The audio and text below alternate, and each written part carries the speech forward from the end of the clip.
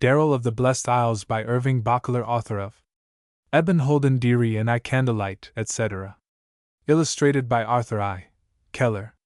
1903. To the Memory of My Father. Preface. The author has tried to give some history of that uphill road, traversing the rough back country, through which men of power came once into the main highways, dusty, timid, footsore, and curiously old-fashioned.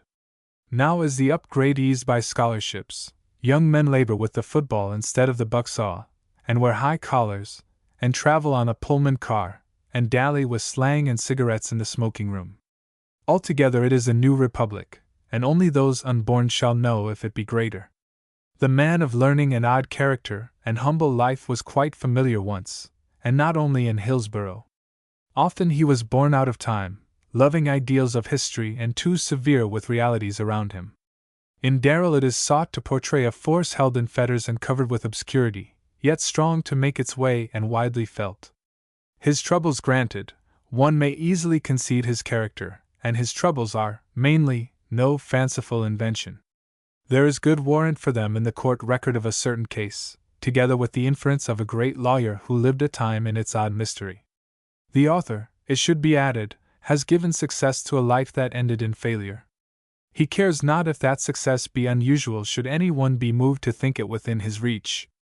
A man of rugged virtues and good fame once said, "The forces that have made me? Well, first my mother, second my poverty, third Felix Holt. That masterful son of George Eliot became an ideal of my youth, and unconsciously I began to live his life. It is well that the boy in the book was nobler than any who lived in Trebi Magna. As to the men of the dark, they have long afflicted a man living and well known to the author of this tale, who now commits it to the world hoping only that these poor children of his brain may deserve kindness if not approval." New York City, March, 1903. Prelude Chapter 1. The Story of the Little Red Sleigh 2. The Crystal City and the Traveler 3. The Clock Tinker 4. The Uphill Road v. At the Sign O the Dial 6. A Certain Rich Man 7. Darrel of the Blessed Isles 8. Dust of Diamonds in the Hourglass 9. Drove and Drovers X. An Odd Meeting 11. The Old Rag Doll 12. The Santa Claus of Cedar Hill 13. A Christmas Adventure 14. A Day at the Linley Schoolhouse 15. The Tinker at Linley School 16. A Rustic Museum 17. An Event in the Rustic Museum 18. A Day of Difficulties 19. Amusement and Learning XX. At the Theatre of the Woods 21. Robinson 22. Comedies of Field and Dooryard 23. A New Problem 24. Beginning the Book of Trouble 25. The Spider Snares 26. The Coming of the Cars 27. The Rare and Costly Cup 28. Darrel at Robinson 29. Again the Uphill Road XXX. Evidence 31. A Man Greater Than His Trouble 32. The Return of Thurstilly 33. The White Guard 34. More Evidence 35. At the Sign of the Golden Spool 36. The Law's Approval 37. The Return of Santa Claus. Darrel of the Blessed Isles. Prelude. Yonder up in the hills are men and women, white-haired, who love to tell of that time when the woods came to the doorstep and God's cattle fed on the growing corn. Where, long ago, they sowed their youth and strength, they see their sons reaping, but now, bent with age, they have ceased to gather save in the far fields of memory. Every day they go down the long, well-trodden path and come back with hearts full. They are as children plucking the meadows of June. Sit with them a while, and they will gather for you the unfading flowers of joy and love, good sir. The world is full of them. And should they mention Trove or a certain clock tinker that traveled from door to door in the olden time, send your horse to the stable and Godspeed them. It is a long tale, and you may listen far into the night.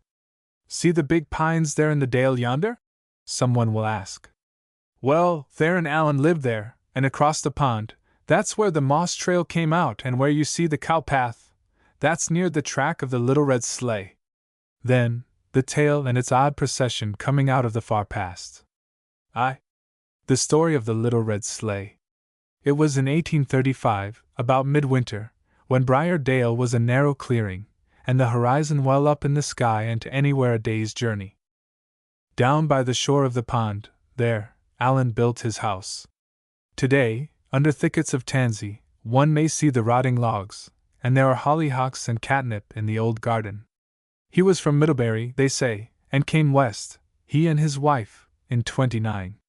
From the top of the hill above Allan's, of a clear day, one could look far across the treetops, over distant settlements that were as blue patches in the green canopy of the forest, over hill and dale to the smoky chasm of the St. Lawrence 30 miles north. The Allans had not a child. They settled with no thought of school or neighbor.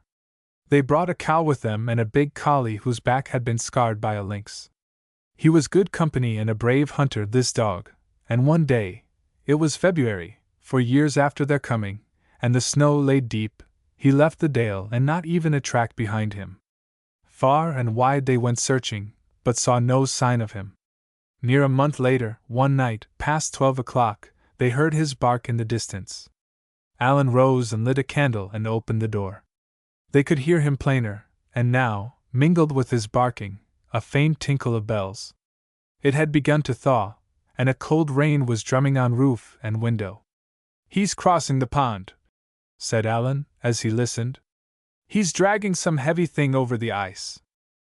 Soon he leaped in at the door, the little red sleigh bouncing after him. The dog was in shafts and harness. Over the sleigh was a tiny cover of sailcloth shaped like that of a prairie schooner. Bouncing over the doorstep had waked its traveler, and there was a loud voice of complaint in the little cavern of sailcloth. Peering in, they saw only the long fur of a gray wolf. Beneath it a very small boy lay struggling with straps that held him down. Allan loosed them and took him out of the sleigh, a ragged but handsome youngster with red cheeks and blue eyes and light, curly hair. He was near 4 years of age then, but big and strong as any boy of 5. He stood rubbing his eyes a minute, and the dog came over and licked his face, showing fondness acquired they knew not where. Mrs. Allan took the boy in her lap and petted him, but he was afraid, like a wild fawn that has just been captured, and broke away and took refuge under the bed.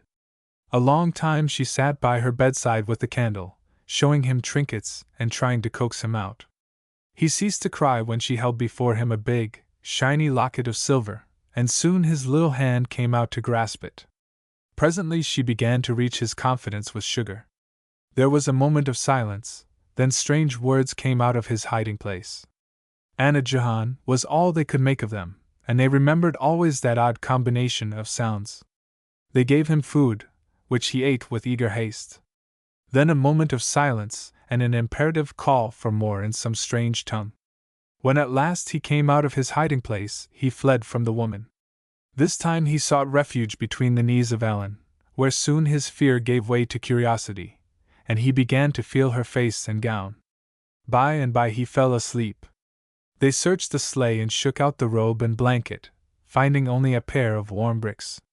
A Frenchman worked for the Allans that winter, and the name, Trove, was of his invention.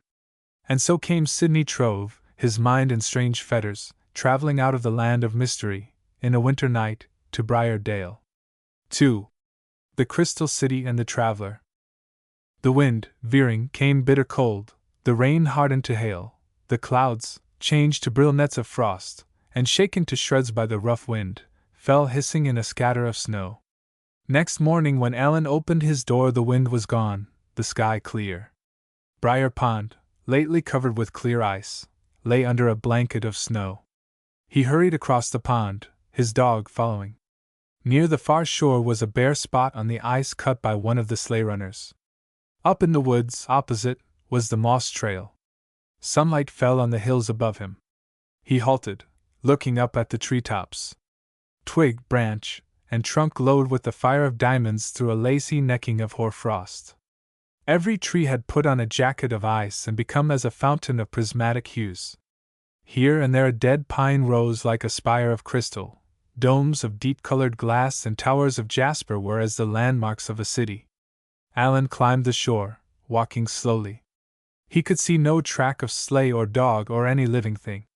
A frosted, icy tangle of branches arched the trail, a gateway of this great, crystal city of the woods. He entered, listening as he walked. Branches of hazel and dogwood were like jets of water breaking into clear, halted drops and foamy spray above him. He went on, looking up at this long sky window of the woods. In the deep silence he could hear his heart beating. "Sport," said he to the dog. "Show me the way." But the dog only wagged his tail. Alan returned to the house.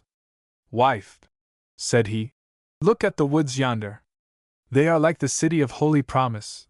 Behold, I will lay thy stones with fair colors and thy foundations with sapphires, and I will make thy windows of agate." "Did you find the track of the little sleigh?" said she.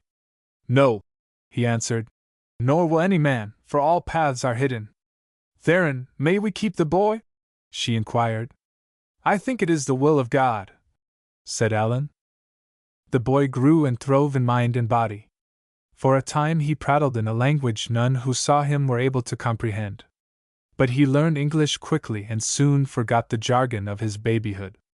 The shadows of mystery that fell over his coming lengthened far into his life and were deepened by others that fell across them.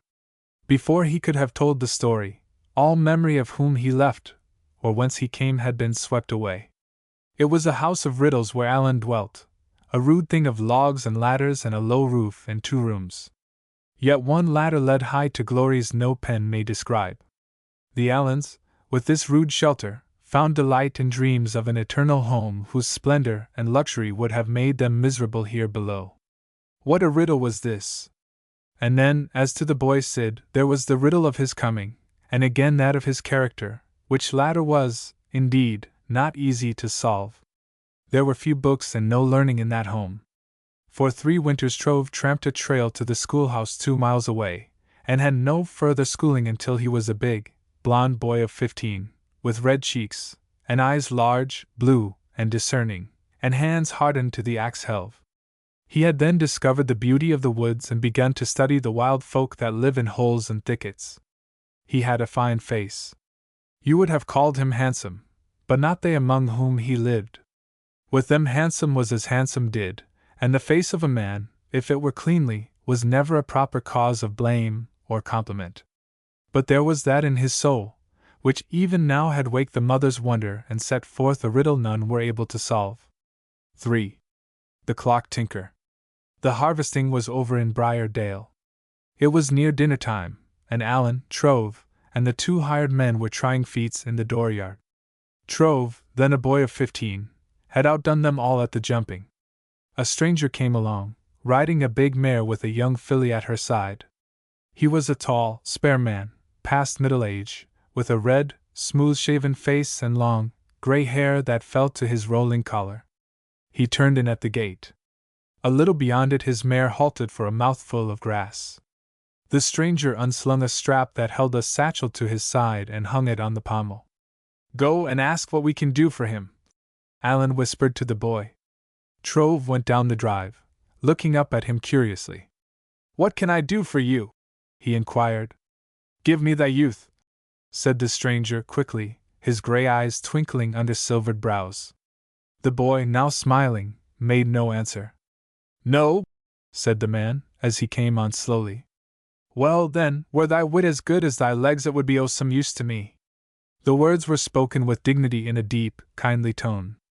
They were also faintly salted with Irish brogue. He approached the men, all eyes fixed upon him with a look of inquiry. "Have ye ever seen a drunken sailor on a mast?" he inquired of Alan. "No." "Well, sor," said the stranger, dismounting slowly, "I am not that. Let me consider. Have ye ever seen a coconut on a plum tree?" "I believe not," said Alan, laughing. "Well, sor, that is more like me. 'Tis long since I rode a horse, and am out o' place in the saddle." He stood erect with dignity, a smile deepening the many lines in his face. "Can I do anything for you?" Alan asked. "I cure me o' poverty. Have ye any clocks to mend?" "Clocks? Are you a tinker?" said Alan. "I am sore and at thy service." "Could beauty, me lord, have better commerce than with honesty?" They all surveyed him with curiosity and amusement as he tied the mare. All had begun to laugh. His words came rapidly on a quick undercurrent of good nature. A clock sounded the stroke of midday. "What ho! The clock," said he, looking at his watch. "Thy time hath a lagging foot, Mary. Were I that slow, sore, I'd never get to heaven." "Mother," said Allan, going to the doorstep, "here is a tinker, and he says the clock is slow." "It seems to be out of order," said his wife, coming to the step. "Seems, madam, nay it is," said the stranger. "Did ye mind the stroke of it?" "No," said she. "Mary, 'twas like the call of a dying man." Allan thought a moment as he whittled. "Had I such a stroke on me I'd think I was paralyzed," the stranger added. "You'd better fix it then," said Allan. "Thou art wise, good man," said the stranger. "Mind the 2 hands on the clock and keep them to their pace, or they'll beckon thee to poverty." The clock was brought to the doorstep, and all gathered about him as he went to work. "Ye know a power o' Scripter," said one of the hired men. "Scripter," said the tinker, laughing. "I do, sor, and much of it according to the good Saint William. Have ye never read Shakespeare?" None who sat before him knew anything of the immortal bard. "He writ a book 'bout Daniel Boone and the Injuns," a hired man ventured. "Angels and ministers o' grace defend us!" the tinker exclaimed. Trove laughed. "I'll give ye a riddle," said the tinker, turning to him. "How is it the clock can keep a sober face?" "It has no ears," Trove answered. "Right," said the old tinker, smiling. "Thou art a knowing youth. Read Shakespeare, boy, a little of him 3 times a day for the mind's sake. I've traveled far in lonely places and needed no other company." "Ever in India?" Trove inquired. He had been reading of that far land. "I was, sor," the stranger continued, rubbing a wheel. "I was 5 years in India, sor, and part o' the time fighting as hard as ever a man could fight." "Fighting?" said Trove, much interested. "I was, sor," he asserted, oiling a pinion of the old clock. "On which side?" "Inside and outside." "With natives?" "I did, sor, 3 kinds o' them, fever, fleas, and the divil." "Give us some more Shakespeare," said the boy, smiling. The tinker rubbed his spectacles thoughtfully, and, as he resumed his work, a sounding flood of tragic utterance came out of him, the great soliloquies of Hamlet and Macbeth and Richard III and Lear and Antony, all said with spirit and appreciation. The job finished, they bade him put up for dinner. "A fine colt," said Allan, as they were on their way to the stable. "It is, sor," said the tinker. "A most excellent breed o' horses." "Where from?" "The grandsire from the desert of Arabia, where Allah created the horse out o' the south wind. See the slender flanks of the Barbary? See her eye?" He seemed to talk in that odd strain for the mere joy of it, and there was in his voice the God-given vanity of bird or poet. He had caught the filly by her little plume and stood patting her forehead. "A wonderful thing, sor, is the horse's eye," he continued. "A glance, and they know if ye be kind or cruel. Sweet Phyllis! Her eyelids are as bows, her lashes like the beard o' the corn. Have ye ever heard the 3 prayers o' the horse?"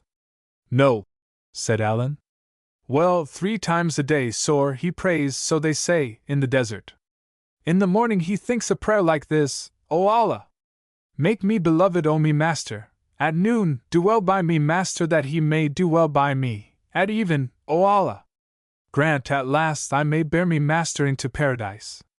And the Arab, sor, he looks for a hard ride and many jumps in the last journey, and is kind to him all the days of his life, sor, so he may be able to make it. For a moment he led her up and down at a quick trot, her dainty feet touching the earth lightly as a fawn's. "Thou art made for the hot leagues o' the great sand sea," said he, patting her head. "Ah! Thy neck shall be as the bowsprit, thy dust as the flying spray. In one thing you are like Isaiah," said Allan as he whittled. "The Lord God hath given thee the tongue of the learned. And if he grant me the power to speak a word in season to him that is weary, I shall be content," said the tinker. Dinner over, they came out of doors. The stranger stood filling his pipe. Something in his talk and manner had gone deep into the soul of the boy, who now whispered a moment with his father. "Would you sell the filly?" said Allan. "My boy would like to own her," What, ho, the boy! The beautiful boy! And would ye love her, boy? The tinker asked. Yes, sir, the boy answered quickly. And put a ribbon in her forelock, and a coat o' silk on her back, and, mind ye, a man o' kindness in the saddle? Yes, sir. Then take thy horse, and Allah grant thou be successful on her as many times as there be hairs in her skin. And the price? Said Allan. Name it, and I'll call thee just. The business over, the tinker called to Trove, who had led the filly to her stall. You there strike the tents. Bring me the mare. This very day she may bear me to forgiveness. Trove brought the mare. Remember, said the old man, turning as he rode away, in the day o' the last judgment God ll mind the look o' thy horse. He rode on a few steps and halted, turning in the saddle. Thou too, Phyllis, he called. God ll mind the look o' thy master, see that ye bring him safe. The little filly began to rear and call, the mother to answer. 4 days she called and trembled, with wet eyes, listening for the voice that still answered, though out of hearing, far over the hills. And Trove, too, was lonely, and there was a kind of longing in his heart for the music and that voice of the stranger. 4. The uphill road. For Trove it was a day of sowing. The strange old tinker had filled his heart with a new joy and a new desire. Next morning he got a ride to Hillsborough, 14 miles, and came back, reading, as he walked, a small green book, its thin pages covered thick with execrably fine printing, its title, The Works of Shakespeare. He read the book industriously and with keen pleasure. Allan complained, shortly, that Shakespeare and the filly had interfered with the potatoes and the corn. The filly ceased to take food and sickened for a time after the dam left her. Trove lay in the stall nights and gave her milk sweetened to her liking. She grew strong and playful, and forgot her sorrow, and began to follow him like a dog on his errands up and down the farm. Trove went to school in the autumn. Select School, it was called. A 2-mile journey it was, by trail, but a full 3 by the wagon road. He learned only a poor lesson the first day, for, on coming in sight of the schoolhouse, he heard a rush of feet behind him and saw his filly charging down the trail. He had to go back with her and lose the day, a thought dreadful to him, for now hope was high, and school days few and precious. At first he was angry. Then he sat among the ferns, covering his face and sobbing with sore resentment. The little filly stood over him and rubbed her silky muzzle on his neck, and kicked up her heels in play as he pushed her back. Next morning he put her behind a fence, but she went over it with the ease of a wild deer and came bounding after him. When, at last, she was shut in the box stall he could hear her calling, half a mile away, and it made his heart sore. Soon after, a moose treed him on the trail and held him there for quite half a day. Later he had to help thrash and was laid up with the measles. Then came rain and flooded flats that turned him off the trail. Years after he used to say that work and weather, and sickness and distance, and even the beasts of the field and wood, resisted him in the way of learning. He went to school at Hillsborough that winter. His time, which Allan gave him in the summer, had yielded some $45. He hired a room at 35 cents a week. Mary Allan bought him a small stove and sent to him, in the sleigh, dishes, a kettle, chair, bed, pillow, and quilt, and a supply of candles. She surveyed him proudly, as he was going away that morning in December. "Folks may call ye handsome," she said. "They'd like to make fool of ye, but you go on 'bout your business and act as if ye didn't hear." He had a figure awkward, as yet, but fast shaping to comeliness. Long, light hair covered the tops of his ears and fell to his collar. His ruddy cheeks were a bit paler that morning, the curve in his lips a little drawn. His blue eyes had begun to fill and the dimple in his chin to quiver, slightly, as he kissed her who had been as a mother to him. But he went away laughing. Many have seen the record in his diary of those lank and busy days. The Saturday of his first week at school he wrote as follows: "Father brought me a small load of wood and a sack of potatoes yesterday, so, after this, I shall be able to live cheaper. My expenses this week have been as follows: rent 35 cents, cornmeal 14, milk 20, bread 8, beef bone 5, honey 5, for potatoes, about 1.88 cents. 2 boys who have a room on the same floor got through the week for 75 cents apiece, but they are both undersized and don't eat as hearty. This week I was tempted by the sight of honey and was fool enough to buy a little which I didn't need. I have some meal left and hope next week to get through for 80 cents. I wish I could have a decent necktie, but conscience doth make cowards of us all. I have committed half the first act of Julius Caesar. And yet, with pudding and milk and beef bone and 4 potatoes and Julius Caesar. The boy was cheerful. Don't like meat any more, it's mostly poor stuff anyway, he said to his father, who had come to see him. Sorry, I brought down a piece o' venison, said Allan. Well, there's 2 kinds o' meat, said the boy. What ye can have, that's good, and what ye can't have, that ain't worth havin'. He got a job in the mill for every Saturday at 75 cents a day, and soon thereafter was able to have a necktie and a pair of fine boots, and a barber, now and then, to control the length of his hair. Trove burnt the candles freely and was able but never brilliant in his work that year, owing, as all who knew him agreed, to great modesty and small confidence.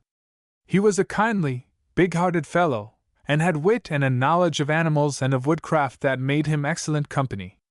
That schoolboy diary has been of great service to all with a wish to understand him. On a faded leaf in the old book one may read as follows. I have received letters in the handwriting of girls, unsigned. They think they are in love with me and say foolish things. I know what they're up to.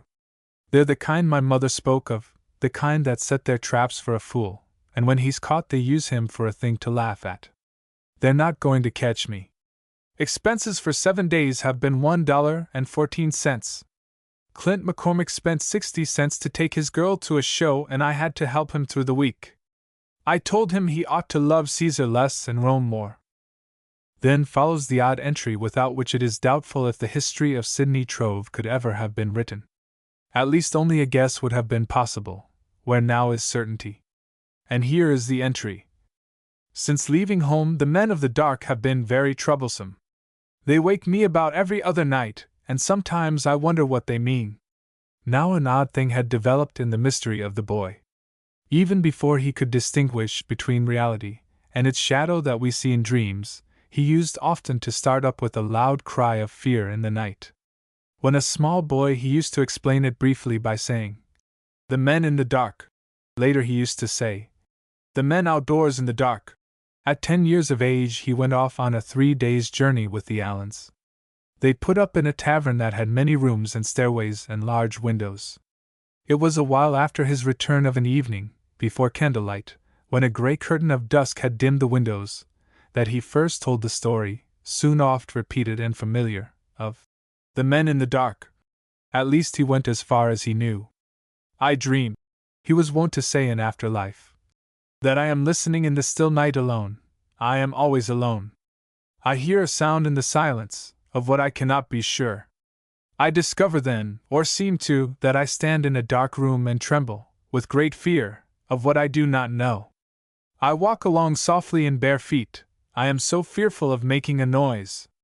I am feeling my hands out in the dark.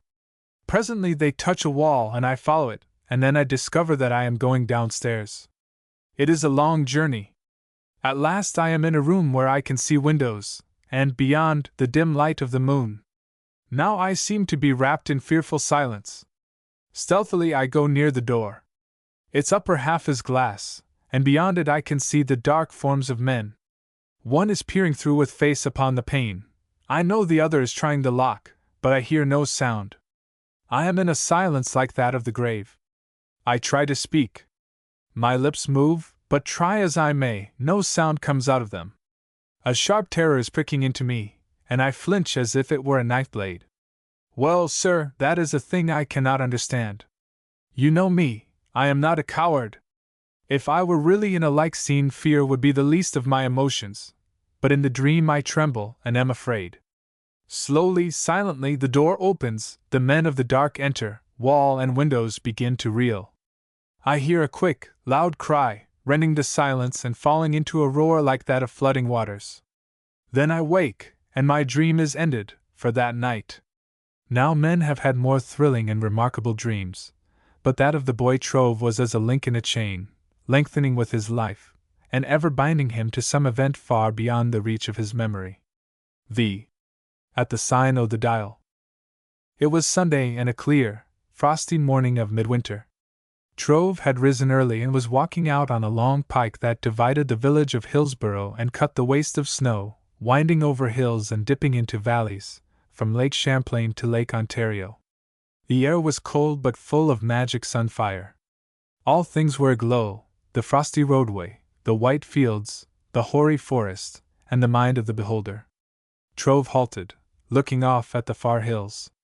Then he heard a step behind him and, as he turned, saw a tall man approaching at a quick pace. The latter had no overcoat. A knit muffler covered his throat, and a satchel hung from a strap on his shoulder. "What ho, boy!" said he, shivering. "I'll follow thee a month, devise with thee where thou shalt rest, that thou mayst hear of us, and we owe thee, what owe thy people and the filly?"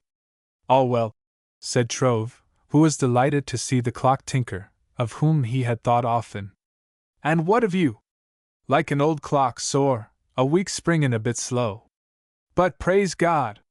I've yet a merry gong in me.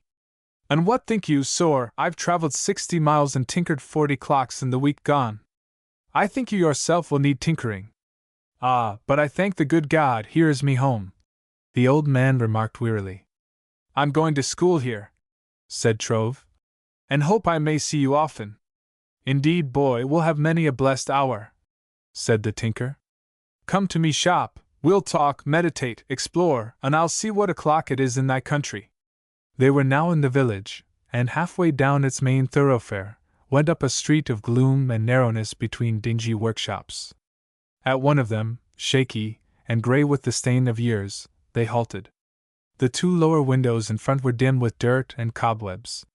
A board above them was the rude sign of Sam Bassett, carpenter. On the side of the old shop was a flight of sagging, rickety stairs. At the height of a man's head an old brass dial was nailed to the grey boards. Roughly lettered in lampblack beneath it were the words, "Clocks mended." They climbed the shaky stairs to a landing, supported by long braces, and whereon was a broad door, with latch and keyhole in its weathered timber. "I'll bow at this door," said the old tinker, as he put his long iron key in the lock. "It's respect for their own heads, not for mine," he continued, his hand on the eaves that overhung below the level of the door-top. They entered a loft, open to the peak and shingles, with a window in each end. Clocks, dials, pendulums, and tiny cogwheels of wood and brass were on a long bench by the street window. Thereon, also, were a vise and tools. The room was cleanly, with a crude homelikeness about it. Chromos and illustrated papers had been pasted on the rough, board walls. "On me life, it is cold," said the tinker, opening a small stove and beginning to whittle shavings. "Cold as a dead man's nose. Be seated and try to be happy." There was an old rocker and 2 small chairs in the room. "I do not feel the cold," said Trove, taking one of them. "Belike, good youth, thou hast the rose of summer in thy cheeks," said the old man. "And no need of an overcoat," the boy answered, removing the one he wore and passing it to the tinker. "I wish you to keep it, sir." "Wherefore, boy, 'twould best serve me on thy back." "Please take it," said Trove. "I cannot bear to think of you shivering in the cold. Take it, and make me happy." "Well, if it keep me warm and happy, it will be a wonderful coat," said the old man, wiping his grey eyes. Then he rose and filled the stove with wood and sat down, peering at Trove between the upper rim of his spectacles and the feathery arches of silvered hair upon his brows. "Thy coat hath warmed me heart already, thanks to the good God," said he, fervently. "Why so kind?" "If I am kind, it is because I must be," said the boy. "Who were my father and mother I never knew. If I meet a man who is in need, I say to myself, he may be my father or my brother, I must be good to him, and if it is a woman, I cannot help thinking that, maybe, she is my mother or my sister. So I should have to be kind to all the people in the world if I were to meet them. Noble suspicion! By the faith o' me fathers!" said the old man, thoughtfully, rubbing his long nose. "And have ye thought further in the matter?" Have ye seen whither it goes? I fear not. Well, sore, under the ancient law, ye reap as ye have sown, but more abundantly. I gave me coat to one that needed it more, and by the goodness o' God I have reaped another and 2 friends. Hold to thy course, boy, thou shalt have friends and know their value. And then thou shalt say, I'll be kind to this man because he may be a friend, and love shall increase in thee, and around thee, and bring happiness. Ah, boy! In the business o' the soul, men pay thee better than they owe. Kindness shall bring friendship, and friendship shall bring love, and love shall bring happiness, and that sore, that is the approval o' God. What speculation hath such profit? Hast thou learned to think? I hope I have, said the boy. Prithee, think a thought for me. What is the first law o' life? There was a moment of silence. Thy pardon, boy, said the venerable tinker, filling a clay pipe and stretching himself on a lounge. Thou art not long out o' thy clouts. It is, thou shalt learn to think and obey. Consider how man and beast are bound by it. Very well, think thy way up. Hast thou any fear? The old man was feeling his grey hair thoughtfully. Only the fear o' God, said the boy, after a moment of hesitation. Well, on me word, I am full sorry, said the tinker. Though mind ye, boy, fear is an excellent good thing, and has done a work in the world. But hear me, a man had 2 horses the same age, size, shape, and color, and one went for fear o' the whip, and the other went as well without a whip in the wagon. Now tell me, which was the better horse? The one that needed no whip. Very well, said the old man, with emphasis. A man had 2 sons, and one obeyed him for fear o' the whip, and the other, because he loved his father, and could not bear to grieve him. Tell me again, boy, which was the better son? The one that loved him, said the boy. Very well, said the old man loudly. A man had 2 neighbors, and one stole not his sheep for fear o' the law, and the other sore he stole them not, because he loved his neighbor. Now which was the better man? The man that loved him. Very well, and again very well, said the tinker louder than before. There were 2 kings, and one was feared and the other he was beloved. Which was the better king? The one that was beloved. Very well, and 3 times again very well, said the old man warmly. And the good God, is he not greater and more to be loved than all kings? Fear, boy, that is the whip o' destiny driving the dumb herd. To all that fear I say 'tis well, have fear, but pray that love may conquer it. To all that love I say, fear only lest ye lose the great treasure. Love is the best thing, and with too much fear it sickens. Always keep it with thee, a little is a goodly property and its revenue is happiness. Therefore be happy, boy, try ever to be happy. There was a moment of silence broken by the sound of a church bell. To thy prayers, said the clock tinker rising. And I'll to mine. Dine with me at 5, good youth, and all me retinue, maids, warders, grooms, attendants, shall be at thy service. I'll be glad to come, said the boy, smiling at his odd host. And see thou hast hunger. Good morning, mister? The boy hesitated. Darrel, Roderick Darrel, said the old man. That's me name, sore, and you'll find me here at the sign o' the dial. A wind came shrieking over the hills, and long before evening the little town lay dusky in a scud of snow mist. The old stairs were quivering in the storm as Trove climbed them. Welcome, good youth, said the clock tinker, shaking the boy's hand as he came in. Ho there! Me servitors! Let the feast be spread, he called in a loud voice, stepping quickly to the stove that held an upper deck of wood, whereon were dishes. Right hand bring the meat and left hand the potatoes, and quick foot give us thy help here. He suited his action to the words, placing a platter of ham and eggs in the center of a small table and surrounding it with hot roast potatoes, a pot of tea, new biscuit, and a plate of honey. Ho! Wit and happiness attend upon us here, said he, making ready to sit down. Then, as if he had forgotten something, he hurried to the door and opened it. Care, thou skeleton, go hence, and thou, poverty, go also, and see thou return not before cock crow, said he imperatively. You have many servants, said Trove. And how may one have a castle without servants? Forsooth, boy, horses and hounds, and lords and ladies have to be attended to. But the retina is that run down ye think me home a hospital. Wit is a creeping dotard, and happiness he is in poor health and can barely drag himself to me table, and hope is a tippler, and right hand is getting the palsy. Alack! Me best servant left me a long time ago. And who was he? Youth. Lovely, beautiful youth. But let us be happy. I would not have him back, foolish, inconstant youth. Dreaming dreams and seeing visions. God love ye, boy! What is thy dream? This rallying style of talk, in which the clock tinker indulged so freely, afforded his young friend no little amusement. His tongue had long obeyed the lilt of classic diction, his thought came easy in Elizabethan phrase.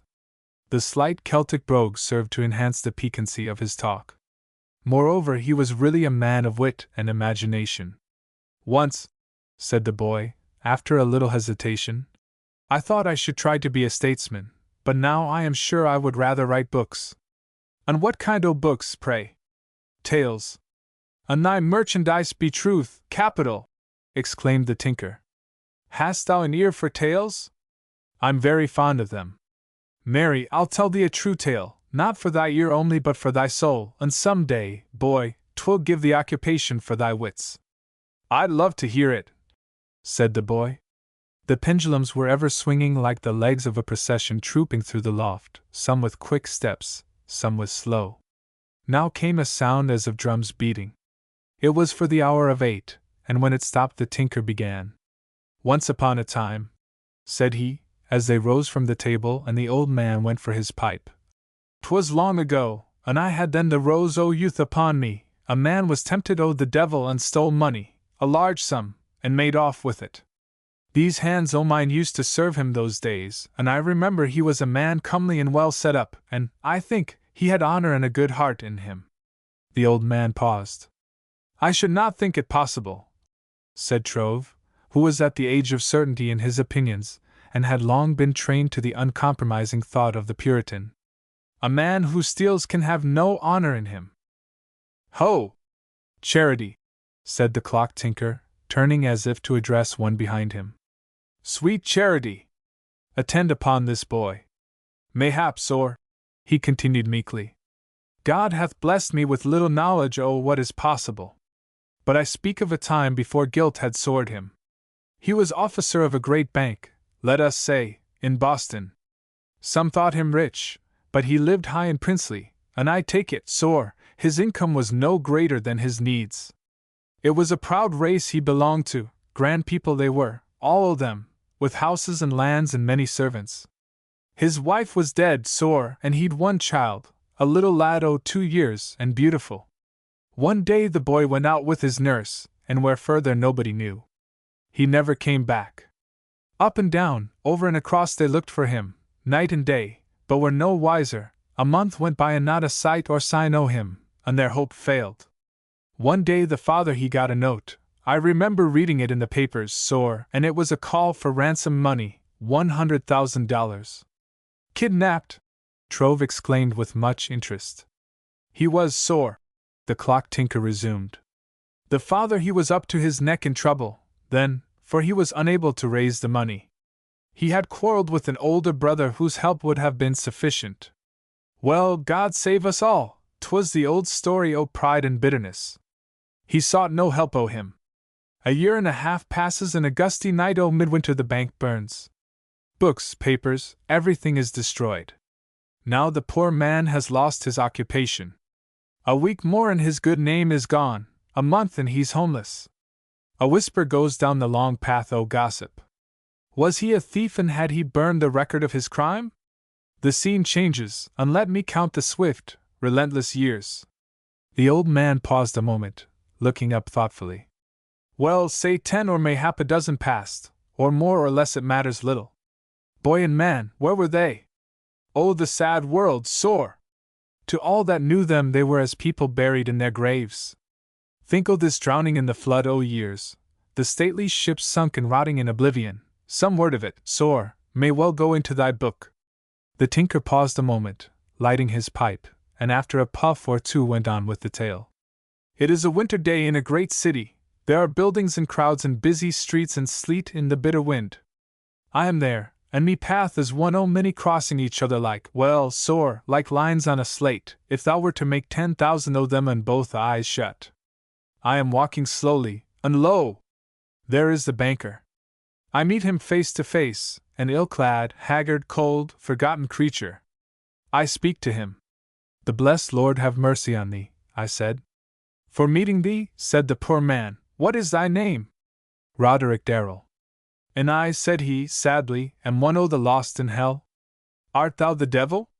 Nay, this hand o' mine hath opened thy door and blacked thy boots for thee often, said I. Dost thou not remember? Dimly. It was a long time ago, he answered. We said more sore, but that is no part o' the story. Very well.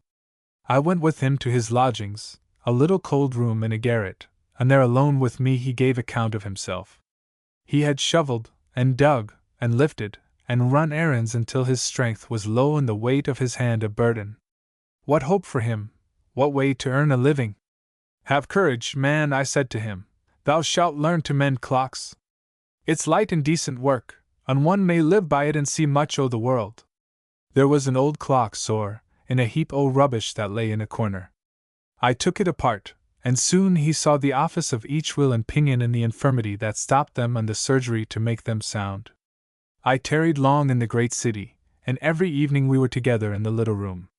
I bought him a kit o' tools and some brass, and we would shatter the clockworks and build them up again until he had skill, sore, to make, or mend.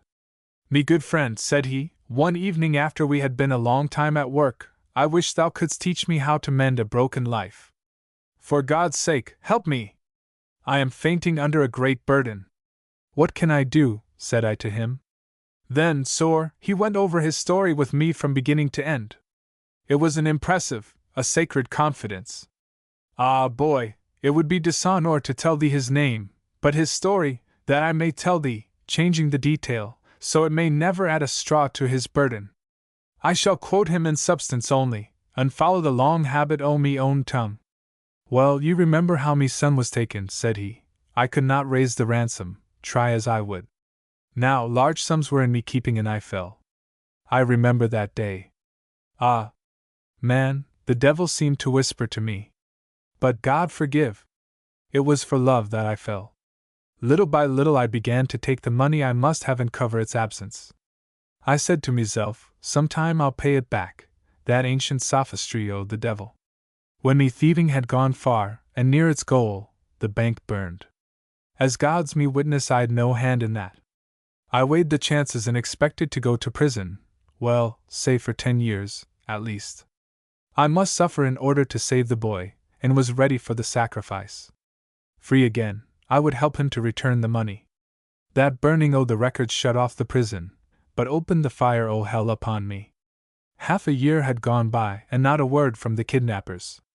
I took a note to the place appointed, a hollow log in the woods, a bit east of a certain bridge on the public highway 20 miles out o' the city, but no answer, not a word, not a line up to this moment.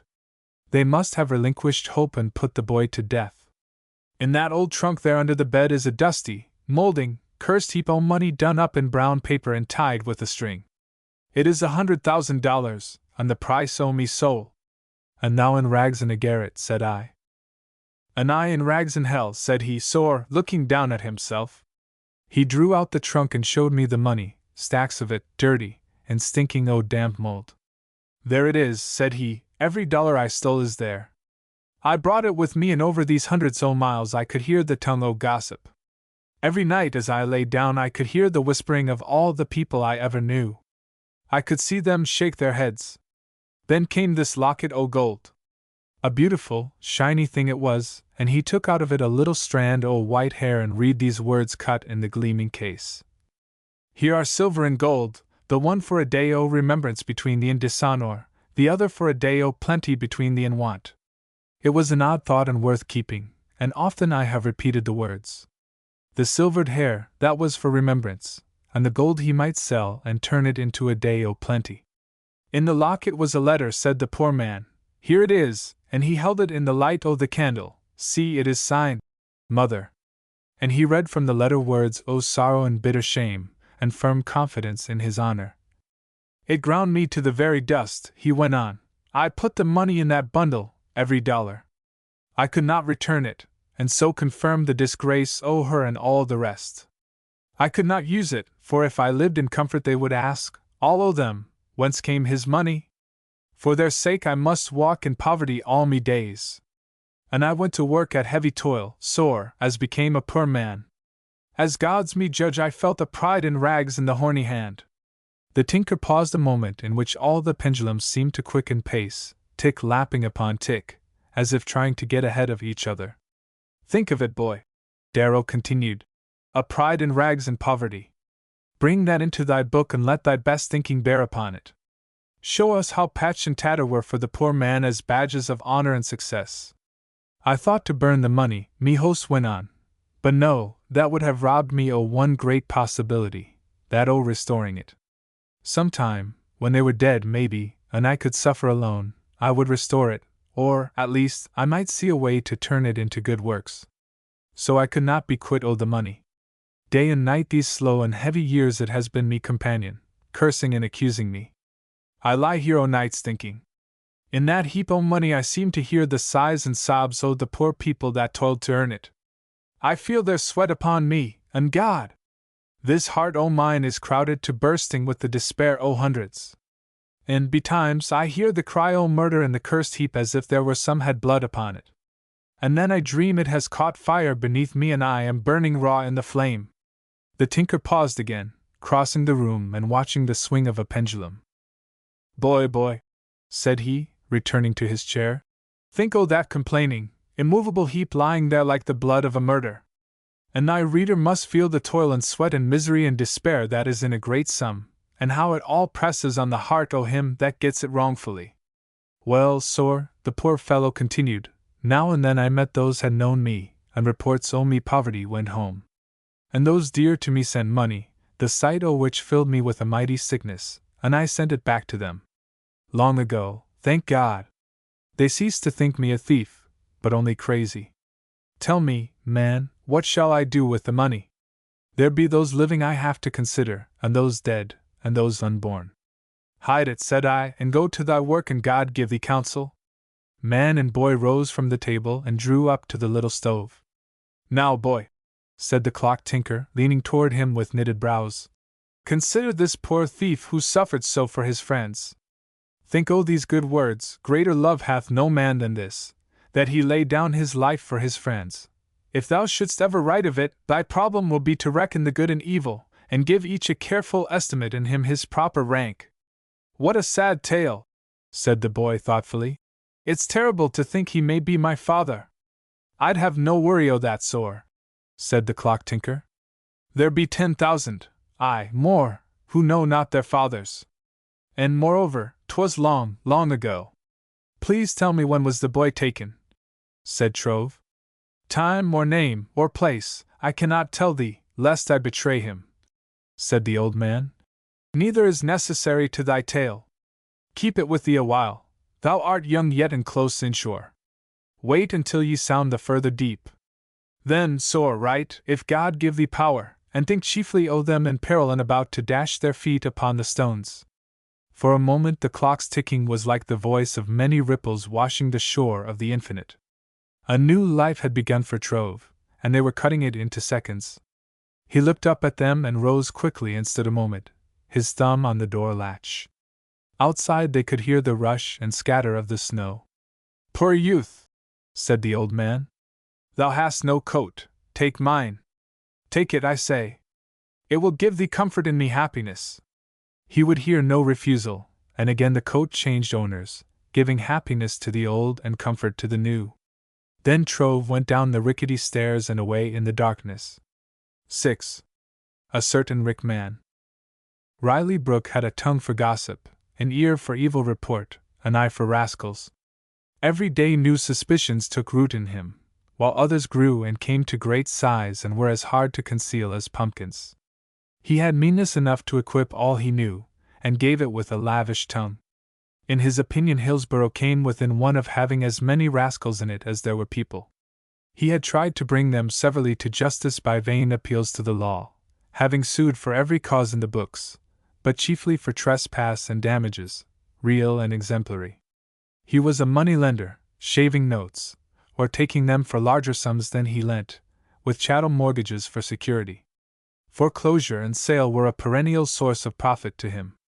He was tall and well past middle age, with a short, gray beard, a look of severity, a stoop in his shoulders, and a third wife whom nobody, within the knowledge of the town folk, had ever seen.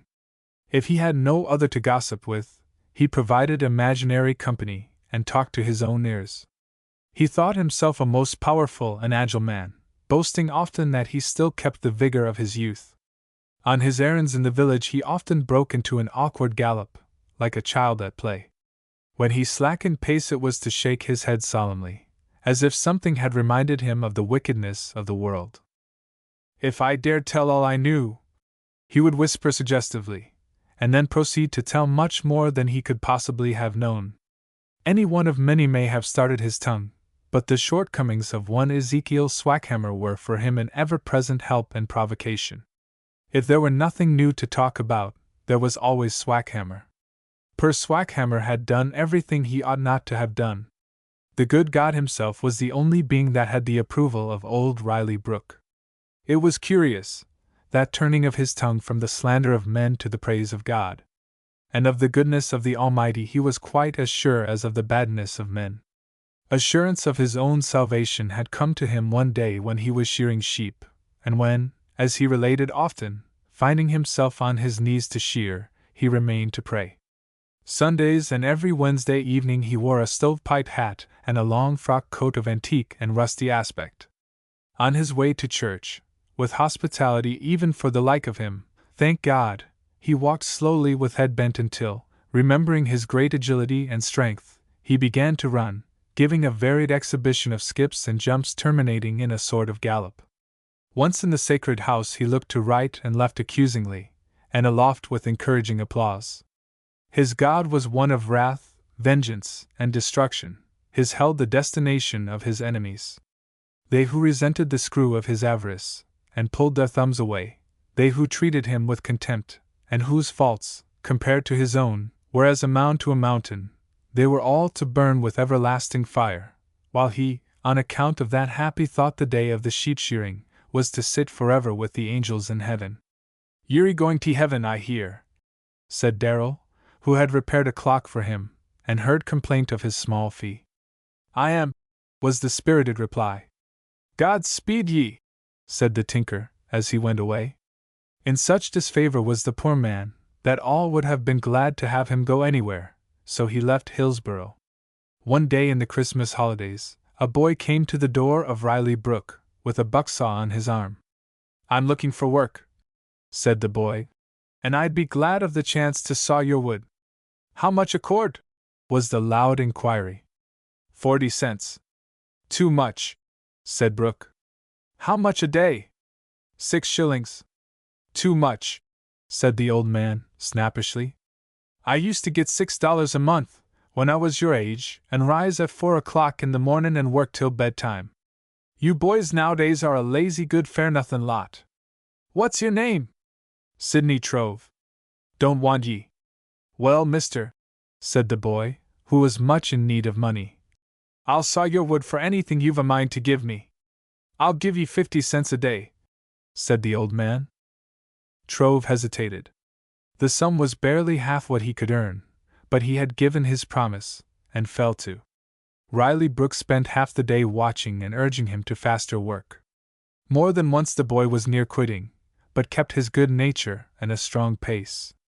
When, at last, Brooke went away, Trove heard a sly movement of the blinds, and knew that other eyes were on the watch. He spent 3 days at the job, laming, wearisome days, after so long an absence from heavy toil. "Wall, I suppose why and want money," Brooke snapped, as the boy came to the door. "How much?" $1.50. "Too much, too much, I won't pay it." That was the sum agreed upon. "Don't care, ye hain't earned no $1.50. Here, take that and clear out." Having said which, Brooke tossed some money at the boy and slammed the door in his face. Trove counted the money. It was $1.25. He was sorely tempted to open the door and fling it back at him, but wisely kept his patience and walked away. It was the day before Christmas. Trove had planned to walk home that evening, but a storm had come, drifting the snow deep, and he had to forego the visit. After supper he went to the sign of the dial. The tinker was at home in his odd little shop and gave him a hearty welcome. Trove sat by the fire, and told of the sawing for Riley Brook. "God rest him," said the tinker, thoughtfully puffing his pipe. "What would happen, think ye, if a man like him were let into heaven?" "I cannot imagine," said the boy. "Well, for one thing," said the tinker, "he'd begin to look for chattels, and I do fear me there'd soon be many without harps." "What is one to do with a man like that?" Trove inquired. "Only this," said the tinker. "Put him in thy book. He'll make good history. But sore, for company he's damnably poor." "It's a new way to use men," said Trove. "Nay, an old way, a very old way. Often God makes an example o' rare malevolence and seems to say, look, despise, and be anything but this. Like Judas and Herod he is an excellent figure in a book. Put him in thine, boy." "And credit him with full payment?" the boy asked. "Long ago, praise God, there was a great teacher," said the old man. "It is a day to think of him. Return good for evil, those were his words. We've never tried it, and I'd like to see how it may work. The trial would be amusing if it bore no better fruit. What do you propose?" "Well, say we take him a gift with our best wishes," said the tinker. "If I can afford it," the boy replied. The tinker answered quickly. "Oh, I've always a little for a Christmas, and I'll buy the gifts." "Ah, boy, let's away for the gifts. We'll punish him with kindness." They went together and bought a pair of mittens and a warm muffler for Riley Brook, and walked to his door with them and rapped upon it. Brook came to the door with a candle. "What do you want?" he demanded. "To wish you Merry Christmas and present you gifts," said Trove. The old man raised his candle, surveying them with surprise and curiosity. "What gifts?" he inquired in a milder tone. "Well," said the boy, "we've brought you mittens and a muffler." "Ha! Ha! Your consciences have smote ye," said Brook. "Glory to God who brings the sinner to repentance, and fills the bitter cup o' the ungrateful," said the tinker.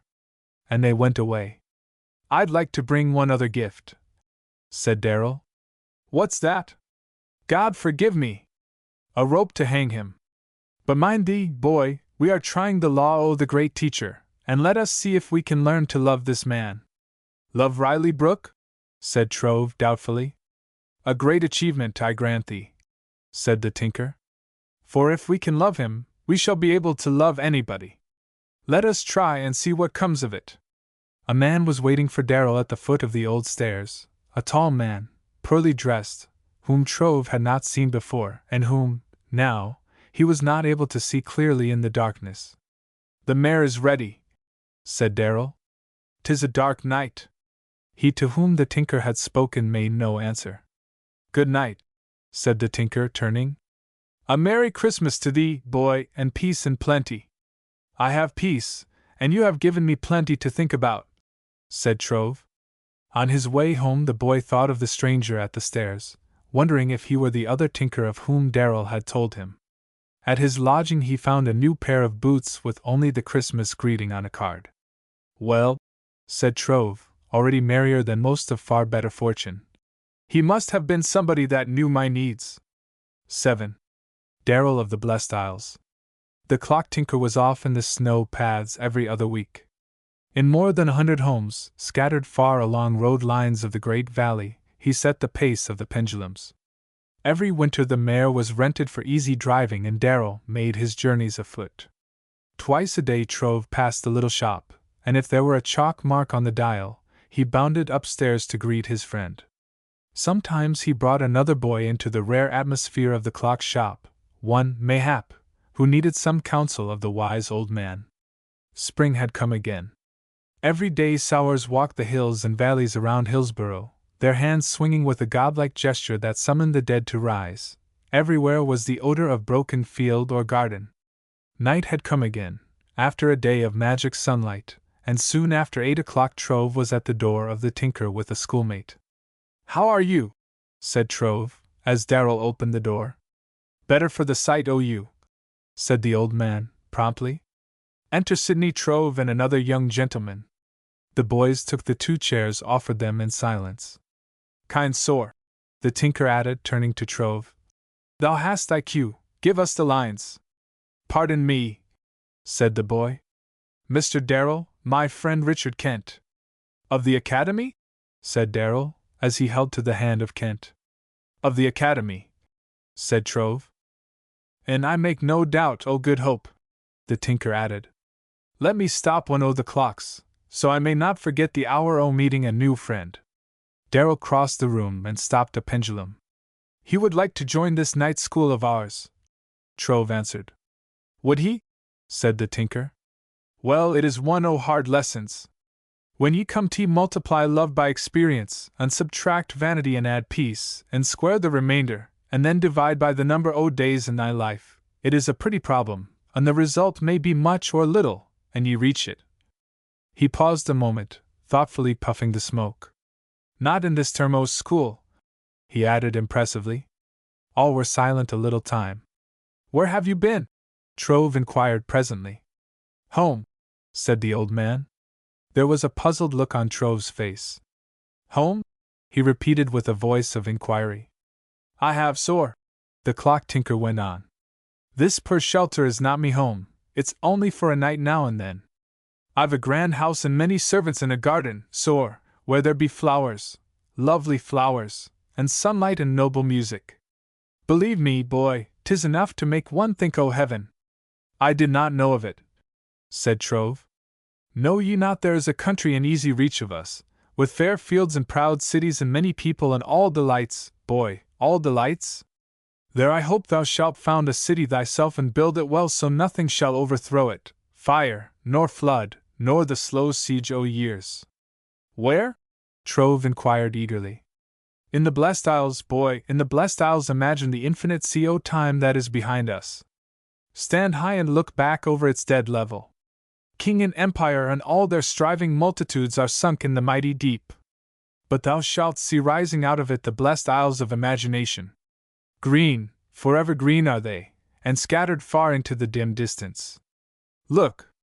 There is the city o' Shakespeare, Norman towers and battlements and Gothic arches looming above the sea.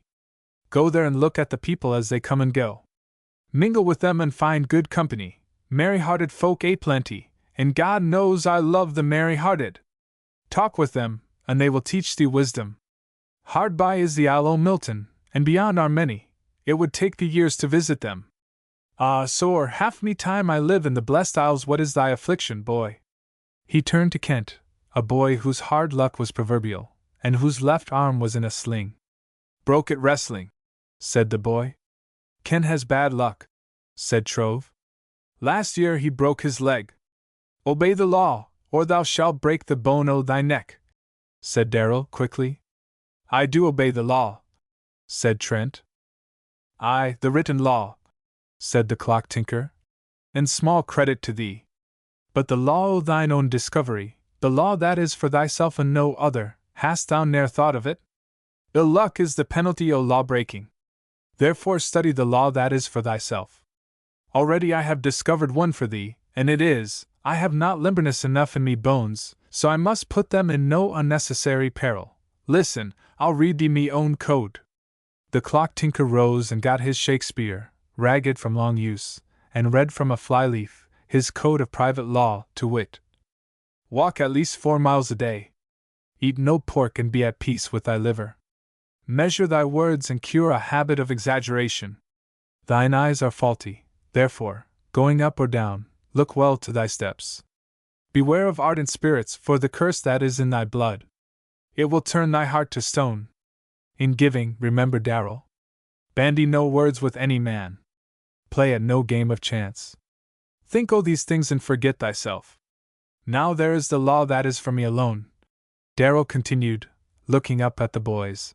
Others may eat pork, or taste the red cup, or dally with hazards and suffer no great harm. Not I. Good youths, remember, ill luck is for him only that is ignorant, neglectful, or defiant o' private law. But suppose your house fall upon you, Trove suggested. I speak not o' common perils, said the tinker. But enough, let's up with the sail. Heave ho! And away for the blessed isles, which shall it be? He turned to a rude shelf, whereon were books, near a score, some worn to rags. What if it be yon fair Isle o' Milton? He inquired, lifting an old volume. Let's to the Isle o' Milton, Trove answered. Well, go to one o' the clocks there, and set it back, said the tinker. How much? Trove inquired with a puzzled look. Well, a matter o' 200 years, said Darrel, who was now turning the leaves. List ye, boy, we're up to the shore and hard by the city gates. How sweet the air o' this enchanted isle! And west winds with musky wing down the cedarn alleys fling nard and cashe's balmy smells. He quoted thoughtfully, turning the leaves. Then he read the shorter poems, a score of them, his voice sounding the noble music of the lines. It was revelation for those raw youths and led them high. They forgot the passing of the hours until near midnight were as those gone to a strange country. And they long remembered that night with Darrel of the Blessed Isles. 8. Dust of diamonds in the hourglass. The axe of Theron Allen had opened the doors of the wilderness. One by one the great trees fell thundering and were devoured by fire. Now sheep and cattle were grazing on the bare hills. Around the house he left a thicket of fir trees that howled ever as the wind blew, as if, because the mighty were spoiled. Neighbors had come near. Every summer great rugs of grain, vari-hued, lay over hill and dale. Allen Bad prospered, and begun to speculate in cattle. Every year late in April he went to Canada for a drove and sent them south, a great caravan that filled the road for half a mile or more, tramping wearily under a cloud of dust. He sold a few here and there, as the drove went on, a far journey, often, to the sale of the last lot. The drove came along one morning about the middle of May, 1847. Trove met them at the Four Corners on Caraway Pike. Then about 16 years of age, he made his first long journey into the world with Allen's drove. He had his time that summer and 50 cents for driving. It was an odd business, and for the boy full of new things. A man went ahead in a buckboard wagon that bore provisions. One worked in the middle and two behind. Trove was at the heels of the first section. It was easy work after the cattle got used to the road and a bit leg-weary. They stopped them for water at the creeks and rivers, slowed them down to browse or graze a while at noontime, and when the sun was low, if they were yet in a land of fences, he of the horse and wagon hurried on to get pasturage for the night. That first day some of the leaders had begun to wander and make trouble. For that reason Trove was walking beside the buckboard in front of the drove. "We'll stop tonight on Cedar Hill," said the boss, about mid-afternoon. "Martha Vaughn has got the best pasture and the prettiest girl in this part o' the country. If you don't fall in love with that girl, you ought to be licked." Now Trove had no very high opinion of girls. Up there in Briardale he had seen little of them. At the Red Schoolhouse, even, they were few and far from his ideal. And they were a foolish lot there in Hillsborough, it seemed to him, all save 2 or 3 who were, he owned, very sweet and beautiful. But he had seen how they tempted other boys to extravagance, and was content with a sly glance at them now and then. "I don't ever expect to fall in love," said Trove confidently. "Wall, love is a thing that always takes ye by surprise," the other answered. "Mrs. Vaughn is a widow, and we generally stop there the first day out. She's a poor woman, and it gives her a lift." They came shortly to the little weather-stained house of the widow. As they approached, a girl, with arms bare to the elbow, stood looking at them, her hand shading her eyes. "Co-boss! Co-boss! Co-boss!"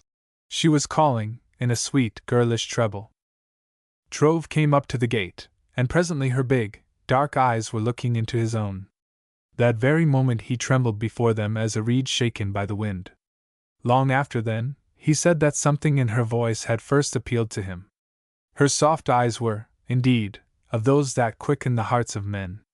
It is doubtful if there were, in all the world, a lovelier thing than that wild flower of girlhood up there in the hills. She was no dream of romance, dear reader. In one of the public buildings of a certain capital her portrait has been hanging these 40 years, and wins, from all who pass it, the homage of a long look. But Trove said often that she was never quite so lovely as that day she stood calling the cows, her shapely, brown face aglow with the light of youth, her dark hair curling on either side as it fell to her shoulders. "Good day," said he, a little embarrassed. "Good day," said she, coolly, turning toward the house. Trove was now in the midst of the cattle. Suddenly a dog rushed upon them, and they took fright. For a moment the boy was in danger of being trampled, but leaped quickly to the backs of the cows and rode to safety. After supper the men sat talking in the stable door, beyond which, on the hay, they were to sleep that night. But Trove stood a long time with the girl, whose name was Polly, at the little gate of the widow. They seemed to meet there by accident. For a moment they were afraid of each other. After a little hesitation Polly picked a sprig of lilac. He could see it tremble in her hand as she gave it to him, and he felt his own blushes. "Couldn't you say something?" she whispered with a smile. I've been trying to think of something," he stammered. "Anything would do," said the girl, laughing, as she retreated a step or two and stood with an elbow leaning on the board fence. She had on her best gown. It was a curious interview, the words of small account, the silences full of that power which has been the very light of the world. If there were only some way of reporting what followed the petty words, swift arrows of the eye, lips trembling with the peril of unuttered thought, faces lighting with sweet discovery or darkening with doubt, well, the author would have better confidence. Their glances met. The boy hesitated. "I don't think you look quite as lovely in that dress," he ventured. A shadow of disappointment came into her face, and she turned away. The boy was embarrassed. He had taken a misstep. She turned impatiently and gave him a glance from head to foot. "But you're lovely enough now," he ventured again. There was a quick movement of her lips, a flicker of contempt in her eyes. It seemed an age before she answered him. "Flatterer," said she, presently, looking down and jabbing the fence top with a pin. "I suppose you think I'm very homely. I always mean what I say." "Then you'd better be careful, you might spoil me." She smiled faintly, turning her face away. "How so?" "Don't you know," said she seriously, "that when a girl thinks she's beautiful she's spoiled?" Their blushes had begun to fade, their words to come easier. "Guess I'm spoilt too," said the boy, looking away thoughtfully. "I don't know what to say, but sometime, maybe, you will know me better and believe me." He spoke with some dignity. "I know who you are," the girl answered, coming nearer and looking into his eyes. "You're the boy that came out of the woods in a little red sleigh." "How did you know?" Trove inquired, for he was not aware that any outside his own home knew it. "A man told us that came with the cattle last year. And he said you must belong to very grand folks." "And how did he know that?" "By your looks." "By my looks?" "Yes, I suppose he thought you didn't look like other boys around here." She was now plying the pin very attentively. "I must be a very curious-looking boy." "Oh, not very," said she, looking at him thoughtfully. Well, I shall not tell you what I think." She spoke decisively. She had begun to blush again. Their eyes met, and they both looked away, smiling. Then a moment of silence. "Don't you like brown?" She was now looking down at her dress, with a little show of trouble in her eyes. "I like the brown of your arms," he answered. The pin stopped. There was a puzzled look in her face. "I'm afraid it's a very homely dress, anyway," said she, looking down upon it, as she moved her foot impatiently. Her mother came out of doors. "Polly," said she, "you'd better go over to the post office." "May I go with her?" Trove inquired. "Ask Polly," said the widow Vaughn, laughing. "May I?" he asked. Polly turned away smiling. "If you care to," said she, in a low voice. "You must hurry and not be after dark," said the widow. They went away, but only the moments hurried. They that read here, though their heads be gray and their hearts heavy, will understand, for they will remember some little space of time, with seconds flashing as they went, like dust of diamonds in the hourglass. "Don't you remember how you came in the little red sleigh?" she asked presently. "No. I think it's very grand," said she. "It's so much like a story." "Do you read stories?" "All I can get. I've been reading Grey Tower." "I read it last winter," said the boy. "What did you like best in it?" "I'm ashamed to tell you," said she, with a quick glance at him. "Please tell me." "Oh, the love scenes, of course," said she, looking down with a sigh and a little hesitation. "He was a fine lover. I've something in my eye," said she, stopping. "Perhaps I can get it," said he. "Let me try." "I'm afraid you'll hurt me," said she, looking up with a smile. "I'll be careful." He lifted her face a little, his fingers beneath her pretty chin. Then, taking her long, dark lashes between thumb and finger, he opened the lids. "You are hurting," said she, soberly, and now the lashes were trying to pull free. "I can see it," said he. "It must be a bear, you look so frightened." "It's nothing to be afraid of," said the boy. "Well, your hands tremble," said she, laughing. "There," he answered, removing a speck of dust with his handkerchief. "It is gone now, thank you," said Polly, winking. She stood close to him, and as she spoke her lips trembled. He could delay no longer with the subject knocking at the gate of speech. "Do you believe in love at first sight?" he asked. She turned, looking up at him seriously. Her lips parted in a smile that showed her white teeth. Then her glance fell. "I shall not tell you that," said she, in a half-whisper. "I hope we shall meet again," he said. "Do you?" said she, glancing up at him shyly. "Yes." "Well, if I were you and wanted to see a girl, I'd come and see her." "What if you didn't know whether she was willing or not?" he asked.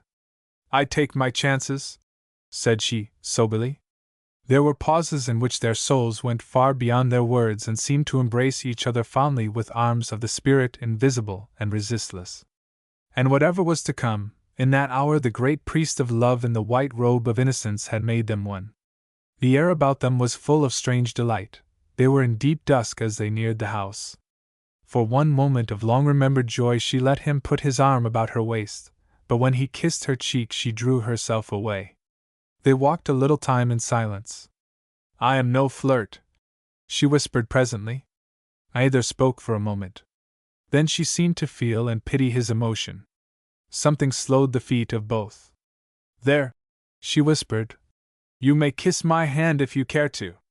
He kissed the pretty hand that was offered to him, and her whisper seemed to ring in the dusky silence like the dying rhythm of a bell. 9. Drove and drovers. A little after daybreak they went on with the cows. For half a mile or more until the little house had sunk below the hill crest. Trove was looking backward. Now and ever after he was to think and tarry also in the road of life and look behind him for the golden towers of memory. The drovers saw a change in Trove and flung at him with their stock of rusty, ancestral witticisms. But Thurstilly had a way of saying and doing quite his own. "Never see any one knocked so flat as you was," said he. "Ye didn't know enough to keep ahead o' the cattle. I declare I thought they'd trample ye 'fore ye could get your eye unsot." Trove made no answer. "That 'ere gal had a mighty power in her eye," Thirst went on. "When I see her totting you off last night I says to the boys, says I, Sid is goin' to get stepped on. He ain't never goin' to be the same boy agin." The boy held his peace, and for days neither ridicule nor excitement, save only for the time they lasted, were able to bring him out of his dream. That night they came to wild country, where men and cattle lay down to rest by the roadway, a thing Trove enjoyed. In the wagon were bread and butter and boiled eggs and tea and doughnuts and cake and dried herring. The men built fires and made tea and ate their suppers, and sang, as the night fell, those olden ballads of the frontier. Barbara Allen, Bonaparte's Dream, or The Drover's Daughter. 4 days they were driving in the wild country.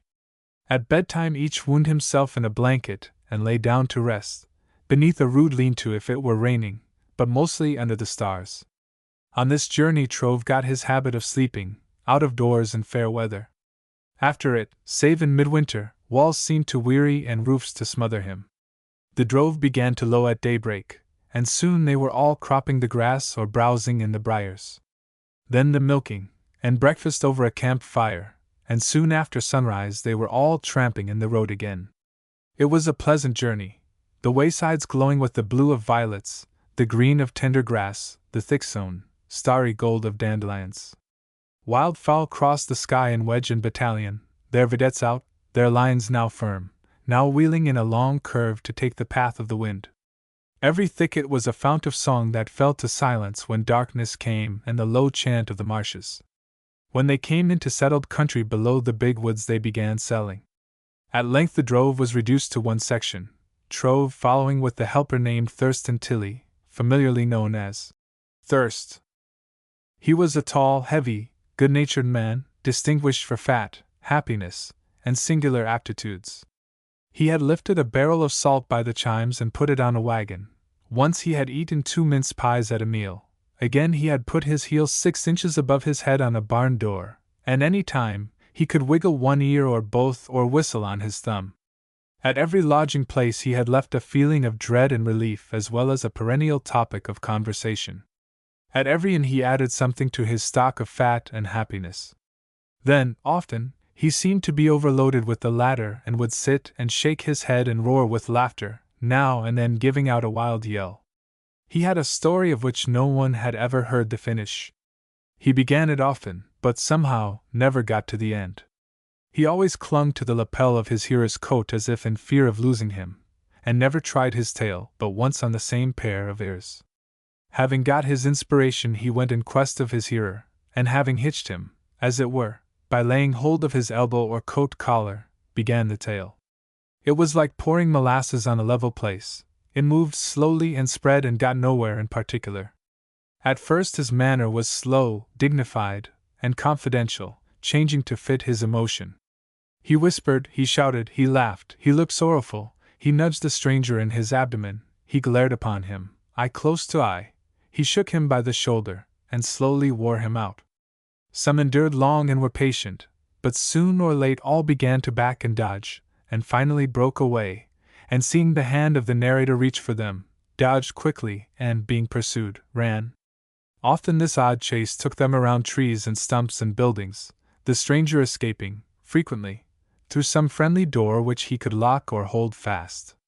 Then Thirst, knocking loudly, gave out a wild yell or two, peered in at the nearest window, and came at last to his chair, sorrowful and much out of breath, his tale unfinished.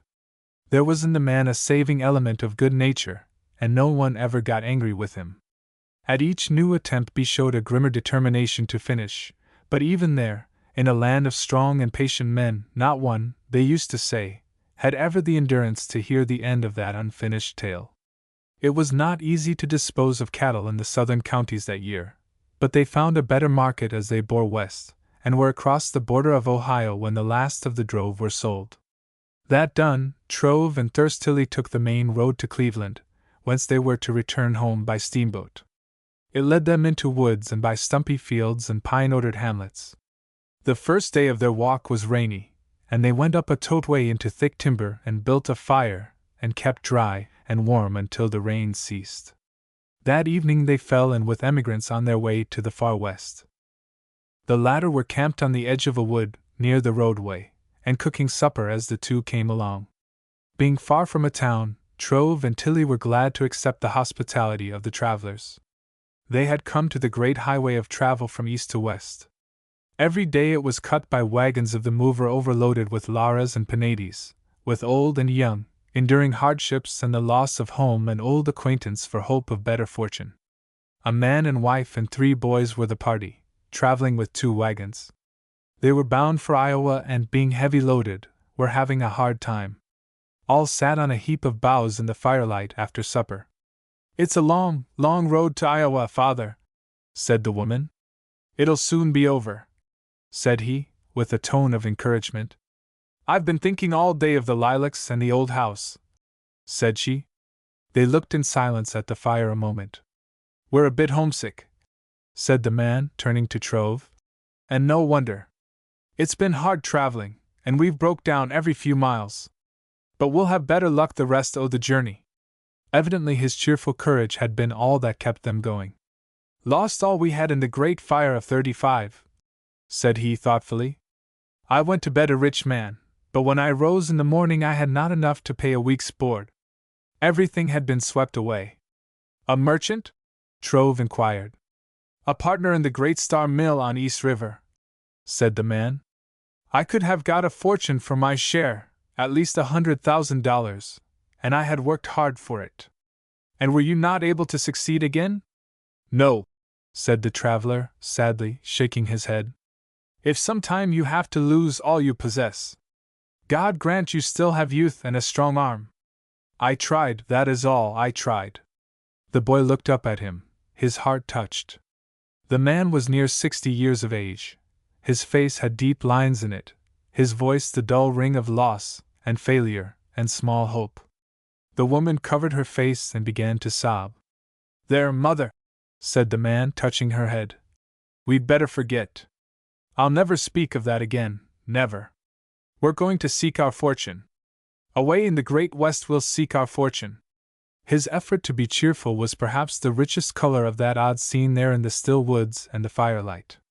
We're going to take a farm in the most beautiful country in the world. It's easy to make money there. If you've no objection, I'd like to go with you, said thirstily. I'm a good farmer. Can you drive a team? Said the man. Drove horses all my life, said Thirst, whereupon they made a bargain. Trove and Tilly went away to the brook for water while the travelers went to bed in their big, covered wagon. Trove lay down with his blanket on the boughs, reading over the indelible record of that day. And he said often, as he thought of it, years after, that the saddest thing in all the world is a man of broken courage. An odd meeting. They were up betimes in the morning, and Trove ate hastily from his own store and bade them all good-bye and made off, for he had yet a long road to travel. That day Trove fell in with a great, awkward country boy, slouching along the road on his way to Cleveland. He was an odd figure, with thick hair of the shade of tow that burst out from under a slouch hat and muffled his neck behind. His coat was threadbare and a bit too large. His trousers of satinette fell loosely far enough to break joints with each bootleg. The dusty cowhide gave his feet a lonely and arid look. He carried a bundle tied to a stick that lay on his left shoulder. They met near a corner, nodded, and walked on a while together in silence. For a little time they surveyed each other curiously. Then each began to quicken the pace. Maybe you think you can walk the fastest, said he of the long hair. They were going a hot pace, their free arms flying. Trove bent to his work stubbornly. They both began to tire and slow up. The big boy looked across at the other and laughed loudly. Wouldn't give up if ye broke a leg, would ye? Said he. Not if I could swing it, said Trove. Goin' to Cleveland? Yes, are you? Yes. I'm goin' to be a sailor, said the strange boy. Goin' off on the ocean? Trove inquired with deep interest. Yes, round the world, maybe. Then I'll come back and go to school, if I don't get wrecked like Robinson Crusoe. My stars, said Trove, with a look of awe. Like to go? The other inquired. Guess I would.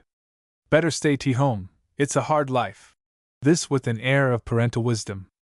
I've read Robinson Crusoe, said Trove, as if it were some excuse. So vi, and Grimshaw's Napoleon, and Weems's Life o' Marion, and the Pirate's Book, and the Bible. I've got half through the Bible, said Trove. Who slew Absalom? The other inquired doubtfully.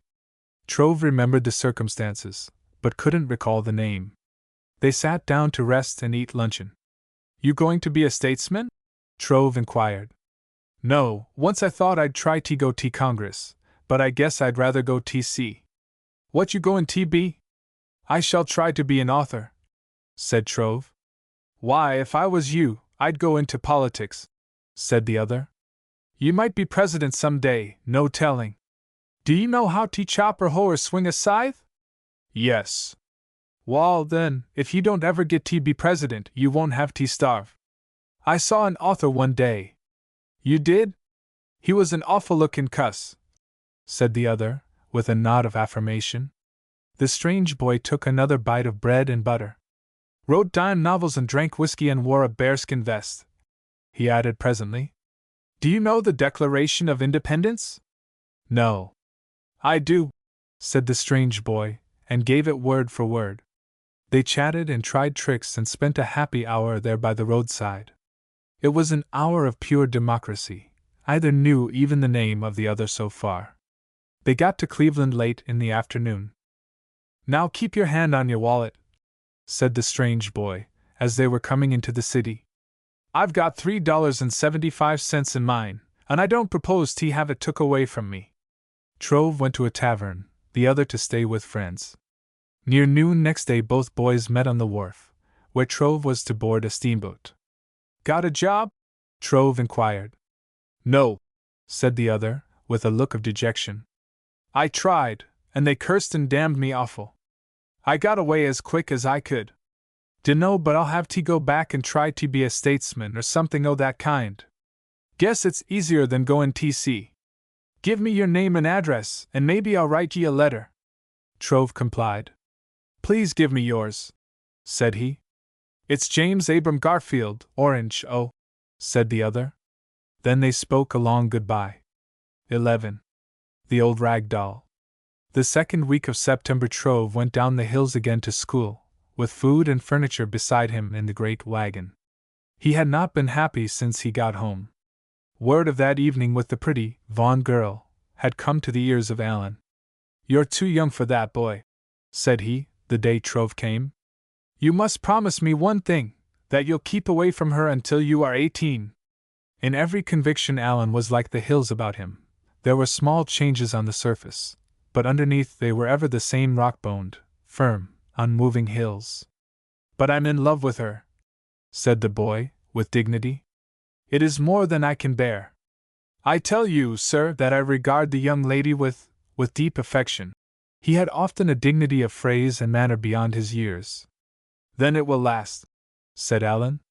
You're only a boy, and for a while I know what is best for you. Trove had to promise, and, as that keen edge of his feeling wore away, doubted no more the wisdom of his father. He wrote Polly a letter, quaint with boyish chivalry and frankness, one of a package that has lain these many years in old ribbons and the scent of lavender. He went to the sign of the Dial as soon as he got to Hillsborough that day. Darrel was at home, and a happy time it was, wherein each gave account of the summer. A stranger sat working at the small bench. Darrel gave him no heed, chatting as if they were quite alone. And what is the news in Hillsborough? Said Trove, his part of the story finished. Have ye not heard? Said Darrel, in a whisper. Parson Hammond hath swapped horses. Trove began to laugh. Nay, that is not all, said the tinker, his pipe in hand. Deacon Swackhammer hath smitten the head o' Brooke. Oh, sore, 'twas a comedy. Brooke gave him an ill-sounding word. Swackhammer removed his coat and flung it down. Deacon, lie there, said he. Then each began, as it were, to bruise the head o' the serpent. Brooke, poor man, he got the worst of it. And sad to tell, his wife died the very next day. Of what? Trove inquired. Mary, I do not know, it may have been joy, said the tinker, lighting his pipe. Ah, sore, Brooke is tough. He smites the helping hand and sickens the heart o' kindness. I offered him help and sympathy, and he made it all bitter with suspicion o' me. I turned away, and said I to myself, Darrel, thy head is soft, a babe could brain thee with a lady's fan. Darrel puffed his pipe in silence a little time. Every one hates Brooke, said Trove. Once, said Darrel, presently, a young painter met a small animal with a striped back, in the woods. They exchanged compliments and suddenly the painter ran, shaking his head. As he came near his own people, they all began to flee before him. He followed them for days, and every animal in the woods ran as he came near. By and by he stopped to rest. Then he looked down at himself and spat, sneeringly. When, after weeks o' travel, he was at length admitted to the company of his kind, they sat in judgment on him. Tell us, said one, what evil hath befallen thee? Alas, said the poor cat, I met a little creature with a striped back. A little creature. And thee so put about, said another, with great contempt. Ay, but he hath a mighty talent, said the sad painter. Let him but stand before thee, and he hath spoiled the earth and its people, and thou wouldst even flee from thyself. But in fleeing thou shalt think thyself on the way to hell. For a moment Darrel shook with silent laughter. Then he rose and put his pipe on the shelf. Well, I'd another chance to try the good law on him, said Darrel, presently. In July he fell sick o' fever, and I delayed me trip to nurse him. At length, when he was nearly well, and I had come to his home one evening, the widow Glover met me at his door. If ye expect money fair comin' here, ye better go on bout your business, Brooke shouted from the bedroom. I don't need ye any more, and I'll send ye a bushel o' potatoes by and by. Good day. Not a word o' thanks, the tinker exclaimed. Wrath o' God! I fear there is but one thing would soften him. And what is that? A club, said Darrel. But God forgive me! I must put away anger. Soon it went about that Brooke was to marry the widow. All were delighted, for each party would be in the nature of a punishment. God's justice! They did deserve each other. Darrel shook with happiness, and relighted his pipe. Mayhap you've seen the dear lady, Darrel went on. She is large, bony, quarrelsome, a weaver of some 50 years, either amiable nor fair to look upon.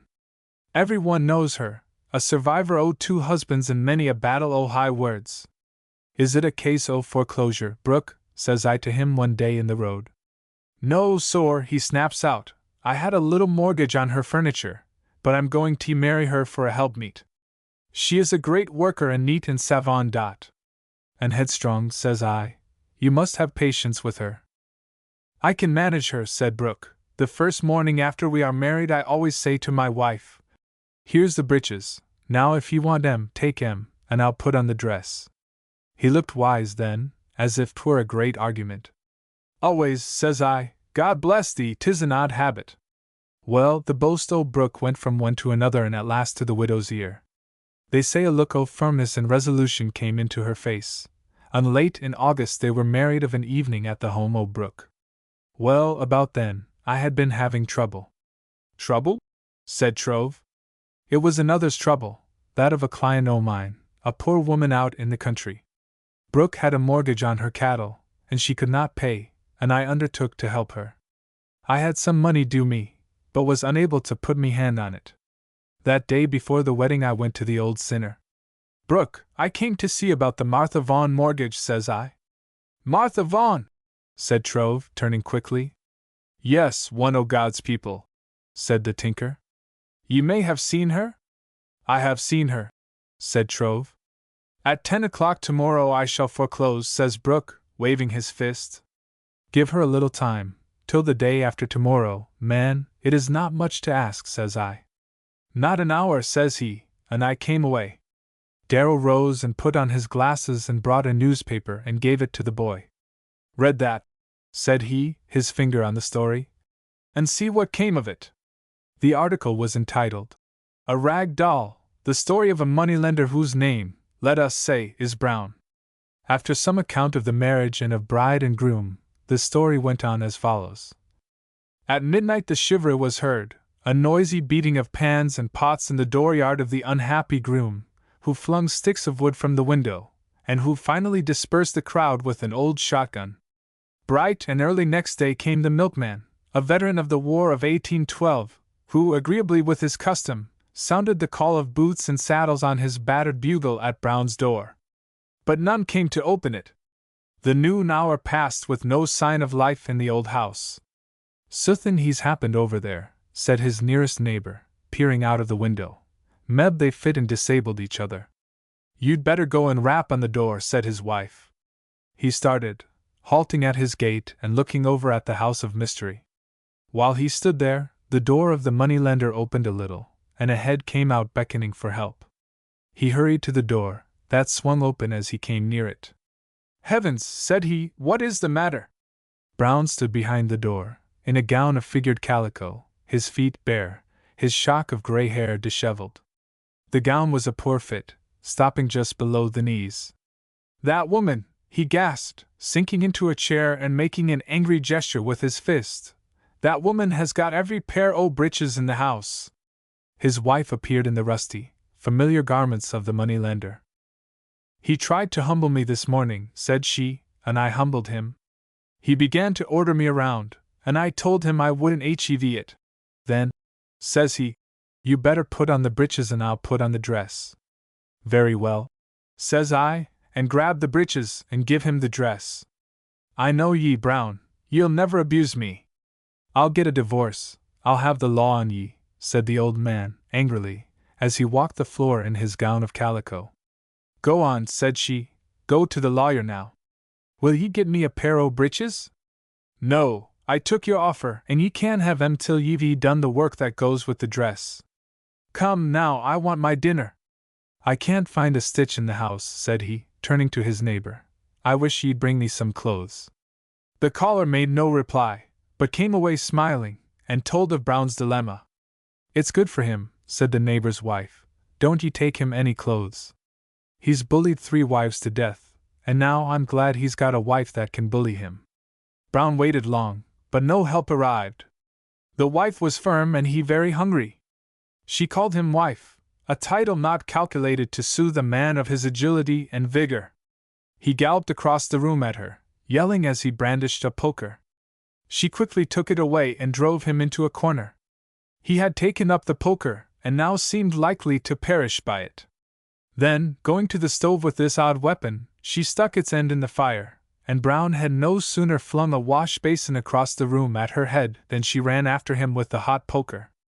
Then, calling for help, he ran around the stove and out of doors like a wild man, his dress of calico and his long hair flying in the breeze. Pedestrians halted, men and women came out of their homes. The bare feet of the moneylender were flying with great energy. She's druv him crazy, a man shouted. And knocked the socks off him, said another. Must have been tryin' to make him into a rag doll, was the comment of a third.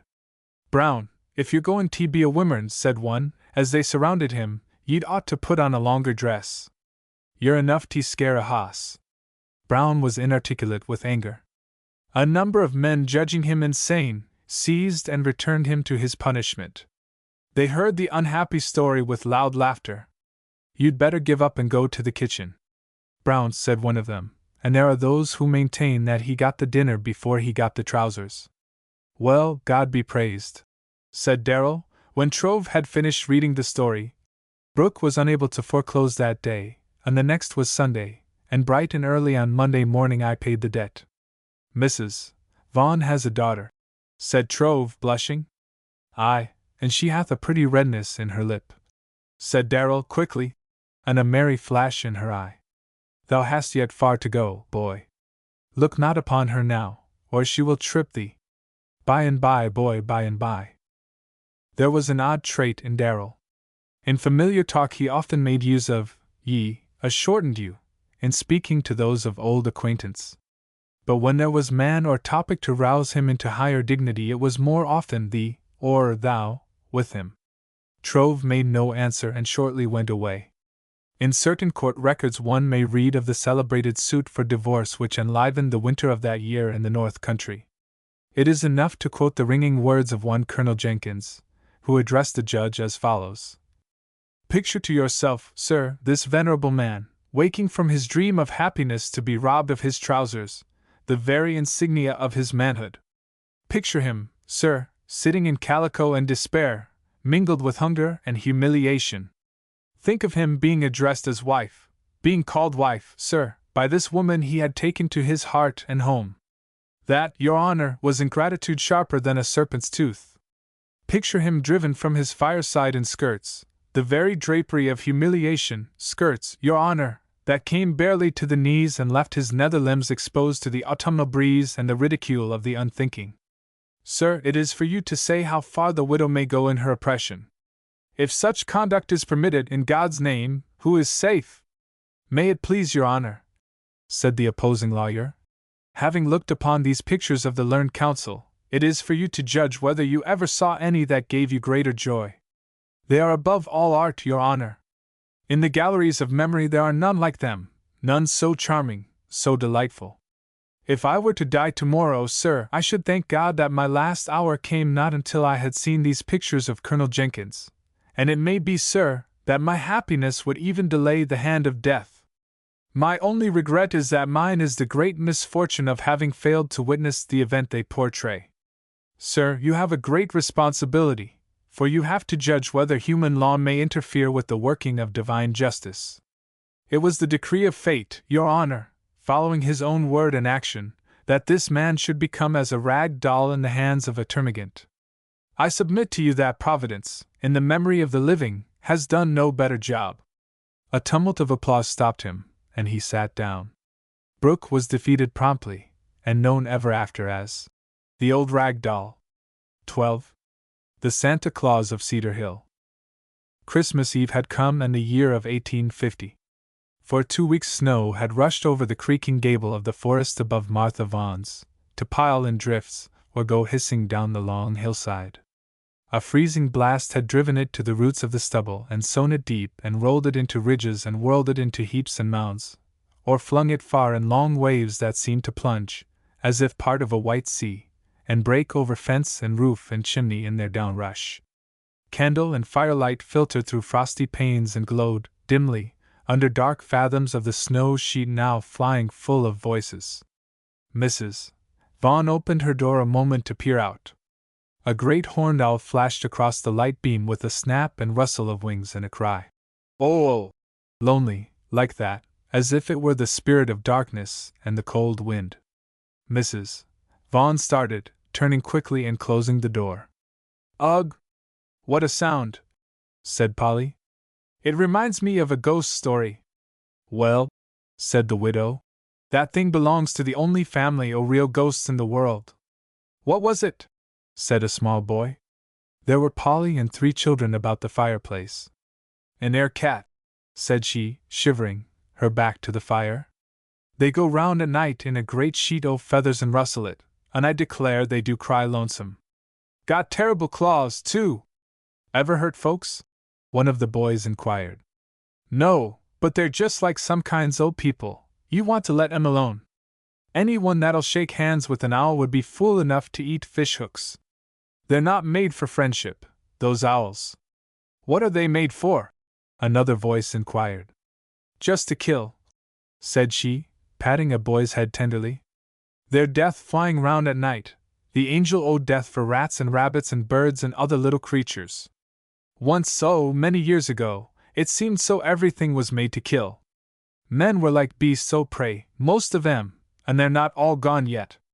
Went around day and night killing. I declare they must have had claws. Then came the Prince o' Peace. What did he do to 'em, mother? Said Paul, a boy of 7. Well, he began to cut their claws for one thing, said the mother. Taught 'em to love and not to kill. Shall I read you the story? How he came in a manger? Believe I'd rather hear about Injuns, said the boy. We shall hear about them too, the mother added. They're like folks o' the olden time. They make a terrible fuss, but they've got to hold still and have their claws cut. Presently she sat down by a table, where there were candles, and began reading aloud from a county paper. She read anecdotes of men, remarkable for their success and piety, and an account of Indian fighting, interrupted, as a red man lifted his tomahawk to slay, by the rattle of an arrow on the buttery door. It was off the cross gun of young Paul. He had seen everything in the story and had taken aim at the said Indian just in the nick of time. She read, also, the old sweet story of the coming of the Christ child. Some say it was a night like this, said she, as the story ended. Paul had listened, his thin, sober face glowing. I'll bet Santa Claus was good to him, said he. Brought him sleds and candy and nuts and raisins and new boots and everything. Why do you think so? Asked his mother, who was now reading intently. 'Cause he was a good boy. He wouldn't cry if he had to fill the wood box, would he, mother? That query held a hidden rebuke for his brother Tom. I do not know, but I do not think he was ever saucy or spoke a bad word. Huh! Said Tom, reflectively. Then I guess he never had no mustard plaster put on him. The widow bade him hush. Never had nothin' done to him, either, The boy continued, rocking vigorously in his little chair. Mustn't speak so of Christ, the mother added. Wall, said Paul, rising. I guess I'll hang up my stockings.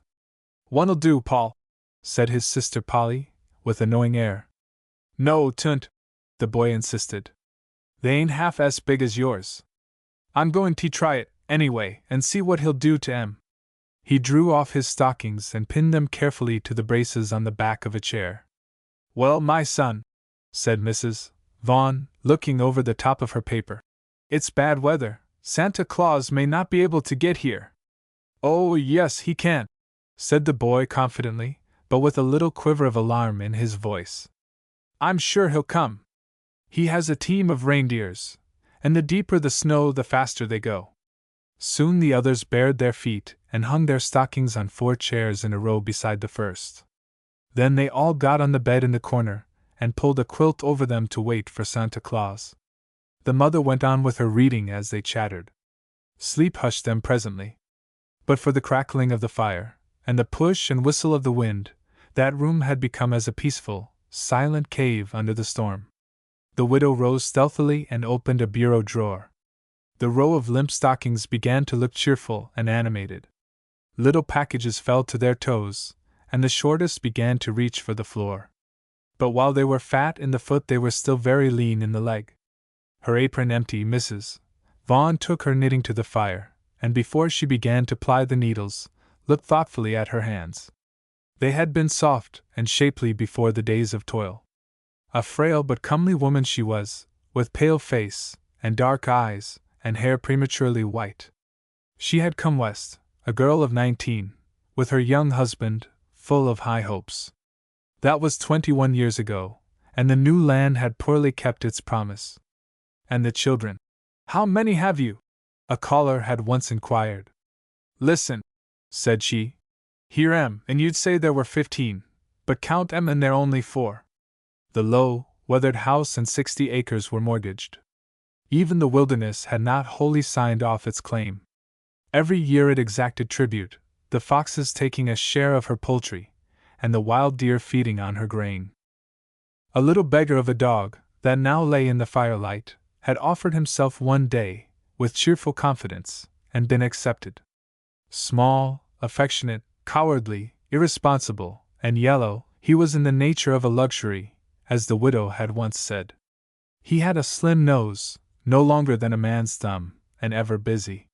He was a most prudent animal, and the first day found a small opening in the foundation of the barn through which he betook himself always at any sign of danger. He soon buried his bones there, and was ready for a siege if, perchance, it came.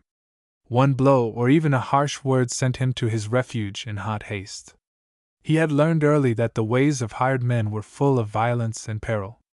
Hospitality and affection had won his confidence but never deprived him of his caution. Presently there came a heavy step and a quick pull at the latch string. An odd figure entered in a swirl of snow, a real Santa Claus, the mystery and blessing of Cedar Hill.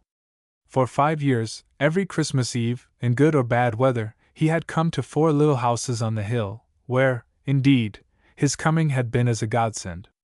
Whence he came and who he might be none had been able to guess. He never spoke in his official capacity, and no citizen of Faraway had such a beard or figure as this man. Now his fur coat, his beard, and eyebrows were hoary with snow and frost. Icicles hung from his mustache around the short clay pipe of tradition. He lowered a great sack and brushed the snow off it. He had borne it high on his back, with a strap at each shoulder. The sack was now about half full of things. He took out 3 big bundles and laid them on the table. They were evidently for the widow herself, who quickly stepped to the bedside. Come, children, she whispered, rousing them. Here is Santa Claus. They scrambled down, rubbing their eyes. Polly took the hands of the 2 small boys and led them near him. Paul drew his hand away and stood spellbound, eyes and mouth open. He watched every motion of the good saint, who had come to that chair that held the little stockings. Santa Claus put a pair of boots on it. They were copper-toed, with gorgeous front pieces of red morocco at the top of the leg. Then, as if he had some relish of a joke, he took them up, looked them over thoughtfully, and put them in the sack again, whereupon the boy Paul burst into tears. Old Santa Claus, shaking with silent laughter, replaced them in the chair quickly. As if to lighten the boy's heart, he opened a box and took out a mouth organ. He held it so the light sparkled on its shiny side. Then he put his pipe in his pocket and began to dance and play lively music. Step and tune quickened. The bulky figure was flying up and down above a great clatter of big boots, his head wagging to keep time. The oldest children were laughing, and the boy Paul, he began to smile in the midst of a great sob that shook him to the toes. The player stopped suddenly, stuffed the instrument in a stocking, and went on with his work. Presently he uncovered a stick of candy long as a man's arm. There were spiral stripes of red from end to end of it. He used it for a fiddle bow, whistling with terrific energy and sawing the air. Then he put shawls and tippets and boots and various little packages on the other chairs. At last he drew out of the sack a sheet of pasteboard, with string attached, and hung it on the wall. It bore the simple message, rudely lettered in black, as follows: Merry Christmas! And children, I have the honor to remain, yours respectfully, Sandy Claus. His work done, he swung the pack to his shoulders and made off as they all broke the silence with a hearty "Thank you, Santa Claus!" They listened a moment, as he went away with a loud and merry laugh sounding above the roar of the wind. It was the voice of a big and gentle heart, but gave no other clue. In a moment cries of delight, and a rustle of wrappings, filled the room. As on wings of the bitter wind, joy and good fortune had come to them, and in that little house, had drifted deep as the snow without. The children went to their beds with slow feet and quick pulses. Paul begged for the sacred privilege of wearing his new boots to bed, but compromised on having them beside his pillow. The boys went to sleep at last, with all their treasures heaped about them. Tom shortly rolled upon the little jumping jack, that broke away and butted him in the face with a loud squawk. It roused the boy, who promptly set up a defense in which the stuffed hen lost her tail feathers and the jumping jack was violently put out of bed. When the mother came to see what had happened, order had been restored, the boys were both sleeping. It was an odd little room under bare shingles above stairs. Great chests, filled with relics of another time and country, sat against the walls. Here and there a bunch of herbs or a few ears of corn, their husks braided, hung on the bare rafters. The aroma of the summer fields, of peppermint, catnip, and lobelia, haunted it. Chimney and stovepipe tempered the cold. A crack in the gable end let in a sift of snow that had been heaping up a lonely little drift on the bare floor. The widow covered the boys tenderly and took their treasures off the bed, all save the little wooden monkey, which, as if frightened by the melee, had hidden far under the clothes. She went below stairs to the fire, which every cold day was well fed until after midnight, and began to enjoy the sight of her own gifts. They were a haunch of venison, a sack of flour, a shawl, and mittens. A small package had fallen to the floor. It was neatly bound with wrappings of blue paper. Under the last layer was a little box, the words, "For Polly," on its cover. It held a locket of wrought gold that outshone the light of the candles. She touched a spring, and the case opened. Inside was a lock of hair, white as her own. There were 3 lines cut in the glowing metal, and she read them over and over again. "Here are silver and gold, the one for a day of remembrance between thee and dishonor, the other for a day of plenty between thee and want." She went to her bed presently, where the girl lay sleeping, and, lifting dark masses of her hair, kissed a ruddy cheek. Then the widow stood a moment, wiping her eyes. 13. A Christmas Adventure. Long before daylight one could hear the slowing of the wind. Its caravan, now reaching eastward to mid-ocean, was nearly past. Scattered gusts hurried on like weary and belated followers. Then, suddenly, came a silence in which one might have heard the dust of their feet falling, their shouts receding in the far woodland. The sun rose in a clear sky above the patched and ragged canopy of the woods, a weary multitude now resting in the still air. The children were up looking for tracks of reindeer and breaking paths in the snow. Sunlight glimmered in far-flung jewels of the Frost King. They lay deep, clinking as the foot sank in them. At the Vaughn home it was an eventful day. Santa Claus, well, He is the great captain that leads us to the farther gate of childhood and surrenders the golden key. Many ways are beyond the gate, some steep and thorny, and some who pass it turn back with bleeding feet and wet eyes, but the gate opens not again for any that have passed. Tom had got the key and begun to try it. Santa Claus had winked at him with a snaring eye, like that of his aunt when she had sugar in her pocket, and Tom thought it very foolish. The boy had even felt of his greatcoat and got a good look at his boots and trousers. Moreover, when he put his pipe away, Tom saw him take a chew of tobacco, an abhorrent thing if he were to believe his mother. "Mother," said he, "I never knew Santa Claus chewed tobacco." "Well, meb he was Santa Claus's hired man," said she. "Might 'a' had the toothache," Paul suggested, for Lou Allen, who worked for them in the summertime, had an habitual toothache, relieved many times a day by chewing tobacco. Tom sat looking into the fire a moment. Then he spoke of a matter Paul and he had discussed secretly. "Joe Bellis he told me Santa Claus was only somebody rigged up to fool folks, and hadn't no reindeers at all." The mother turned away, her wits groping for an answer. "Hadn't oughta told Mother, Tom," said Paul, with a little quiver of reproach and pity. "'Tain't so, anyway, we know 'tain't so." He was looking into his mother's face. "'Tain't so," Paul repeated with unshaken confidence. "Muse and believe all ye hear," said the widow, who now turned to the doubting Thomas. And that very moment Tom was come to the last gate of childhood, whereon are the black and necessary words, "Muse and believe all ye hear." The boys in their new boots were on the track of a painter. They treed him, presently, at the foot of the stairs. "How'll we kill him?" one of them inquired. "Just walk around the tree once," said the mother, "and you'll scare him to death. Why don't ye grease your boots?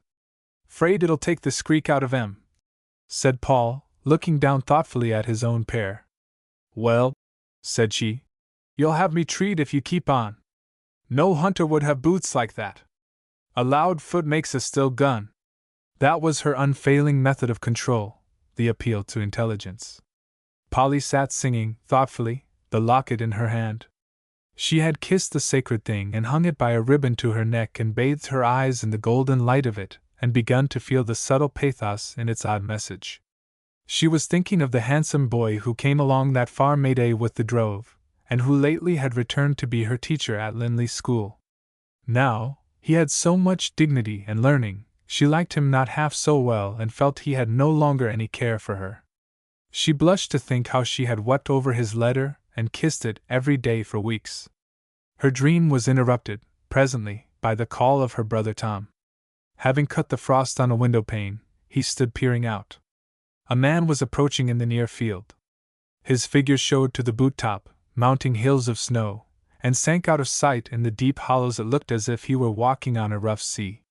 In a moment he came striding over the dooryard fence on a pair of snowshoes. "It's Mr. Trove, the teacher," said Polly, who quickly began to shake her curls. As the door swung open, all greeted the young man. Loosening his snowshoes, he flung them on the step and came in, a foxtail dangling from his fur cap. He shook hands with Polly and her mother, and lifted Paul to the ceiling.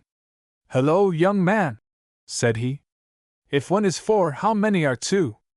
If you're speaking of new boots," said the widow, "one is at least 15. The schoolteacher made no reply, but stood a moment looking down at the boy. "It's a cold day," said Polly. "I like it," said the teacher, lifting his broad shoulders and smiting them with his hands. "God has been house cleaning. The dome of the sky is all swept and dusted. There isn't a cobweb anywhere. Santa Claus come?" "Yes," said the younger children, who made a rush for their gifts and laid them on chairs before him. "Grand old chap," said he, staring thoughtfully at the flannel cat in his hands. "Any idea who it is?" "Can't make out," said Mrs. Vaughn. "Very singular man. Generous, too," the teacher added. "That's the best cat I ever saw, Tom. If I had my way, the cats would all be made of flannel. Miss Polly, what did you get?" "This," said Polly, handing him the locket. "Beautiful," said he, turning it in his hand. "Anything inside?" Polly showed him how to open it. He sat a moment or more looking at the graven gold. "Strange," said he, presently, surveying the wrought cases. Mrs. Vaughn was now at his elbow. "Strange?" she inquired. "Well, long ago," said he, "I heard of one like it. Sometime it may solve the mystery of your Santa Claus." An ear of the teacher had begun to swell and redden. "Should have pulled my cap down," said he, as the widow spoke of it. "Frostbitten years ago, and if I'm out long in the cold, I begin to feel it." "Must be very painful," said Polly, as indeed it was. "No," said he, with a little squint as he touched the aching member. "It's good, I rather like it. I wouldn't take anything for that ear. It. He hesitated, as if trying to recall the advantages of a chilled ear. "Well, I shouldn't know I had any ears if it weren't for that one. Come, Paul, put on your cap and mittens. We'll take a sack and get some green bows for your mother." He put on snowshoes, wrapped the boy snugly in a shawl, and seating him on a snow boat, made off, hauling it with a rope over white banks and hollows toward the big timber. The dog, Boney, came along with them, wallowing to his ears and barking merrily.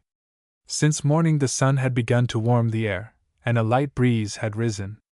The boy sat bracing on a rope fastened before and looped around him. As they went along he was oversown with sparkling crystals.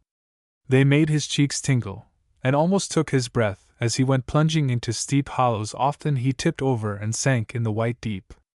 Then Trove hauled him out, brushed him a little, and set him back on the boat again. Snow lay deep and level in the woods, a big, white carpet, seamed with tiny tracks and figured with light and shadow. Trove stopped a moment, looking up at the forest roof. They could hear a baying of hounds in the far valley. Down the dingle near them a dead leaf was drumming on a bough, a clock of the wood telling the flight of seconds.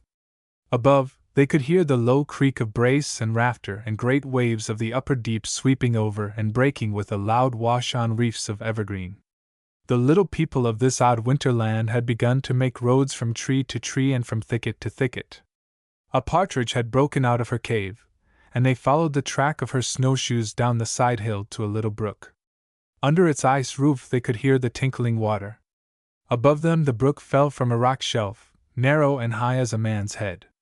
The fall was muted to a low murmur under its vault of ice. "Come, Paul," said Trove, as he lifted the small boy. "Here's a castle of King Frost. There are thousands in his family, and he's many castles. Building new ones every day somewhere. Goes north in the spring, and when he moves out they begin to rot and tumble." He cleared a space for the boy to stand upon. Then he brushed away the snow blanket flung loosely over the vault of ice. A wonderful bit of masonry stood exposed. Near its center were two columns, large and rugose, each tapering to a capital and cornice. Between them was a deep lattice of crystal. Some bars were clear, some yellow as amber, and all were powdered over with snow, ivory white. Under its upper part they could see a grill of frostwork, close-wrought, glistening, and white. It was the inner gate of the castle, and each ray of light, before entering, had to pay a toll of its warmth. On either side was a rough wall of ice, with here and there a barred window. The snow cleared away, they could hear the song of falling water. The teacher put his ear to the ice wall. Then he called the boy. "Listen," said he. "It's the castle bell."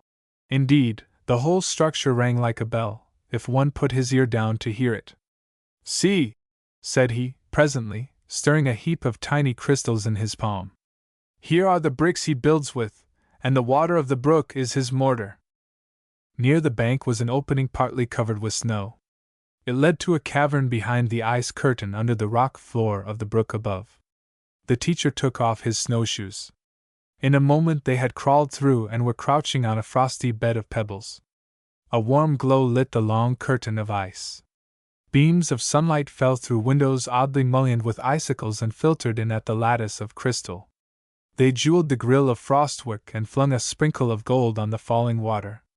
The breath of the waterfall, rising out of bubbles, filled its castle with the very wine of life. The narrow hall rang with its music. "See the splendor of a king's home," said the teacher, his eyes brimming. The boy, young as he was, had seen and felt the beauty and mystery of the place, and never forgot it. See how it sifts the sunlight to take the warmth out of it, the teacher continued. Warmth is poison to the king, and every ray of light is twisted and turned upside down to see if he has any in his pocket. They could now hear a loud bang on the hill above. As they turned to listen, a young fox leaped in at the hole and, as he saw them, checked a foot in the air. He was panting, his tongue out, and blood was dripping from his long fur at the shoulder. He turned, stilling his breath a little as the hounds came near. Then he trembled, a pitiful sight, for he was near spent and between two perils. Come, poor fellow, said the teacher, stroking him gently. The fox ran aside, shaking with fear, his foot lifted appealingly. With a quick movement, the teacher caught him by the nape of his neck and thrust him into the sack. The leader now had his nose in the hole. Back there! Trove shouted, kicking at him. In a moment he had rolled a heavy stone to the hole and made it too small for the hounds to enter. Half a dozen of them were now baying outside. We'll give him air, said the teacher, as he cut a hole in the sack and tied it. Don't know how we'll get him out of here alive. They'd be all over me like a pack of wolves. He stood a moment thinking. Boney had wriggled away from Paul and begun to bark loudly. I've an idea, said the teacher, as he cut the foxtail from his cap. Then he rubbed it in the blood and spittle of the fox and tied it to the stub tail of Boney. The dog's 4 feet were scented in the same manner. The smell of them irked him sorely. His hair rose, and his head fell with a sense of injury. He made a rush at his new tail, and was rudely stopped. He's fresh, and they'll not be able to catch him, said the young man, as Paul protested. Wouldn't hurt anything but the tail if they did. Then, breaking the ice curtain, as far from the hole as possible, he gave Boney a spank and flung him out on the snow above with a loud, "Go home!" The pack saw him and scrambled up the bank in full cry. He had turned for a glance at his new tail, but seeing the pack rush at him, started up the hillside with a yelp of fear and the energy of a wildcat. When the two came out of the cavern, they saw him leaping like a rabbit in the snow, his hair on end, his brush flying, and the hounds in full pursuit. My stars! See that dog run, said the teacher, laughing, as he put on his snowshoes. He don't intend to be caught with such a tail and smell on him. He put the sack over his shoulder. All aboard, Paul, said he. Now we can go home in peace. Coming down out of the woods, they saw a pack of hounds digging at one side of the stable. Boney had gone to his refuge under the barn floor. As he entered, one of them had evidently caught hold of his new tail, and the pack had torn it in shreds. 2 hunters came along shortly, and, after a talk with the teacher, took their dogs away. But for 3 days Boney came not forth, and was seen no more of men, save only when he crept to the hole for a lap of water and to seize a doughnut from the hand of Paul, whereupon he retired promptly. He ain't going to take any chances, said the widow, laughing. When at last he came forth, it was with a soft step and new resolutions. And a while later, when Trove heard Darrel say that caution was the only friend of weakness, he understood him perfectly. Not every brush has a fox on it, said the widow, and the words went from lip to lip until they were a maxim of those country folk.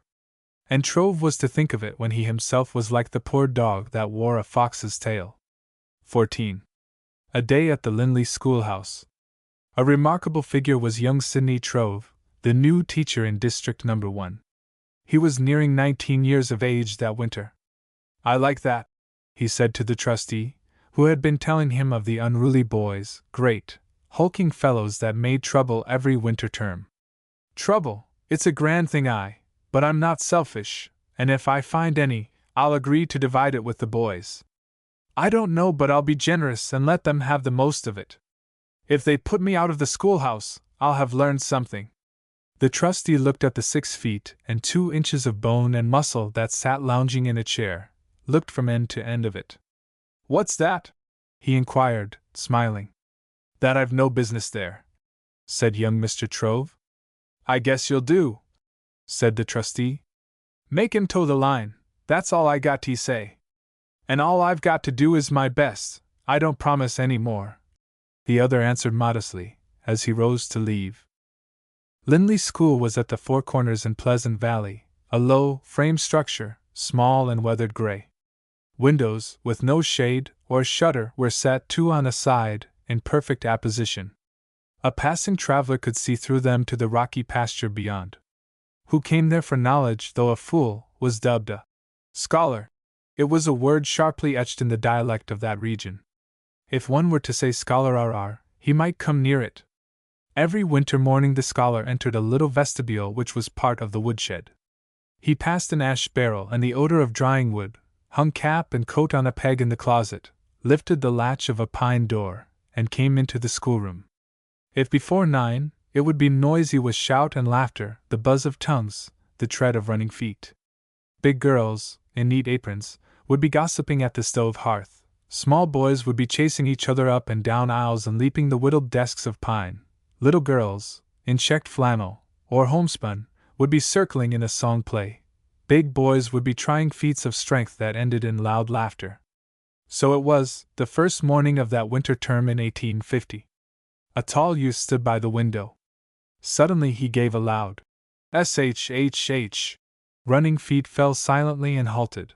Words begun with a shout ended in a whisper. A boy making caricatures at the blackboard dropped his chalk, that now fell noisily. A whisper, heavy with awe and expectation, flew hissing from lip to lip. "The teacher!" There came a tramping in the vestibule, the door latch jumped with a loud rattle, and in came Sidney Trove. All eyes were turned upon him. A look of rectitude, dove-like and too good to be true, came over many faces. "Good morning," said the young man, removing his cap, coat, and overshoes. Some nodded, dumb with timidity. Only a few little ones had the bravery to speak up, as they gave back the words in a tone that would have fitted a golden text.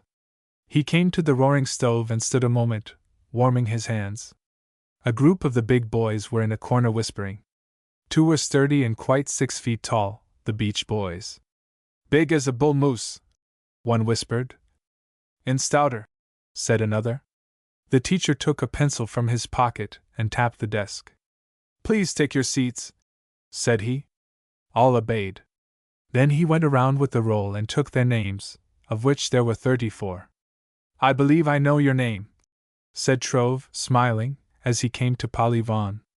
"I believe you do," said she, glancing up at him, with half a smile and a little move in her lips that seemed to ask, "How could you forget me?" Then the teacher, knowing the peril of her eyes, became very dignified as he glanced over the books she had brought to school. He knew it was going to be a hard day.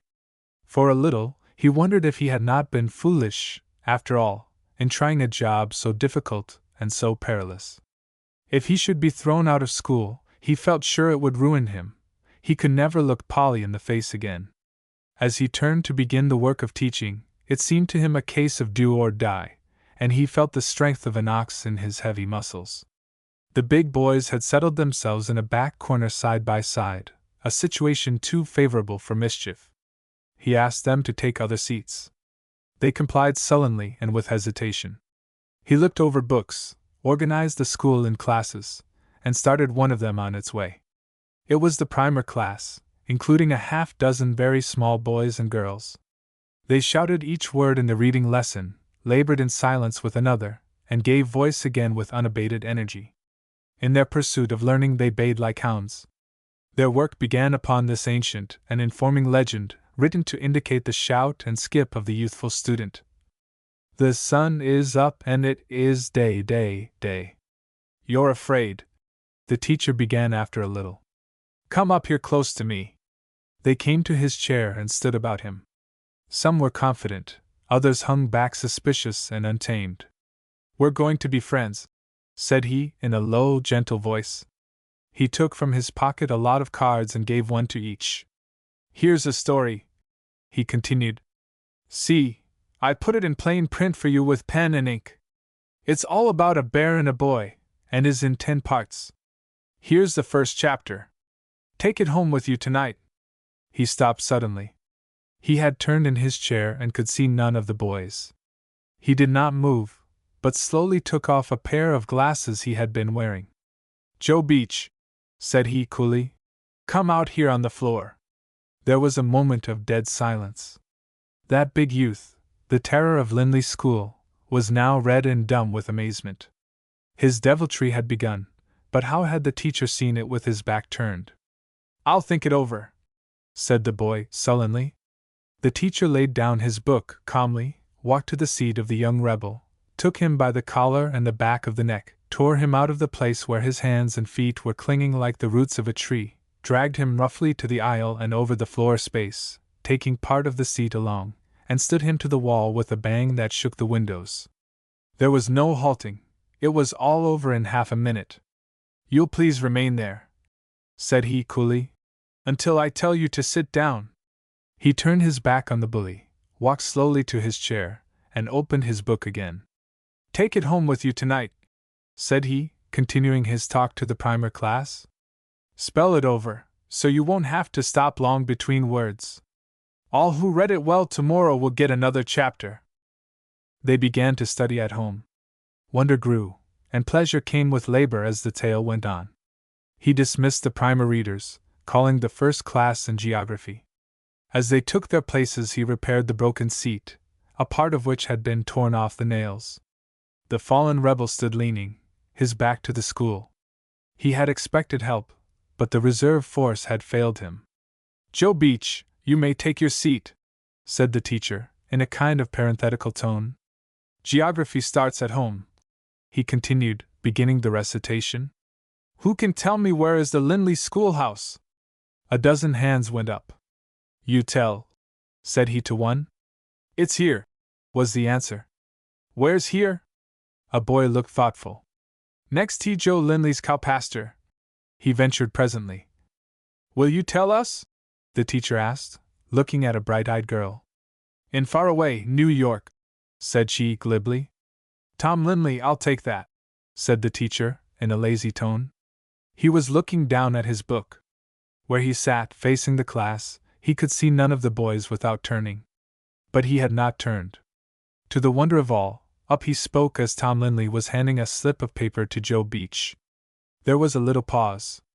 The young man hesitated, rose, and walked nervously down the aisle. Thank you, said the teacher, as he took the message and flung it on the fire, unread. Far away, New York. He continued on his way to the blackboard as if nothing had happened. He drew a circle, indicating the 4 points of the compass on it. Then he mapped the town of Faraway and others, east, west, north, and south of it. So he made a map of the county and bade them copy it. Around the county in succeeding lessons he built a map of the state. Others in the middle group were added, the structure growing, day by day, until they had mapped the hemisphere. At the Linley schoolhouse something had happened. Cunning no sooner showed its head than it was bruised like a serpent, brawny muscles had been easily outdone, boldness had grown timid, conceit had begun to ebb. A serious look had settled upon all faces. Every scholar had learned one thing, learned it well and quickly: it was to be no playroom. There was a recess of 1 hour at noon. All went for their dinner pails and sat quietly, eating bread and butter followed by doughnuts, apples, and pie. The young men had walked to the road. Nothing had been said. They drew near each other. Tom Linley looked up at Joe Beach. In his face one might have seen a cloud of sympathy that had its silver lining of amusement. Powerful? Tom inquired, soberly. What? Said Joe. Powerful? Tom repeated. Powerful! Jiminy crimps! Said Joe, significantly. Why didn't you kick him? Kick him? Yes. Kick him? Kick him. Huh. Dunno, said Joe, with a look of sadness turning into contempt. Scared? The other inquired. Scared? Nah, said Joe scornfully. What was ye, then? Paralyzed seems so. There was an outbreak of laughter. You was goin' to help, said Joe, addressing Tom Linley. A moment of silence followed. You was goin' to help, the fallen bully repeated, with large emphasis on the pronoun. Help? Tom inquired, sparring for wind as it were. Yes, help. You was licked 'fore I had time. Didn't dast, that's what's the matter, didn't dast, said Big Joe, with a tone of irreparable injury. Wouldn't have been nigh ye fair $1,000,000, said Tom, soberly. Why not? 'Twa'n't safe, that's why. 'Fraid o' him. Ye coward! No, 'fraid o' you. Why? 'Cause if one o' your feet had hit a feller when ye come up agin that wall, Tom answered slowly, there wouldn't have been nothin' left you v him. All laughed loudly. Then there was another silence. Joe broke it after a moment of deep thought. Like to know how he seen me, said he. 'Tis curus, said another. Guess he's one o' them preformers like they have at the circus, was the opinion of Sam Beach. See one take a pig out o' his hat last summer. 'Tain't fair and square, said Tom Lindley. Not just exactly why. Gosh! Believe I'll run away, said Joe, after a pause. I no fun here for me. Better not, said Archertown. Not if ye know when you're well off. Why not?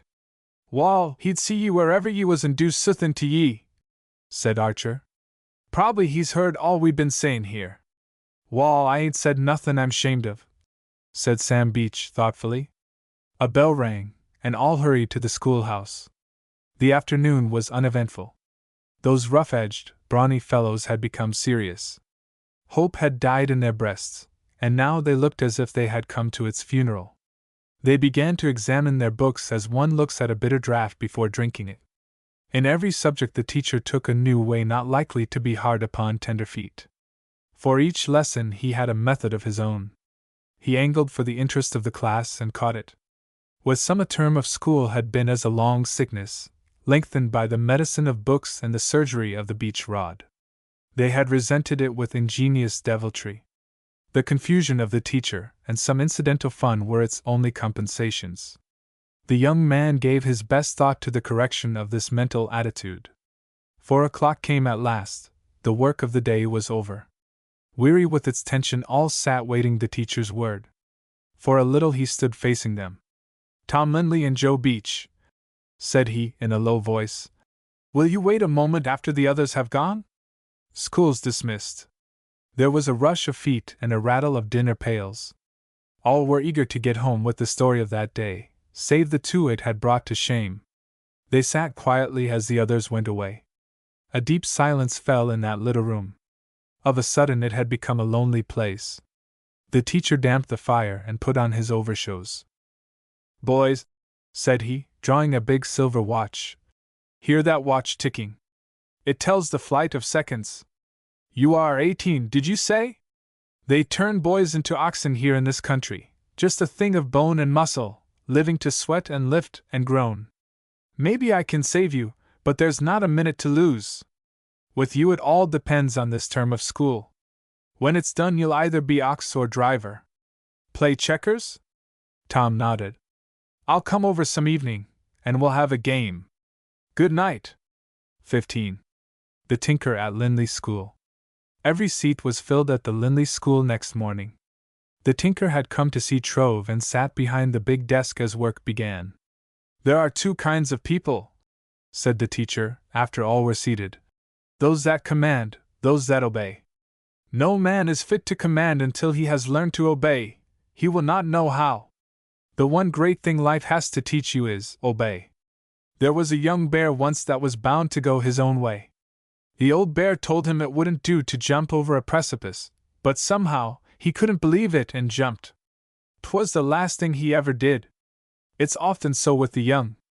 Their own way is apt to be rather steep and to end suddenly. There are laws everywhere, we couldn't live without them, laws of nature, God, and man.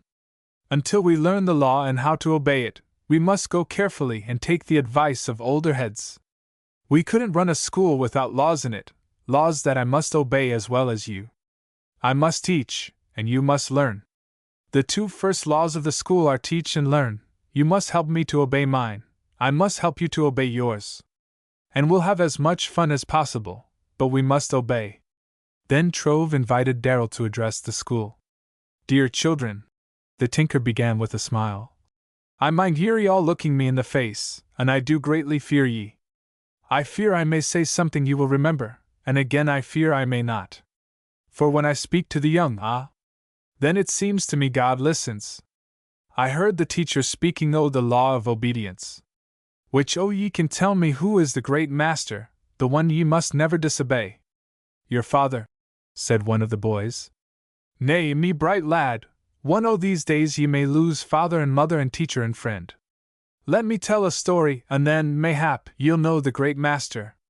Once upon a time there was a young cub who thought his life a burden because he had to mind his mother. By and by a bullet killed her, and he was left alone. He wandered away, not knowing what to do, and came near the land o' men. Soon he met an old bear. Foolish cub! Why go ye to the land o' men? Said the old bear. Thy legs are not as long as me tail. Go home and obey thy mother. But I've none to obey, said the young bear, and before he could turn, a ball came whizzing over a dingle and ripped into his ham. The old bear had scented danger and was already out o' the way. The cub made off limping, and none too quickly. They followed him all day, and when night came he was the most weary and bedraggled bear in the woods. But he stopped the blood and went away on a dry track in the morning. He came to a patch o' huckleberries that day and began to help himself. Then quick and hard he got a cuff on the head that tore off an ear and knocked him into the bushes. When he rose there stood the old bear. Ah, me young cub, said he, ye'll have a master now. And no more need o' him, said the young bear, shaking his bloody head. Nay, you will prosper, said the old bear.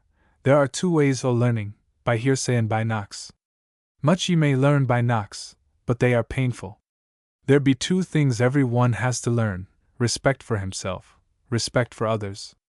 Ye'll know, hereafter, in the land o' men a bear has to keep his nose up and his ears open, because men hurt. Ye'll know better, also, than to feed on the ground of another bear, because he hurts. Now, were I a cub and had none to obey, I'd obey myself. Ye know what's right, do it, ye know what's wrong, do it not. One thing is sure, said the young bear, as he limped away, if I live, there'll not be a bear in the woods that'll take any better care of himself. Now the old bear knew what he was talking about. He was, I maintain, a wise and remarkable bear. We learn to obey others, so that by and by we may know how to obey ourselves. The great master of each man is himself.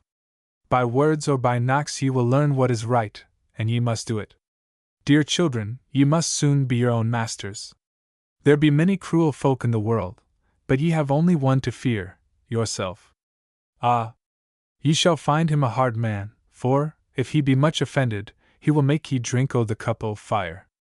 Learn to obey yourselves, and God help ye. Thereafter, many began to look into their own hearts for that fearful master, and some discovered him. 16. A rustic museum. That first week Sidney Trove went to board at the home of the two old maids, a stone house on Jericho Road, with a front door rusting on idle hinges and blinds ever drawn. It was 100 feet or more from the highway, and in summer there were flowers along the path from its little gate, and vines climbing to the upper windows. In winter its garden was buried deep under the snow. One family, the Vaughans, came once in a while to see the two old maids. Few others ever saw them save from afar. A dressmaker came once a year and made gowns for them, that were carefully hung in closets but never worn. To many of their neighbors they were as dead as if they had been long in their graves. Tales of their economy, of their odd habits, of their past, went over hill and dale to far places. They had never boarded the teacher, and were put in a panic when the trustee came to speak of it. "He's a grand young man," said he. "Good company, and you'll enjoy it." They looked soberly at each other. According to tradition, one was 54, the other 55 years of age. An exclamation broke from the lips of one. It sounded like the letter Y whispered quickly. "Why?" the other answered. "It might make a match," said Mr. Blunt, the trustee, smiling. "Why?" "Samuel Blunt," said the younger one, coming near and smiting him playfully on the elbow. "You stop." Miss Letitia began laughing silently. They never laughed aloud. "If he didn't murder you, said Miss Samantha, doubtfully. "Nonsense," said the trustee. "I'll answer for him." "Can't tell what men'll do," she persisted weakly. "When I was in Albany with Alma Haskins, A man came along and tried to pass the time o' day with us. We just looked t'other way and didn't pretend to hear him. It's awful to think what might 'a' happened." She wiped invisible tears with an embroidered handkerchief. The dear lady had spent a good part of her life thinking of that narrow escape. "If he wan't too particular," said Miss Letitia, who had been laughing at this maiden fear of her sister. "If he would mind his business, we might take him for 1 week," said Miss Esmantha. She glanced inquiringly at her sister. Letitia and Esmantha Tower, the 2 old maids, had but one near relative, Ezra Tower, a brother of the same neighborhood. There were 2 kinds of people in Faraway, those that Ezra Tower spoke to and those he didn't. The latter were of the majority. As a forswearer of communication he was unrivaled. His imagination was a very slaughterhouse, in which all who crossed him were slain. If they were passing, he looked the other way and never even saw them again. Since the probate of his fathers both sisters were of the number never spoken to. He was a thin, tall, sullen, dry, and dusty man. Dressed for church of a Sunday, he looked as if he had been stored a year in some neglected cellar. His broadcloth had a dingy aspect, his hair and beard and eyebrows the hue of a cobweb. He had a voice slow and rusty, a look arid and unfruitful. Indeed, it seemed as if the fires of hate and envy had burned him out. The 2 old maids, feeling the disgrace of it and fearing more, ceased to visit their neighbors or even to pass their own gate. Poor Miss Esmantha fell into the deadly mire of hypochondria. She often thought herself very ill and sent abroad for every medicine advertised in the county paper. She had ever a faint look and a thin, sickly voice. She had the man fear, a deep distrust of men, never ceasing to be on her guard. In girlhood she had been to Albany, its splendor and the reckless conduct of one Alma Haskins, companion of her travels, had been ever since a day-long perennial topic of her conversation. Miss Letitia was more amiable. She had a playful, cheery heart in her, a mincing and precise manner, and a sweet voice. What with the cleaning, dusting, and preserving, they were ever busy. A fly, driven hither and thither, fell of exhaustion if not disabled with a broom. They were 2 weeks getting ready for the teacher. When, at last, he came that afternoon, supper was ready and they were nearly worn out. "Here he is!" one whispered suddenly from a window. Then, with a last poke at her hair, Miss Letitia admitted the teacher. They spoke their greeting in a half-whisper and stood near, waiting timidly for his coat and cap. "No, thank you," said he, taking them to a nail. "I can do my own hanging, as the man said when he committed suicide."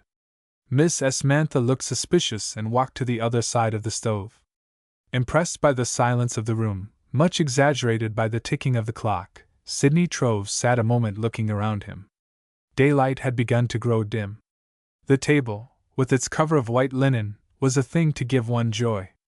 A ruby tower of jelly, a snowy summit of frosted cake, a red pond of preserved berries, a mound of chicken pie, and a quarter marsh of mince, steaming volcanoes of new biscuit, and a great heap of apple fritters, lay in a setting of blue china.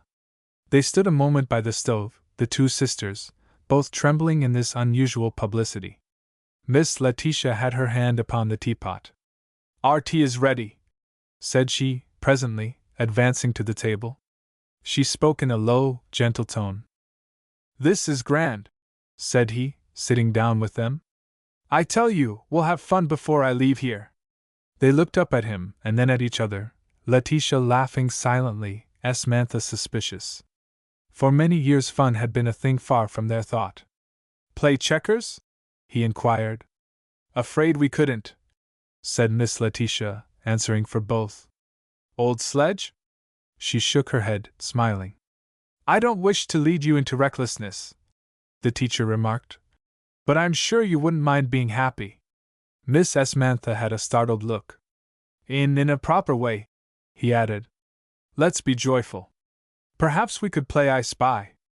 "Why?" they both exclaimed, laughing silently.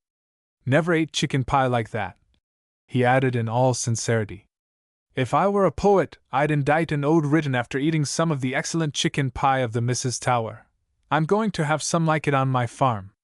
In reaching to help himself, he touched the teapot, withdrawing his hand quickly. "Burn ye?" said Miss Samantha. "Yes, but I like it," said he, a bit embarrassed. "I often go and put my hand on a hot teapot if I'm having too much fun." They looked up at him, puzzled. "Ever slide downhill?" he inquired, looking from one to the other, after a bit of silence. "Oh, not since we were little," said Miss Letitia, holding her biscuit daintily, after taking a bite none too big for a bird to manage. "Good fun," said B. "Whisk you back to childhood in a jiffy. Folks ought to slide downhill more'n they do. It isn't a good idea to be always climbing." "'Fraid we couldn't stand it," said Miss Samantha, tentatively. Under all her man fear and suspicion lay a furtive recklessness. "Why, no," the other whispered, laughing silently. The pervading silence of that house came flooding in between sentences. For a moment Trove could hear only the gurgle of pouring tea and the faint rattle of china softly handled. When he felt as if the silence were drowning him, he began again. "Life is nothing but a school. I'm a teacher, and I deal in rules.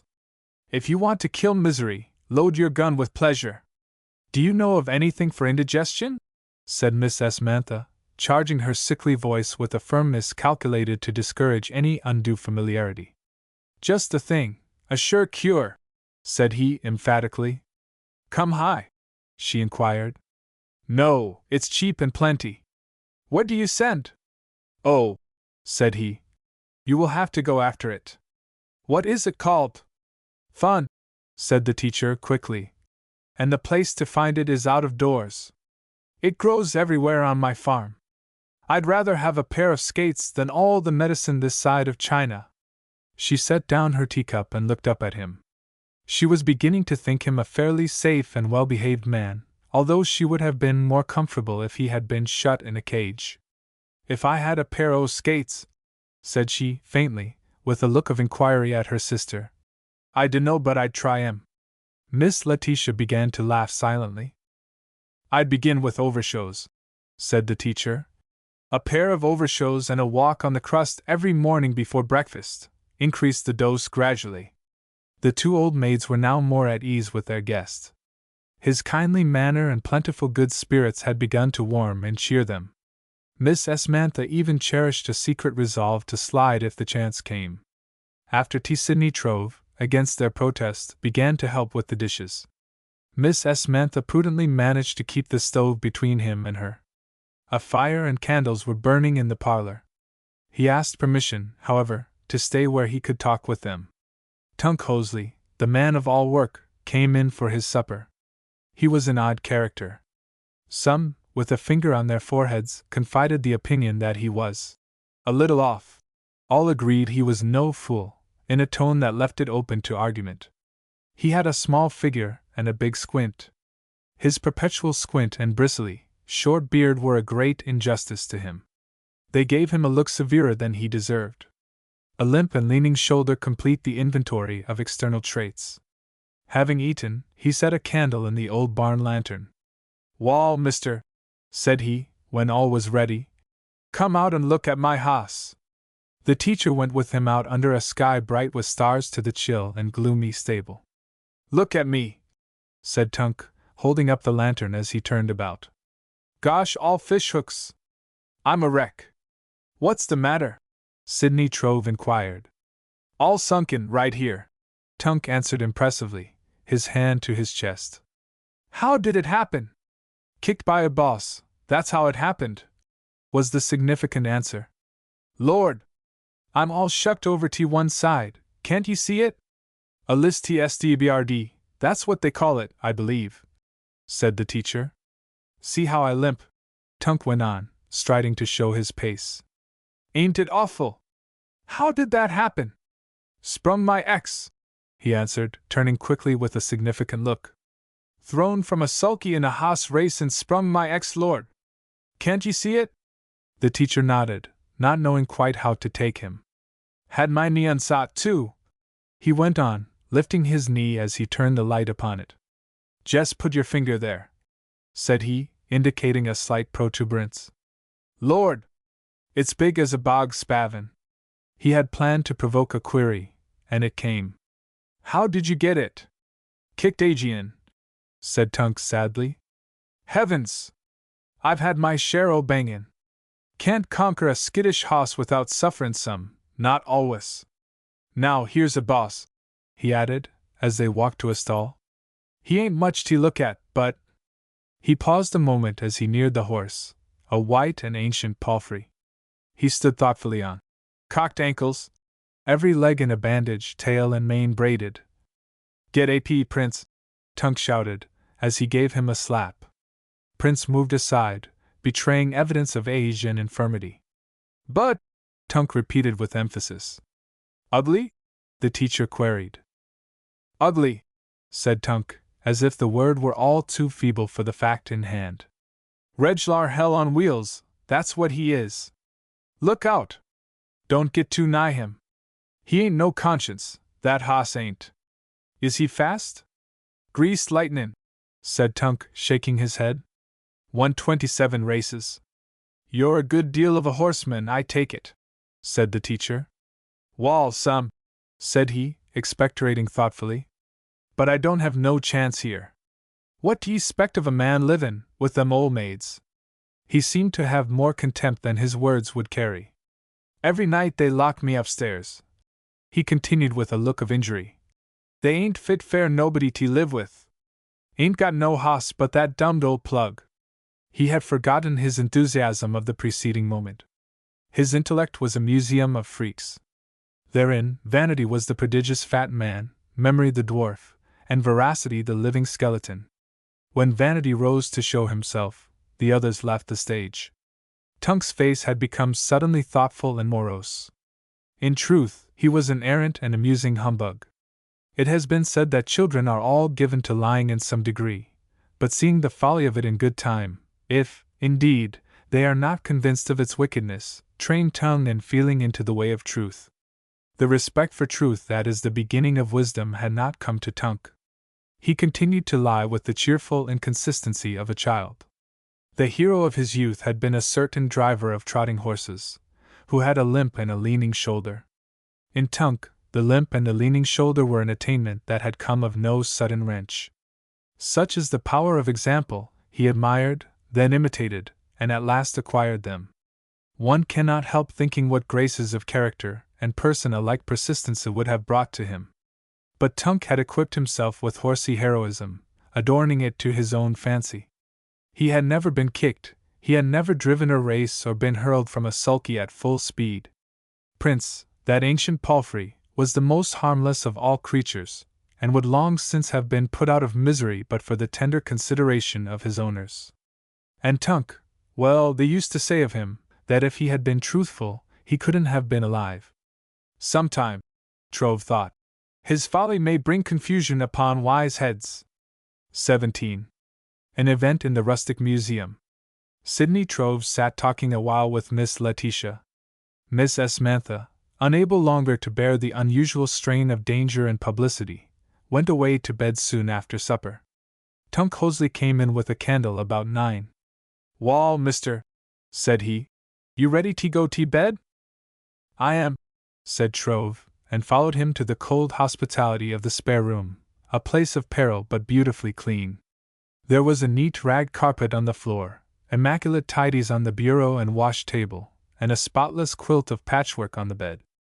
But like the dungeon of medieval times, it was a place for sighs and reflection, not for rest. Half an inch of frost on every window pane glistened in the dim light of the candle.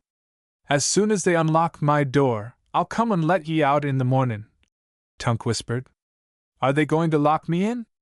"Wouldn't wonder," said Tunk, soberly. "What can ye 'spect from a couple o' dummed old maids like them?" There was a note of long suffering in his half-whispered tone. "Good night, mister," said he, with a look of dejection. "Or ta'er have a nightcap, or ye'll get hoarfrost on your hair." Trove was all a shiver in the time it took him to undress, and his breath came out of him in spreading shafts of steam. Sheets of flannel and not less than half a dozen quilts and comfortables made a cover, under which the heat of his own blood warmed his body. He became uncomfortably aware of the presence of his head and face, however. He could hear stealthy movements beyond the door, and knew they were barricading it with furniture. Long before daylight, a hurried removal of the barricade awoke him. Then he heard a rap at the door, and the excited voice of Tunk. "Say, mister! Come here quick!" it called. Sidney Trove leaped out of bed and into his trousers. He hurried through the dark parlor, feeling his way around a clump of chairs and stumbling over a sofa. The two old maids were at the kitchen door, both dressed, one holding a lighted candle. Tunk Hosley stood by the door, buttoning suspenders with one hand and holding a musket in the other. They were shivering and pale. The room was now cold. "Hear that?" Tunk whispered, turning to the teacher. They all listened, hearing a low, weird cry outside the door. "Sounds to me like a raccoon," Miss S. Mantha whispered thoughtfully. "Or a lamb," said Miss Letitia. "Or a painter," Tunk ventured, his ear turning to catch the sound. "Let's open the door," said Sidney Trove, advancing. "Not me," said Tunk, firmly, raising his gun. Trove had not time to act before they heard a cry for help on the doorstep. It was the voice of a young girl. He opened the door, and there stood Mary LeBlanc, a scholar of Linley's school and the daughter of a poor Frenchman. She came in lugging a baby wrapped in a big shawl, and both crying. "Oh, Miss Tower," said she, "Pa has come out o' the woods drunk and has threatened to kill the baby. Ma wants to know if you'll keep it here tonight." The two old maids wrung their hands with astonishment, and only said, "Why? Of course we'll keep it," said Trove, as he took the baby. "I must hurry back," said the girl, now turning with a look of relief. Tunk shied off and began to build a fire. Miss S. Mantha sat down weeping, the girl ran away in the darkness, and Trove put the baby in Miss Letitia's arms. "I'll run over to LeBlanc's cabin," said he, getting his cap and coat. "They're having trouble over there." He left them and hurried off on his way to the little cabin. Loud cries of the baby rang in that abode of silence. It began to kick and squirm with determined energy. Poor Miss Letitia had the very look of panic in her face. She clung to the fierce little creature, not knowing what to do. Miss S. Mantha lay back in a fit of hysterics. Tunk advanced bravely, with brows knit, and stood looking down at the baby. "Lord! This is awful," said he. Then a thought struck him. "I'll get some milk," he shouted, running into the buttery. The baby thrust the cup away, and it fell noisily, the milk streaming over a new rag carpet. "It's sick, I'm sure it's sick," said Miss Letitia, her voice trembling. "S. Mantha, can't you do something?" Miss S. Mantha calmed herself a little and drew near. "Just like a willcat," said Tunk thoughtfully. "Powerful, too," he added, with an effort to control one of the kicking legs. "What shall we do?" said Miss Letitia. "My sister had a baby once," said Tunk, approaching it doubtfully but with a studious look. He made a few passes with his hand in front of the baby's face. Then he gave it a little poke in the ribs, tentatively. The effect was like adding insult to injury. "If 'twas mine," said Tunk, "which I'm glad it ain't, I'd rub a little o' that hoss liniment on his stomach." The two old maids took the baby into their bedroom. It was an hour later when Trove came back. Tunk sat alone by the kitchen fire. There was yet a loud wail in the bedroom. "What's the news?" said Tunk, who met him at the door. "Drunk, that's all," said Trove. "I took this bottle, slingshot, and bar of iron away from him. The woman thought I had better bring them with me and put them out of his way." He laid them on the floor in a corner. "I got him into bed," he continued, "and then hid the axe and came away. I guess they're all right now. When I left, he had begun to snore." "Wall, we ain't all right," said Tunk, pointing to the room. "If you can conquer that thing, you'll do well. Poor Miss T-Shy," he added, shaking his head. "What's the matter with her?" Trove inquired. "Kicked in the stomach till she dunno where she is," said Tunk gloomily. He pulled off his boots. "If she don't go lame Timor, I'll miss my guess," he added. "She looks a good deal like Deacon Haskins after he had milked the brindle cow." He leaned back, one foot upon the stove hearth. Shrill cries rang in the old house. Druther twould hev been a painter, said Tunks, sighing. Why so? More used to 'em, said Tunks sadly. They listened a while longer without speaking. Ye can't drive it, ne coax it, ne scare it away, ne do nothin' to it, said Tunk presently. He rose and picked up the things Trove had brought with him. I'll take these to the barn, said he. They'd have a fit, if they was TCM. What be they? I do not know what they are, said Trove. Wall, said Tunk. They're queer folks, them Frenchmen. This looks like an iron bar broke in two in the middle. He got his lantern, picked up the bottle, the slingshot, and the iron, and went away to the barn. Trove went to the bedroom door and rapped, and was admitted. He went to work with the baby, and soon, to his joy, it lay asleep on the bed. Then he left the room on tiptoe, and a bit weary. A very full day, he said to himself. Teacher, counselor, martyr, constable, nurse, I wonder what next? And as he went to his room, he heard Miss Samantha say to her sister, I'm thankful it's not a boy anyway. 18. A day of difficulties. All were in their seats, and the teacher had called a class. Carl Homer came in. You're 10 minutes late, said the teacher. I have 15 cows to milk, the boy answered. Where do you live? 'Bout a mile from here, on the beach plains. What time do you begin milking? 'Bout 7 o'clock. I'll go tomorrow morning and help you, said the teacher. We must be on time, that's a necessary law of the school. At 7:15 in the morning, Sidney Trove presented himself at the Homers.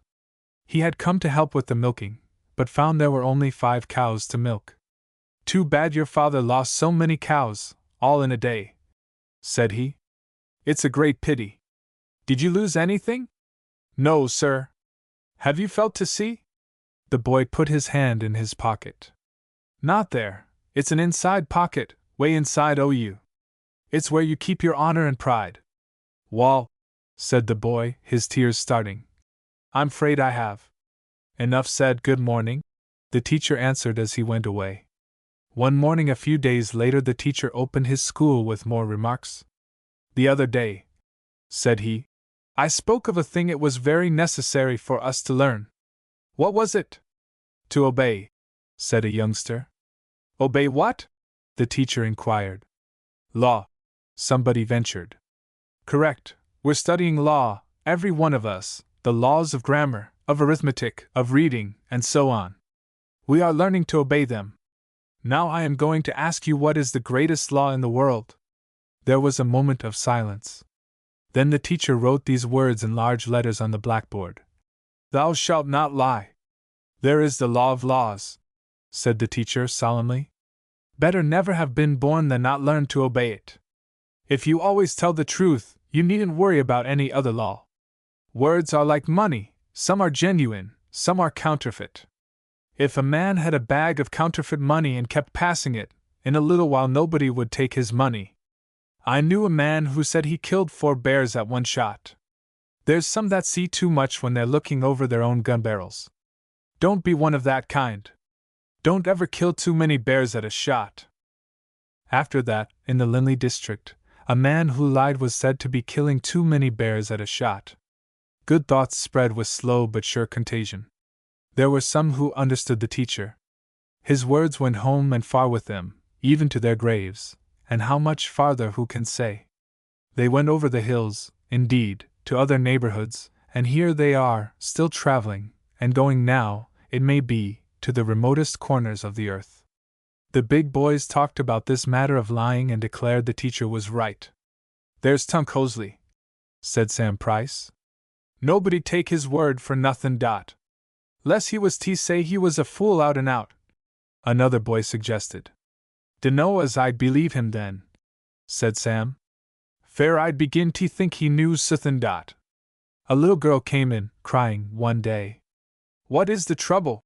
Said the teacher, tenderly, as he leaned over and put his arm around her. My father is sick, said the child, sobbing. Very sick? The teacher inquired. For a moment she could not answer, but stood shaken with sobs. The doctor says he can't live, said she brokenly. A solemn stillness fell in the little schoolroom. The teacher lifted the child and held her close to his broad breast a moment. "Be brave, little girl," said he, patting her head gently. "Doctors don't always know. He may be better tomorrow." He took the child to her seat, and sat beside her and whispered a moment, his mouth close to her ear. And what he said none knew save the girl herself, who ceased to cry in a moment but never ceased to remember it. A long time he sat, with his arm around her, questioning the classes. He seemed to have taken his place between her and the dark shadow. Joe Beach had been making poor headway in arithmetic. "I'll come over this evening, and we'll see what's the trouble. It's all very easy," the teacher said. He worked 3 hours with the young man that evening, and filled him with high ambition after hauling him out of his difficulty. But of all difficulties the teacher had to deal with, Polly Vaughan was the greatest. She was nearly perfect in all her studies, but a little mischievous and very dear to him. Pretty. That is one thing all said of her there in Faraway, and they said also with a bitter twang that she loved to lie abed and read novels. To Sidney Trove the word pretty was inadequate. As to lying abed and reading novels, he was free to say that he believed in it. "We get very indignant about slavery in the South," he used to say. "But how about slavery on the northern farms? I know people who rise at cockcrow and strain their sinews in heavy toil the livelong day, and spend the Sabbath trembling in the lonely shadow of the valley of death. I know a man who whipped his boy till he bled because he ran away to go fishing. It's all slavery, pure and simple. In the sweat of thy face shalt thou eat bread till thou return unto the ground," said Ezra Tower. "If God said it, He made slaves of us all," said young Trove. "When I look around here and see people wasted to the bone with sweat and toil, too weary often to eat the bread they have earned, when I see their children dying of consumption from excessive labor and pork fat, I forget the slaves of man and think only of these wretched slaves of God." But Polly was not of them the teacher pitied. She was a bit discontented, but surely she was cheerful and well fed. God gave her beauty, and the widow saw it, and put her own strength between the curse and the child. Folly had her task every day, but Polly had her way, also, in too many things, and became a bit selfish, as might have been expected. But there was something very sweet and fine about Polly. They were plain clothes she wore, but nobody save herself and mother gave them any thought. Who, seeing her big, laughing eyes, her finely modeled face, with cheeks pink and dimpled, her shapely, white teeth, her mass of dark hair, crowning a form tall and straight as an arrow, could see anything but the merry-hearted Polly? "Miss Vaughan, you will please remain a few moments after school," said the teacher one day near 4 o'clock. Twice she had been caught whispering that day, with the young girl who sat behind her. Trove had looked down, stroking his little mustache thoughtfully, and made no remark. The girl had gone to work, then, her cheeks red with embarrassment. "I wish you'd do me a favor, Miss Polly," said the teacher, when they were alone.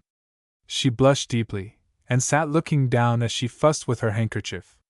She was a bit frightened by the serious air of that big young man. "It isn't much," he went on. "I'd like you to help me teach a little.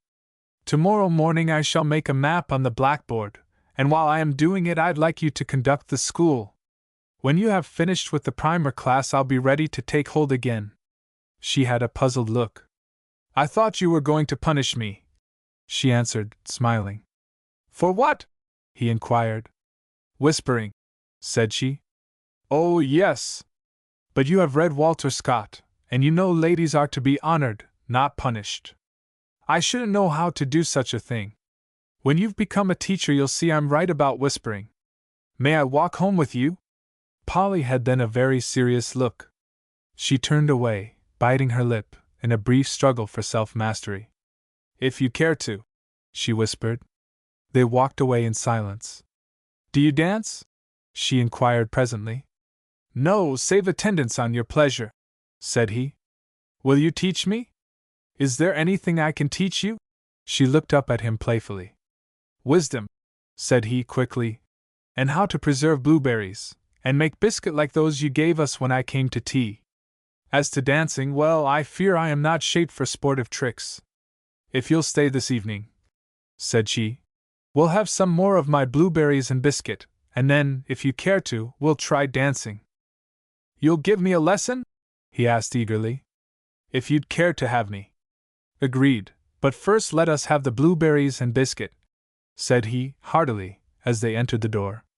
Hello, Mrs. Vaughn, I came over to help you eat supper. I have it all planned. Paul is to set the table, I'm to peel the potatoes and fry the pork, Polly is to make the biscuit and gravy and put the kettle on. You are to sit by and look pleasant. I insist on making the tea, said Mrs. Vaughn with amusement. Shall we let her make the tea? He asked, looking thoughtfully at Polly. Perhaps we'd better, said she, laughing. All right, we'll let her make the tea, we don't have to drink it. You, said the widow, are like Governor Wright, who said to Mrs. Perkins, Madam, I will praise your tea, but hang me if I'll drink it. I'm going to teach the primer class in the morning, said Polly, as she filled the tea kettle. Look out, young man, said Mrs. Vaughn, turning to the teacher. In a short time she'll be thinking she can teach you. I get my first lesson tonight, said the young man. She's to teach me dancing. And you've no fear for your soul? I've more fear for my body, said he, glancing down upon his long figure. I've never lifted my feet save for the purpose of transportation. I'd like to learn how to dance because Deacon Tower thinks it wicked, and I've learned that happiness and sin mean the same thing in his vocabulary. I fear you're a downward and backsliding youth, said the widow. You know what Ezra Tower said of Ebenezer Fisher, that he was one o' them mushheads that didn't believe in hell. Are you one o' that kind? Proclaimers of liberal thought were at work there in the North. Since I met Deacon Tower, I'm sure it's useful and necessary. He's got to have some place for his enemies. If it were not for hell, the deacon would be miserable here and maybe happy hereafter. It's a great hope and comfort to him, said the widow, smiling. Well, God save us all, said Trove, who had now a liking for both the phrase and philosophy of Darrel. They had taken chairs at the table. Tom, said he, we'll pause a moment, while you give us the fourth rule of syntax. Correct, said he, heartily, as the last word was spoken. Now let us be happy. Paul, said the teacher, as he finished eating, what is the greatest of all laws? Thou shalt not lie, said the boy promptly. Correct, said Trove. And in the full knowledge of the law, I declare that no better blueberries and biscuit ever passed my lips. Supper over, Polly disappeared, and young Mr. Trove helped with the dishes. Soon Polly came back, glowing in her best gown and slippers. Why, of all things! What a foolish child, said her mother. For answer Polly waltzed up and down the room, singing gaily. She stopped before the glass and began to fuss with her ribbons. The teacher went to her side. May I have the honor, Miss Vaughn? Said he, bowing politely. Is that the way to do? You might say, will you be my partner? Said she, mimicking the broad dialect of the region. I'll sacrifice my dignity, but not my language, said he. Let us dance and be merry, for tomorrow we teach. If you'll watch my feet, you'll see how I do it, said she, and lifting her skirt above her dainty ankles, glided across the floor on tiptoe, as lightly as a fawn at play. But Sidney Trove was not a graceful creature. The muscles on his lithe form, developed in the school of work or in feats of strength at which he had met no equal, were untrained in all graceful trickery. He loved dancing and music and everything that increased the beauty and delight of life, but they filled him with a deep regret of his ignorance. Hard work, said he, breathing heavily, and I don't believe I'm having as much fun as you are. The small company of spectators had been laughing with amusement. Reminds me of a story, said the teacher. What are all the animals crying about? Said one elephant to another. Why, don't you know? It's about the reindeer, said the other elephant. He's dead. Never saw anything so sad in my life. He skipped so, and made a noise like that, and then he died. The elephant jumped up and down, trying the light skip of the reindeer, and gave a great roar for the bleat of the dying animal. What, said the first elephant, did he skip so, and cry that way? And he tried it. No, not that way but this way, said the other, and he went through it again. By this time every animal in the show had begun to roar with laughter. "What on earth are you doing?" said the rhinoceros. "It's the way the reindeer died," said one of the elephants. "Never saw anything so funny," said the rhinoceros. "If the poor thing died that way, it's a pity he couldn't repeat the act." "This is terrible," said the zebra, straining at his halter. "The reindeer is dead, and the elephants have gone crazy." "Sidney Trove," said the teacher, as he was walking away that evening, "you'll have to look out for yourself. You're a teacher and you ought to be a man. You must be a man or I'll have nothing more to do with you." 19. Amusement and learning. There was much doing that winter in the Linley district. They were a month getting ready for the school exhibition. Every home in the valley and up Cedar Hill rang with loud declamations. The impassioned utterances of James Otis, Daniel Webster, and Patrick Henry were heard in house, and field, and stable. Every evening women were busy making costumes for a play, while the young rehearsed their parts. Polly Vaughan, editor of a paper to be read that evening, searched the countryside for literary talent. She found a young married woman, who had spent a year in the state normal school, and who put her learning at the service of Polly, in a composition treating the subject of intemperance. Miss Betsy Leach sent in what she called a piece, entitled Home. Polly, herself, wrote an editorial on Our Teacher, and there was hemming and hawing when she read it, declaring they all had learned much, even to love him. Her mother helped her with the alphabetical rhymes, each a couplet of sentimental history, as, for example, "A is for Alson, a jolly young man, he'll marry Miss Betsy, they say, if he can."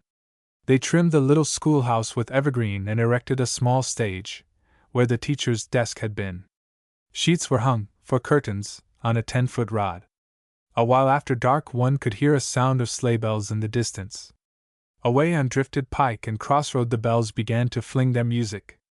It seemed to come in rippling streams of sound through the still air, each with its own voice.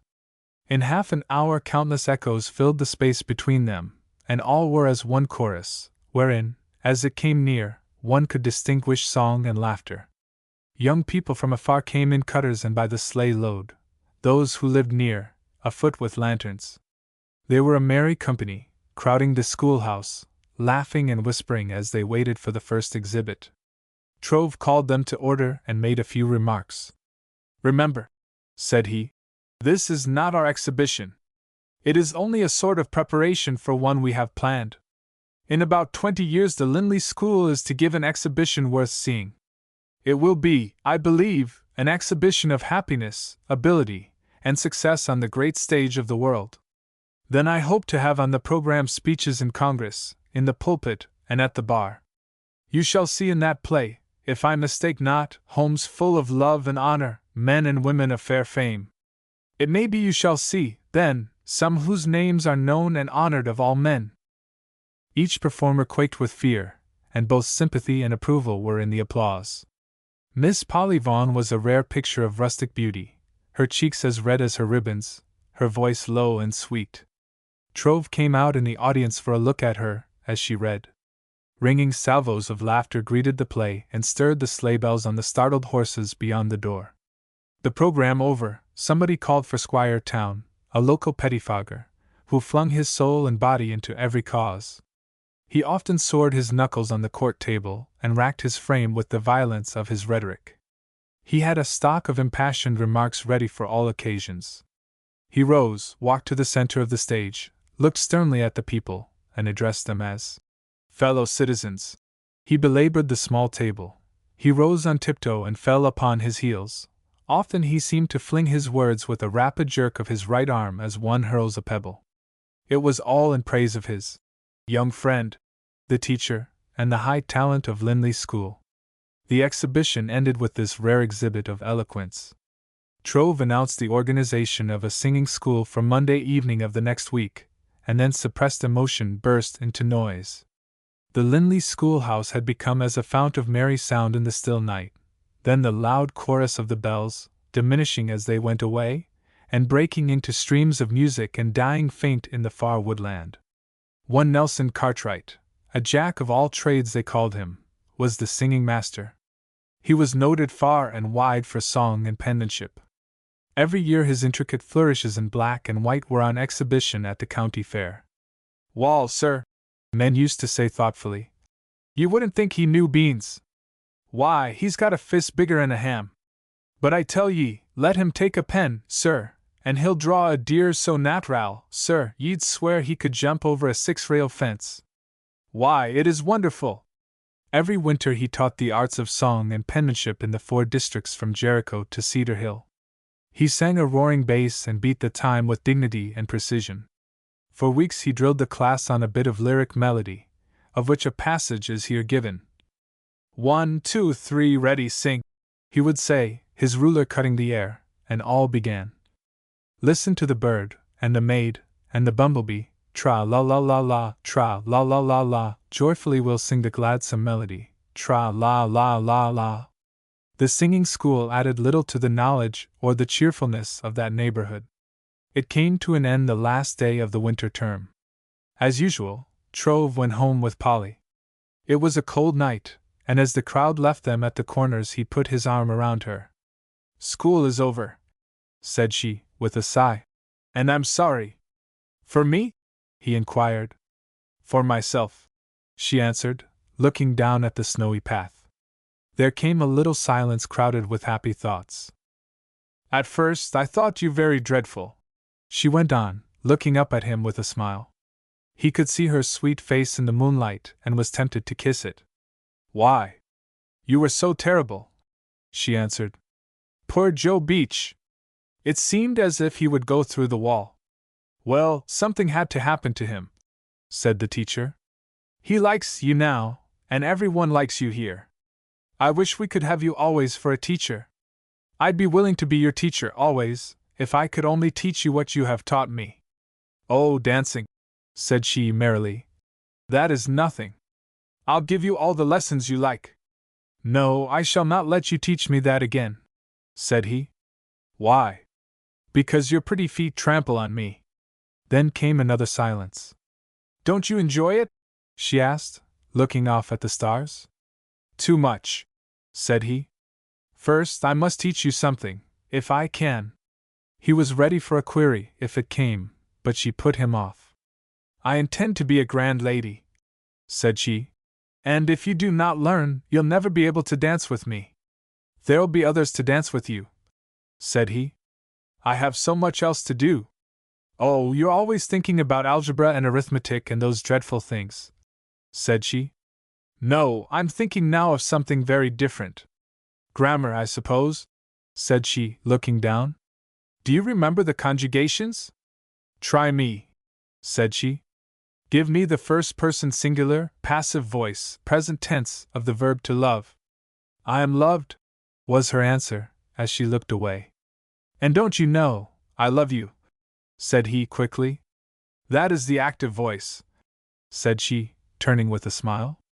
"Polly," said he, "I love you as I could love no other in the world." He drew her close, and she looked up at him very soberly. "You love me?" she said in a half-whisper. "With all my heart," he answered. "I hope you will love me sometime." Their lips came together. "I do not ask you now to say that you love me," said the young man. "You are young and do not know your own heart." She rose on tiptoe and fondly touched his cheek with her fingers. "But I do love you," she whispered.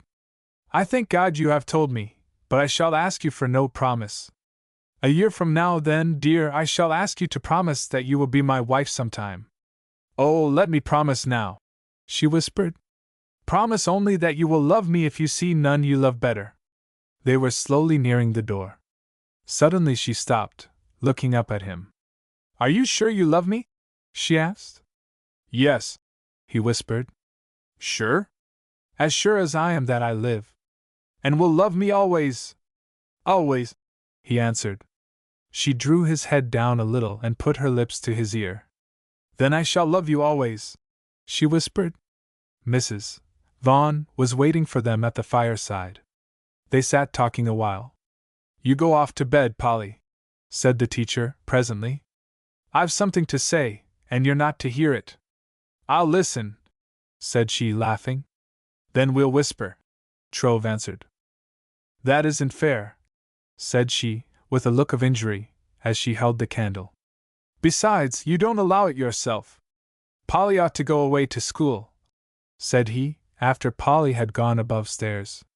She's a bright girl. And I so poor I'm always wondering what'll happen tomorrow, said Mrs. Vaughn. The farm has a mortgage, and it's more than I can do to pay the interest. Some day I'll have to give it up. Perhaps I can help you, said the young man, feeling the fur on his cap. There was an awkward silence.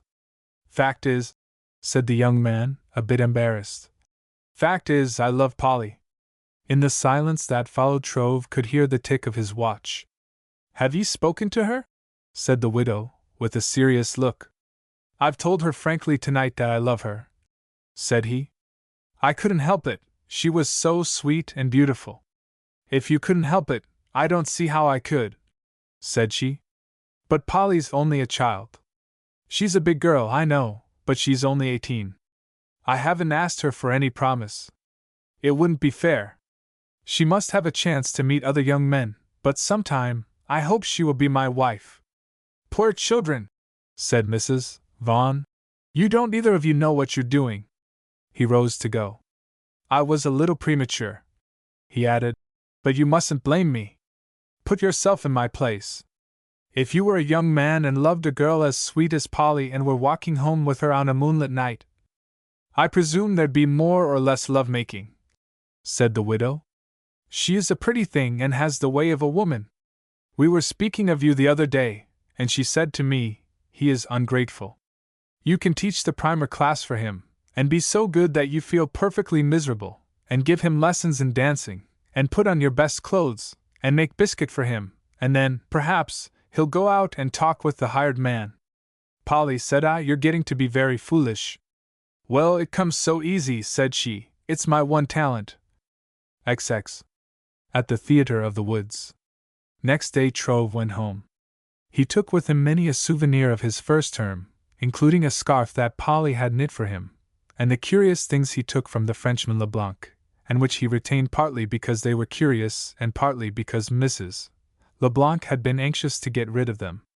He soon rejoined his class at Hillsborough, having kept abreast of it in history and mathematics by work after school and over the week's end. He was content to fall behind in the classics, for they were easy, and in them his arrears gave him no terror. Walking for exercise, he laid the plan of his tale and had written some bits of verse. Of an evening he went often to the Sign of the Dial, and there read his lines and got friendly but severe criticism. He came into the shop one evening, his Horace under his arm. Maecenas, adivis, edite regibus, Trove chanted, pausing to recall the lines. The tinker turned quickly. O et presidium et dus decus meum, he quoted, never stopping until he had finished she ode. Is there anything you do not know? Trove inquired. Much, said the tinker, including the depth o' me own folly. A man that displays knowledge hath need o' more. Indeed, Trove rarely came for a talk with Darrel when he failed to discover something new in him, a further reach of thought and sympathy or some unsuspected treasure of knowledge. The tinker loved a laugh and would often search his memory for some phrase of bard or philosopher apt enough to provoke it. Of his great store of knowledge he made no vainer use. Trove had been overworking, and about the middle of June they went for a week in the woods together. They walked to Allen's the first day, and, after a brief visit there, went off in the deep woods, camping on a pond in thick-timbered hills. Coming to the lilied shore, they sat down a while to rest. A hawk was sailing high above the still water. Crows began to call in the treetops.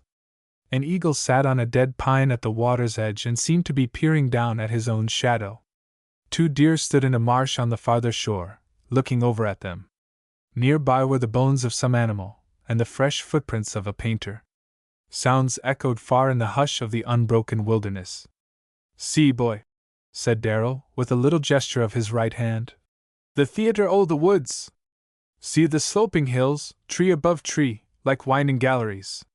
Here is a Colosseum old, past reckoning. Why, boy, long before men saw the 7 hills it was old. Yet see how new it is, how fresh its color, how strong its timbers. See the many seats, each with a good view, and the multitude o' the people, yet most o' them are hidden. 10,000 eyes are looking down upon us. Tragedies and comedies o' the forest are enacted here. Many a thrilling scene has held the stage, the spent deer swimming for his life, the painter stalking his prey or leaping on it. 'Tis a cruel part, said Trove. He is the murderer of the play. I cannot understand why there are so many villains in its cast, both the cat and the serpent baffle me. Merry boy, the world is a great school, and this little drama o' the good God is part of it, said Darrel. And the play hath a great moral, thou shalt learn to use thy brain or die. Now there be many perils in this land o' the woods, so many that all its people must learn to think or perish by them. A pretty bit o' wisdom it is, sore. It keeps the great van moving, ever moving, in the long way to perfection. Now, among animals, a growing brain works the legs of its owner, sending them far on diverse errands until they are strong. Mind thee, boy, perfection o' brain and body is the aim o' nature. The cat's paw and the serpent's coil are but the penalties o' weakness and folly. The world is for the strong. Therefore, God keep thee so, or there be serpents will enter thy blood and devour thee, millions o' them. And what is the meaning of this law? That the weak shall not live to perpetuate their kind, said Darrel. Every year there is a tournament o' the sparrows. Which deserves the fair, that is the question to be settled. Full tilt they come together, striking with lance and wing. Knight strives with knight, lady with lady, and the weak die. Lest thou forget, I'll tell thee a tale, boy, wherein is the great plan. The queen bee, strongest of all her people, is about to marry. A clear morning she comes out o' the palace gate, her attendants following. The multitude of her suitors throng the vestibule. The air, now still and sweet, rings with the sound o' fairy timbrels. Of a sudden she rises into the blue sky, and her suitors follow. Her swift wings cleave the air straight as a plummet falls. Only the strong may keep in sight o' her, bear that in mind, boy. Her suitors begin to fall wearied. Higher and still higher the good queen wings her way. By and by, of all that began the journey, there is but one left with her, and he the strongest of her people. And they are wed, boy, up in the sunlit deep o' heaven. So the seed o' life is chosen, me fine lad. One in behalf of Darrel, the author makes acknowledgment of his indebtedness to M. Maurice Maeterlinck for an account of the Queen's flight, in his interesting Life of the Bee. They sat a little time in silence, looking at the shores of the pond. Have ye never felt the love passion? Said Darrel. Well, there's a girl of the name of Polly, Trove answered. Ah, Polly! She o' the red lip and the dark eye, said Darrel, smiling. She's one of 1,000. He clapped his hand upon his knee, merrily, and sang a sentimental couplet from an old Irish ballad. Have you won her affection, boy? He added, his hand on the boy's arm. I think I have. God love thee! I'm glad to hear it, said the old man. She is a living wonder, boy, a living wonder, and had I thy youth I'd give thee worry. Since her mother cannot afford to do it, I wish to send her away to school, said Trove. Tut, tut, boy, thou hast barely enough for thy own schooling. I've $82 in my pocket, said Trove proudly. I do not need it. The job in the mill, that will feed me and pay my room rent, and my clothes will do me for another year. On me word, boy, I like it in thee, said Darrel. But surely she would not take thy money. I could not offer it to her, but you might go there, and perhaps she would take it from you. Capital! The tinker exclaimed. I'll see if I can serve thee. Marry, good youth, I'll even give away thy money and take credit for thy benevolence. Teacher, philanthropist, lover, I believe thou art ready to write. The plan of my first novel is complete, said Trove. That poor thief, he shall be my chief character, the man of whom you told me. Poor man! God make thee kind to him, said the tinker. And thou art willing, I'll hero him tonight. When the firelight flickers, that is the time, boy, for tales. They built a rude lean-to, covered with bark, and bedded with fragrant boughs. Both lay in the firelight, Darrel smoking his pipe, as the night fell. Now for thy tale, said the tinker. The tale was Trove's own solution of his life mystery, shrewdly come to, after a long and careful survey of the known facts. And now, shortly, time was to put the seal of truth upon it, and daze him with astonishment, and fill him with regret of his cunning. It should be known that he had never told Darrel or any one of his coming in the little red sleigh. He lay thinking for a time after the tinker spoke. Then he began. Well, the time is 1833, the place a New England city on the sea. Chapter 1. A young woman is walking along a street, with a child sleeping in her arms. She is dark-skinned, a Syrian. It is growing dusk, the street is deserted, save by her and two sailors, who are approaching her. They, too, are Syrians. One seems to strike her, it is mere pretense, however, and she falls. The other seizes the child, who, having been drugged, is still asleep. A wagon is waiting near. They drive away hurriedly, their captive under a blanket. The kidnappers make for the woods in New Hampshire. Officers of the law drive them far. They abandon their horse, tramping westward over trails in the wilderness, bearing the boy in a sack of sailcloth, open at the top. They had guns and killed their food as they traveled. Snow came deep, by and by game was scarce, and they had grown weary of bearing the boy on their backs. One waited in the woods with the little lad while the other went away to some town or city for provisions. He came back, hauling them in a little sleigh. It was much like those made for the delight of the small boy in every land of snow. It had a box painted red and two bobs and a little dashboard. They used it for the transportation of boy and impedimenta. In the deep wilderness beyond the Adirondacks they found a cave in one of the rock ledges. They were 20 miles from any post office but shortly discovered one. Letters in cipher were soon passing between them and their confederates. They learned there was no prospect of getting the ransom. He they had thought rich was not able to raise the money they required or any large sum. 2 years went by, and they abandoned hope. What should they do with the boy? One advised murder, but the other defended him. It was unnecessary, he maintained, to kill a mere baby, who knew not a word of English, and would forget all in a month. And murder would only increase their peril. Now 8 miles from their cave was the cabin of a settler. They passed within a mile of it on their way out and in. They had often met the dog of the settler roving after small game, a shepherd, trustful, affectionate, and ever ready to make friends. One day they captured the dog and took him to their cave. They could not safely be seen with the boy, so they planned to let the dog go home with him in the little red sleigh. Now the settler's cabin was like that of my father, on the shore of a pond. It was round, as a cup's rim, and a mile or so in diameter. Opposite the cabin a trail came to the water's edge, skirting the pond, save in cold weather, when it crossed the ice. They waited for a night when their tracks would soon disappear.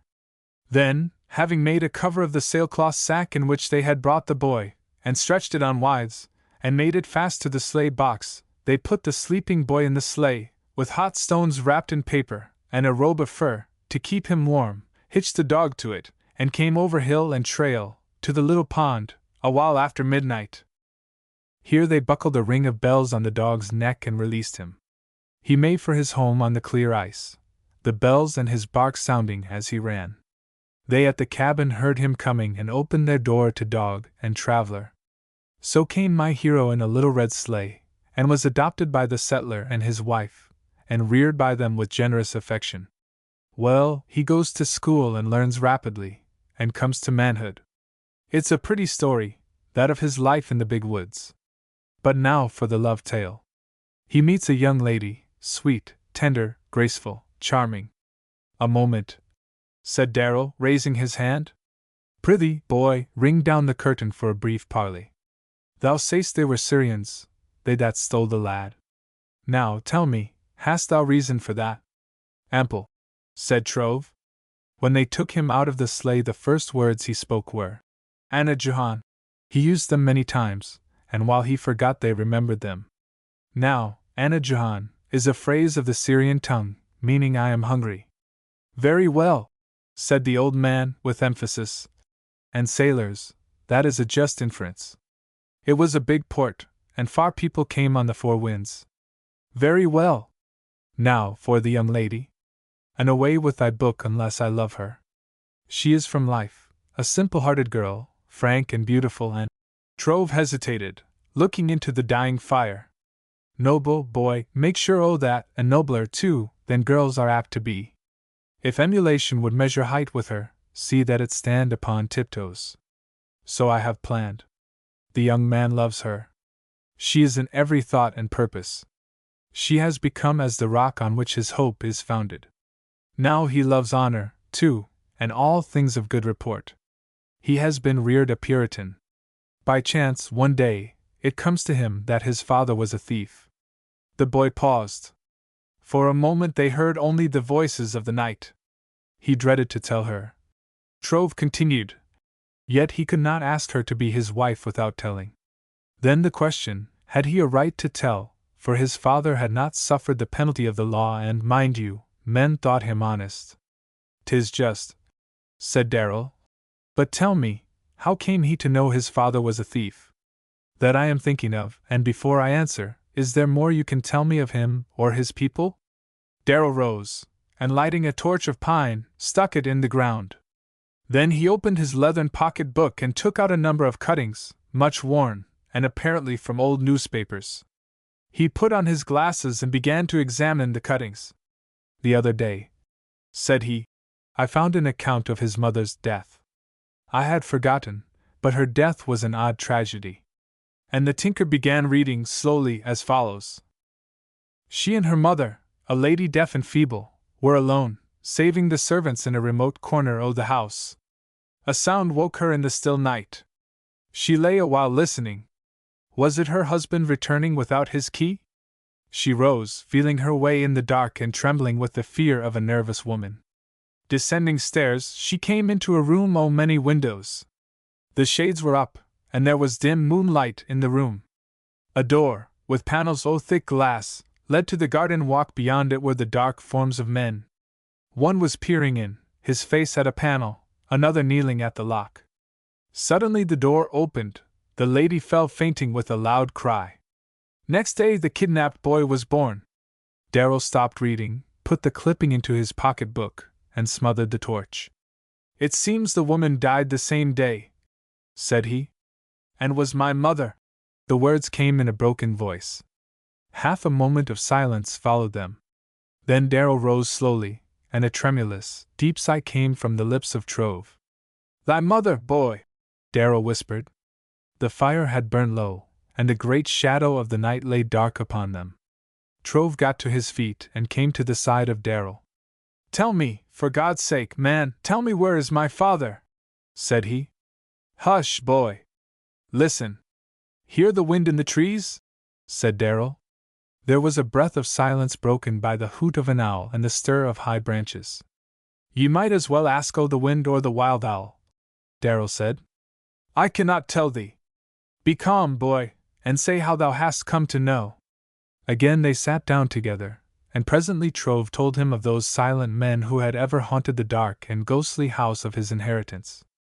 "'Tis thy mother's terror, and thy father's house, I make no doubt," said Darrel, presently in a deep voice.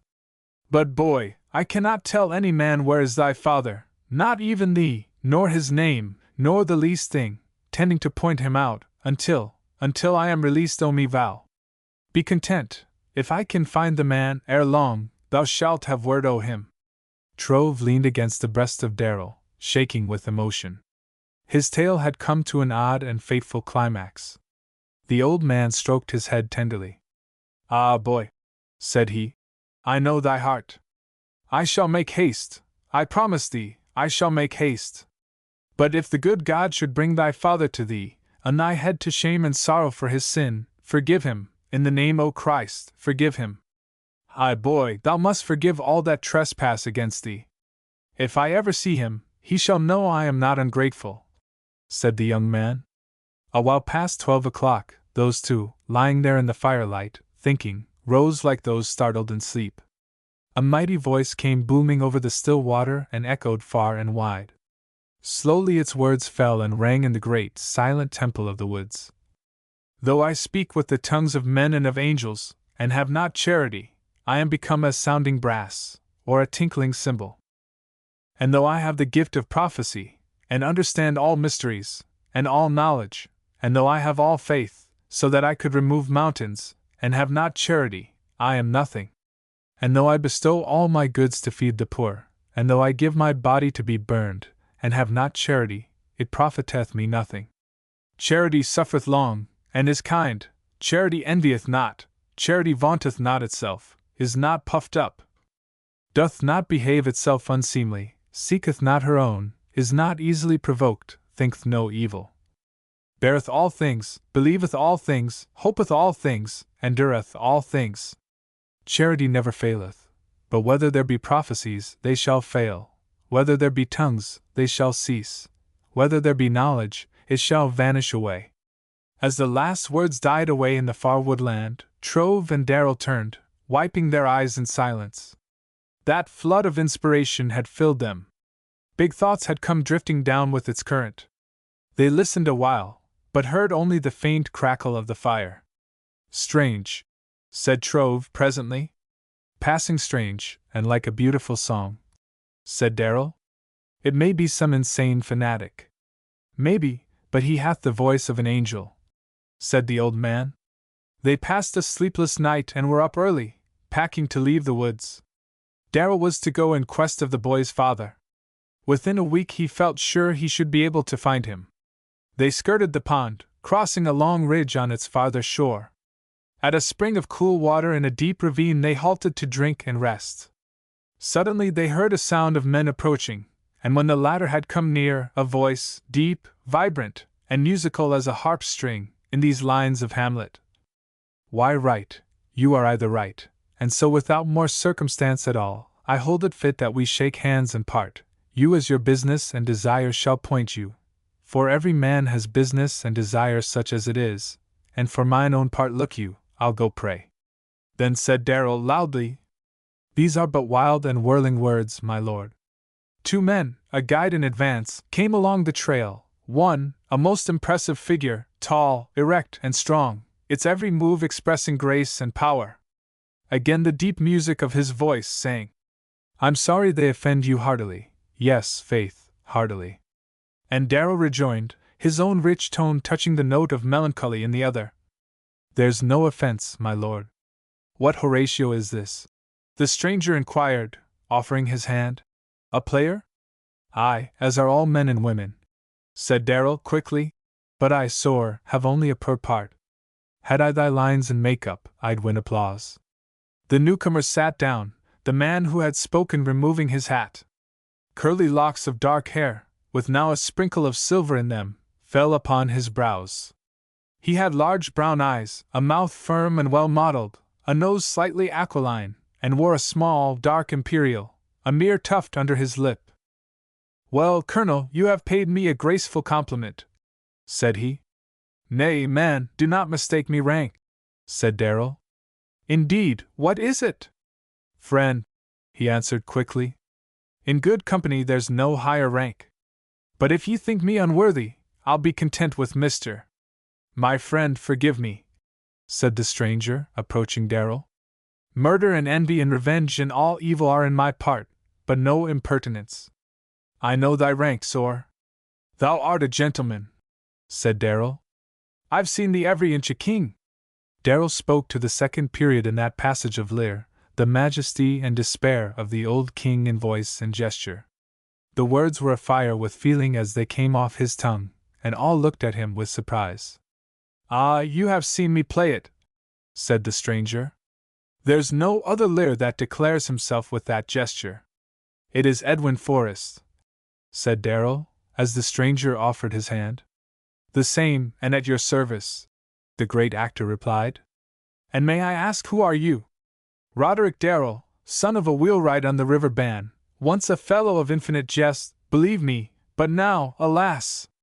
Like the skull o' Yorick in the churchyard. The churchyard, said Forrest thoughtfully. That to me is the saddest of all scenes. When it's over and I leave the stage, it is to carry with me an awe-inspiring thought of the end which is coming to all. He crumbled a lump of clay in his palm. Dust, he whispered, scattering it in the air. Think ye the dust is dead? Nay, man, a mighty power is in it, said Darrel. Let us imagine the dead and turn to clay. Leave the clay to its own law sore, and it begins to cleanse and purge itself. Its aim is purity, and it never wearies. Could I live long enough, and it were under me I'd see the clay bleaching white with a wonderful purity. Then, slowly, it would begin to come clear, and by it would be clearer and lovelier than a drop o' dew at sunrise. Lo and behold! The clay has become a sapphire. So, sore, in the waters o' time God washes the great world. In every grain o' dust a law is written, and I may read the destiny o' the nobler part in the fate o' the meaner. Imperious forest, dead and turned to clay, might stop a hole to keep despair away. Delightful and happy man! I must know you better, said the great tragedian. May I ask, sir, what is your calling? I, sir, am a tinker o' clocks. A tinker of clocks, said the other, looking at him thoughtfully. I should think it poorly suited to your talents. Not so. I've only a talent for happiness and good company. And you find good company here? Yes, bards, prophets, and honest men. They're everywhere. Tell me, said Forrest, were you not some time a player? Player of many parts, but all in God's drama, fool, servant of a rich man, cobbler, clock tinker, all in the coat of a poor man. Me health failed me, sore, and I took to wandering in the open air. 10 years ago in the city of New York me wife died, since when I have been tinkering here in the edges o' the woodland, where I have found health and friendship and good cheer. Faith, sore, that is all one needs, save the company o' the poets. I pray and sing and tell old tales and laugh at gilded butterflies, and hear poor rogues talk o' court news. Trove had missed not a word nor even a turn of the eye in all that scene. After years of acquaintance with the tinker he had not yet ventured a question as to his life history. The difference of age and a certain masterly reserve in the old gentleman had seemed to discourage it. A prying tongue in a mere youth would have met unpleasant obstacles with Darrel. Never until that day had he spoken freely of his past in the presence of the young man. I must see you again, said the tragedian, rising. Of those parts one try to play, which do you most like? St. Paul, said Darrel quickly. Last night, sir, in this great theatre, we heard the voice o' the prophet. Ah, sir, it was like a trumpet on the walls of eternity. I commend to thee the part o' St. Paul. Next to that, of all thy parts, Lear. Lear? Said Forrest, rising. I am to play it this autumn. Come, then, to New York. Give me your address, and I'll send for you. Sir, said Darrel, thoughtfully, I can give thee much o' me love but little o' me time. Nay, there'd be trouble among the clocks. I'd be ashamed to look them in the face. Nay, I thank thee, but I must mind the clocks. The great player smiled with amusement. Then, said he, I shall have to come and see you play your part. Till then, sir, God give you happiness. Once upon a time, said Darrel, as he held the hand of the player, a weary traveler came to the gate o' heaven, seeking entrance. What hast thou in thy heart? Said the good St. Peter. The record o' great suffering and many prayers, said the poor man. I pray thee now, give me the happiness o' heaven. Good man, we have none to spare, said the keeper. Heaven hath no happiness but that men bring. It is a gift to God and comes not from him. Would ye take o' that we have and bring nothing? Nay, go back to thy toil and fill thy heart with happiness, and bring it to me overflowing. Then shalt thou know the joy o' paradise. Remember, God giveth counsel, but not happiness. If I only had your wisdom, said Forrest, as they parted. Ye'd have need o' more, the tinker answered. Trove and Darrel walked to the clearing above far away. At a corner on the high hills, where northward they could see smoke and spire of distant villages, each took his way, one leading to Hillsborough, the other to Allen's. Good-bye, and when I return I hope to bear the rest o' thy tale, said Darrel, as they parted. Only God is wise enough to finish it, said the young man. Well, God help us, 'tis a world to see, Darrel quoted, waving his hand. If thy heart oppress thee, steer for the blessed isles. 21. Robin's Inn. A big maple sheltered the house of the widow Vaughan. After the noon hour of a summer day, its tide of shadow began flowing fathoms deep over house and garden to the near field, where finally it joined the great flood of night. The maple was indeed a robin's inn at some crossing of the invisible roads of the air. Its green dome towered high above and fell to the gable end of the little house. Its deep and leafy thatch hid every timber of its frame save the rough column. Its trunk was the main beam, each limb a corridor, each tier of limbs a floor, and branch rose above branch like steps in a stairway. Up and down the high dome of the maple were 1,000 balconies overlooking the meadow. From its highest tier of a summer morning the notes of the bobolink came rushing off his lyre, and farther down the golden robin sounded his piccolo. But chiefly it was the home and refuge of the familiar red-breasted robin. The inn had its ancient customs. Each young bird, leaving his cradle, climbed his own stairway till he came out upon a balcony and got a first timid look at field and sky. There he might try his wings and keep in the world he knew by using bill and claw on the lower tiers. At dawn the great hall of the maple rang with music, for every lodger paid his score with song. Therein it was ever cool, and clean, and shady, though the sun were hot. Its every nook and cranny was often swept and dusted by the wind. Its branches leading up and outward to the green wall were as innumerable stairways. Each separate home was out on rocking beams, with its own flicker of skylight overhead. For a time at dusk there was a continual flutter of weary wings at the lower entrance, a good-night twitter, and a sound of tiny feet climbing the stairways in that gloomy hall. At last there was a moment of gossip and then silence on every floor. There seemed to be a night watch in the lower hall, and if any green young bird were late and noisy going up to his home, he got a shaking and probably lost a few feathers from the nape of his neck. Long before daybreak those hungry, half-clad little people of the nests began to worry and crowd their mothers. At first, the old birds tried to quiet them with caressing movements, and had, at last, to hold their places with bill and claw. As light came an old cock peered about him, stretched his wings, climbed a stairway, and blew his trumpet on the outer wall. The robin's day had begun. Mid-autumn, when its people shivered and found fault and talked of moving, the maple tried to please them with new and brighter colors, gold, with the warmth of summer in its look, scarlet, suggesting love and the June roses. Soon it stood bare and deserted. Then what was there in the creek and whisper chorus of the old tree for one listening in the night? Belike it might be many things, according to the ear, but was it not often something to make one think of that solemn message? Man that is born of a woman is of few days and full of trouble. They who lived in that small house under the tree knew little of all that passed in the big world. Trumpet blasts of fame, thunder of rise and downfall, came faintly to them. There the delights of art and luxury were unknown. Yet those simple folk were acquainted with pleasure and even with thrilling and impressive incidents. Field and garden teemed with eventful life, and hard by was the great city of the woods. 22. Comedies of Field and Dooryard. Trove was 3 days in Briardale after he came out of the woods. The filly was now a sleek and shapely animal, past 3 years of age. He began at once breaking her to the saddle, and that done, mounting, he started for Robin's Inn. He carried a game rooster in a sack for the boy Tom. All came out with a word of welcome. Even the small dog grew noisy with delight. Tunk Hosley, who had come to work for Mrs. Vaughan, took the mare and led her away, his shoulder leaning with an added sense of horsemanship. Polly began to hurry dinner, fussing with the table, and changing the position of every dish, until it seemed as if she would never be quite satisfied.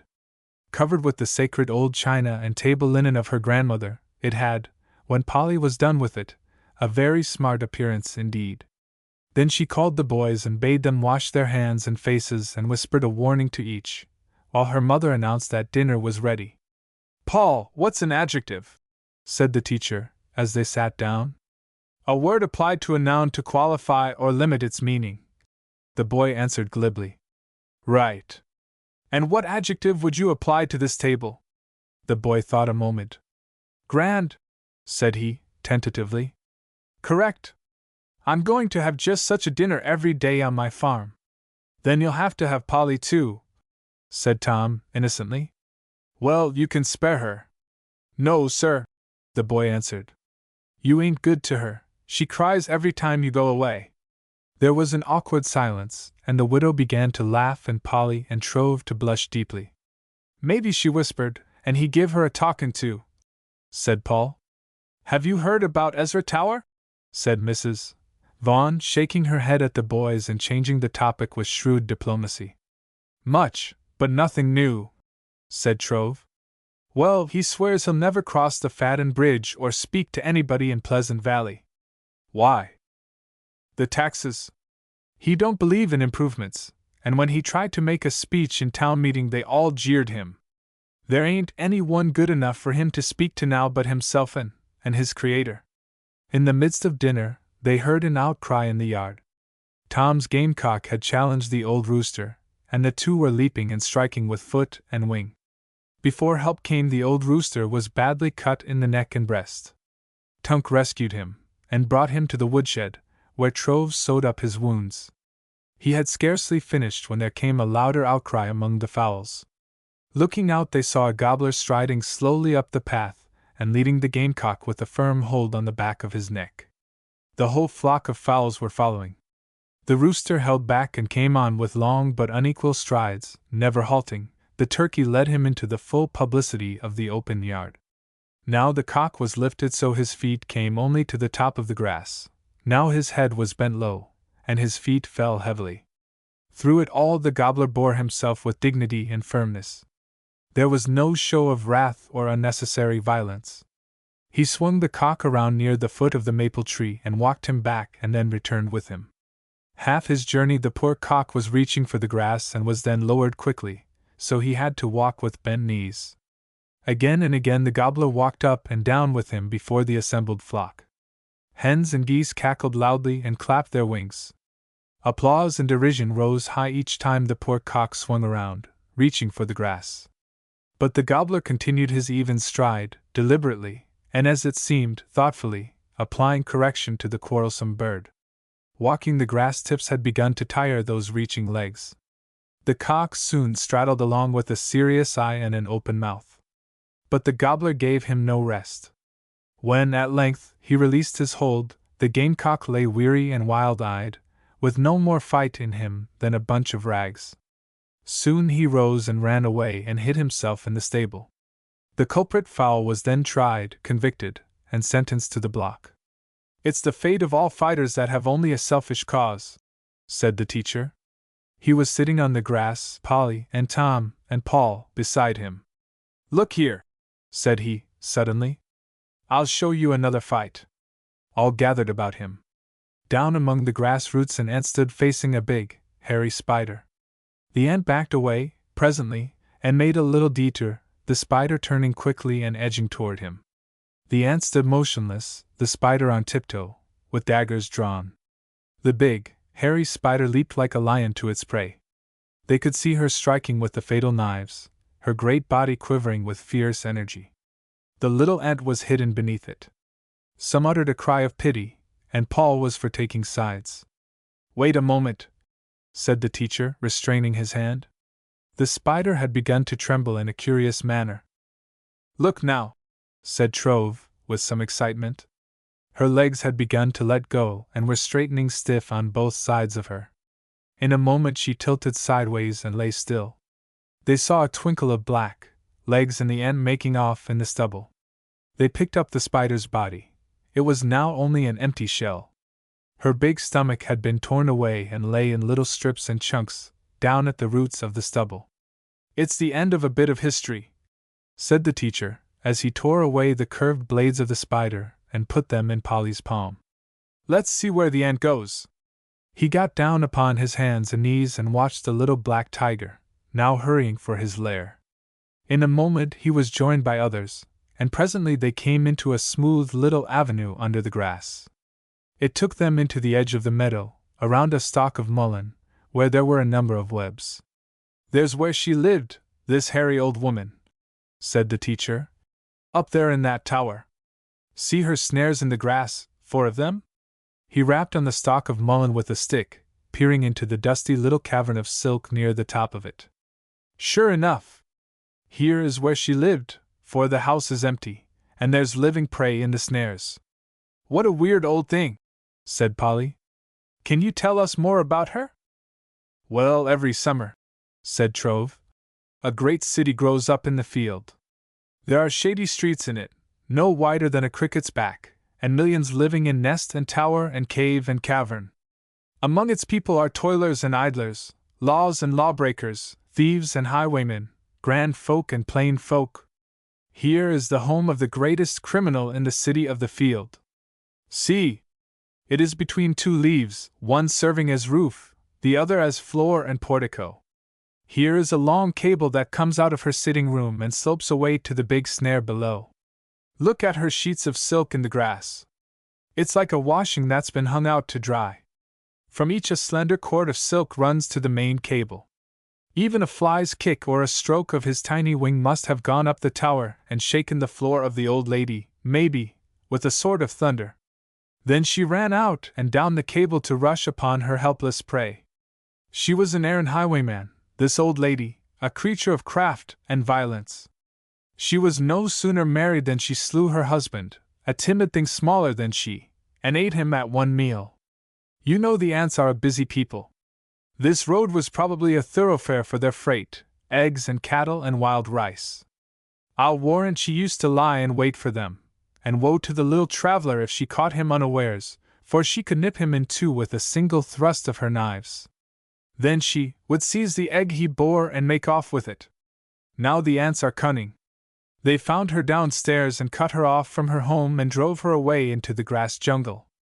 I've no doubt she faced a score of them, but being a swift climber, with lots of rope in her pocket, was able to get away. The soldier ants began to beat the jangle. They separated, content to meet her singly, knowing she would refuse to fight if confronted by more than one. And you know what happened to her. All that afternoon they spent in the city of the field. The life of the birds in the great maple interested them most of all. In the evening he played checkers with Polly and told her of school life in the village of Hillsborough, the work and play of the students. "Oh, I do wish I could go," said she, presently, with a deep sigh. He thought of the $82 in his pocket, and longed to tell her all that he was planning for her sake. Mrs. Vaughn went above stairs with the children. Then Trove took Polly's hand. They looked deeply into each other's eyes a moment, both smiling. "It's your move," said she, smiling as her glance fell. He moved all the checkers. There came a breath of silence, and a great surge of happiness that washed every checker off the board, and left the two with flushed faces. Then, as Mrs. Vaughn was coming downstairs, the checkers began to rattle into position. "I won," said he, as the door opened. "But he didn't play fair," said Folly. "Children, I'm afraid you're playing more love than checkers," said the widow. "You're both too young to think of marriage." Those two looked thoughtfully at the checkerboard, Polly's chin resting on her hand. She had begun to smile. "I'm sure Mr. Trove has no such thought in his head," said she, still looking at the board. "Your mother is right, we're both very young," said Trove. "I believe you're afraid of her," said Polly, looking up at him with a smile. "I'm only thinking of your welfare," said Mrs. Vaughn gently. "Young love should be stored away, and if it keeps, why, then it's all right." "Like preserves," said Polly, soberly, as if she were not able to see the point. Against the protest of Polly and her mother, Trove went to sleep in the sugar shanty, a quarter of a mile or so back in the woods. On his first trip with the drove he had developed fondness for sleeping out of doors. The shanty was a rude structure of logs, with an open front. Tunk went ahead, bearing a pine torch, while Trove followed, the blanket over his shoulder. They built a roaring fire in front of the shanty and sat down to talk. "How have you been?" Trove inquired. "Like he killed me there at the old maid's." "Were they rough with you?" "No," said Tunk gloomily. "What then?" "Hoss." "Kicked?" was Trove's query. "Lord! I should think so. Feel there." Trove felt the same old protuberance on Tunk's leg. "Swatted me right in the knee-pan. Put both feet on my chest, too. Lord! I'd be coughin' up blood all the while if I wa'n't careful. And why did you leave?" "Served me a mean trick," said Tunk, frowning. Let she went away to the village to have a tooth drawed, and t'other one locked me up all day in the garret chamber. Toward night I crawled out o' the window and climbed down the lightnin' rod. And she screamed for help and run to the neighbors. Scared me half to death. Heavens! I didn't know what I'd done. Did you come down fast? Trove inquired. Pretty middlin' fast. Well, a man never ought to travel on a lightning rod. Tunk sat in sober silence a moment, as if he thought it no proper time for levity. I made up my mind, said he, with an injured look. It wa'n't goin' to do my character no good to live there with them old maids. There was a bitter contempt in his voice when he said, Old maids. I'd kind o' like to draw the ribbons over that mare o' yourn, mister, said Tunk presently. Do you think you could manage her? What? Said Tunk, in a voice of both query and exclamation. Huh! Don't I look as if I'd been used to hosses? There ain't a bone in my body that ain't been kicked, some on 'em 2 or 3 times. Don't ye notice how I walk? Heavens, man! I had my ex sprung 'fore I was 15. Tunk referred often and proudly to this early springing of his ex, by which he meant probably that horse violence had bent him askew. Well, you shall have a chance to drive her, said Trove, spreading his blanket. But if I'd gone through what you have, I'd keep out of danger. I like it, said Tunk, with emphasis. I couldn't live without it. Danger is a good deal like chawin' terbacker, dumb nasty till ye get used to it. Fair me it's suthin' like strawberry shortcake and always was. And nerve, man, why just look a there. He held out a hand to show its steadiness. Very good, Trove remarked. Good? Why, it's just as steady as a hitchin' post and pretty nigh as stout. Feel there, said Tunk, swelling his biceps. You must be very strong, said Trove, as he felt the rigid arm. A man has to be in the boss business, or he ain't nowheres. If they get wicked, you've got to put the power to 'em. Tunk had only one horse to care for at the widow's, but he was always in the hoss business. Then Tunk lit his torch and went away. Trove lay down, pulled his blanket about him, and went to sleep. 23. A new problem. When Trove woke in the morning, a package covered with white paper lay on the blanket near his hand. He rose and picked it up, and saw his own name in a strange handwriting on the wrapper. He turned it, looking curiously at seal and superscription. Tearing it open, he found to his great surprise a brief note and a roll of money. Herein is a gift for Mr. Sidney Trove, said the note. The gift is from a friend unknown, who prays God that wisdom may go with it, so it prove a blessing to both. Trove counted the money carefully. There were $3,000 in bank bills. He sat a moment, thinking, then he rose, and began searching for tracks around the shanty. He found none, however, in the dead leaves which he could distinguish from those of Tunk and himself. It must be from my father, said he, a thought that troubled him deeply, for it seemed to bring ill news, that his father would never make himself known. He must have seen me last night, Trove went on. He must even have been near me, so near he could have touched me with his hand. If I had only wakened! He put the money in his pocket and made ready to go. He would leave at once in quest of Darrel and take counsel of him. It was early, and he could see the first light of the sun, high in the tall towers of Hemlock. The forest rang with bird songs. He went to the brook near by, and drank of its clear, cold water, and bathed in it. Then he walked slowly to Robin's Inn, where Mrs. Vaughn had begun building a fire. She observed the troubled look in his face, but said nothing of it then. Trove greeted her, and went to the stable to feed his mare. As he neared the door he heard a loud "Whoa!" He entered softly, and the big barn, that joined the stable, began to ring with noise. He heard Tunk shouting, "Whoa, whoa, whoa!" at the top of his voice. Peering through, he could see the able horseman leaning back upon a pair of reins tied to a beam in front of him. His cry and attitude were like those of a jockey driving a hard race. He saw Trove, and began to slow up. "You are a brave man, there's no doubt of it," said the teacher. "What makes ye think so?" Tunk inquired soberly, but with a glowing eye. If you were not brave, you'd scare yourself to death, yelling that way. It isn't possible, or Tunk would have perished long ago, said the widow, who had come to feed her chickens. It's enough to raise the neighbors, Trove added. There ain't any near neighbors but them over in the burying ground, and they must be a little uneasy, said the widow. Used to drive so much in races, said Tunk. Got to be kind of a habit with me, seems so. Ain't exact how why happy less I have holt o' the ribbons every day or two. Ye know I used to drive old crazy Jane. She pulled like Satan. All ye had to do was to lean back and let her sail. But why do you shout that way? Scares the other hosses, Tunk answered, dropping the reins and tossing his whip aside. It's a shame I have to fool my time away up here on a farm. He went to work at the chores, frowning with discontent. Trove watered and fed his mare and went in to breakfast. An hour later, he bade them all good-bye, and set out for Allen's. A new fear began to weigh upon him as he traveled. Was this a part of that evil sum, and had his father begun now to scatter what he had never any right to touch? Whoever brought him that big roll of money had robbed him of his peace. Even his ribs, against which it chafed as he rode along, began to feel sore. Home at last, he put up the mare and went to tell his mother that he must be off for Hillsborough.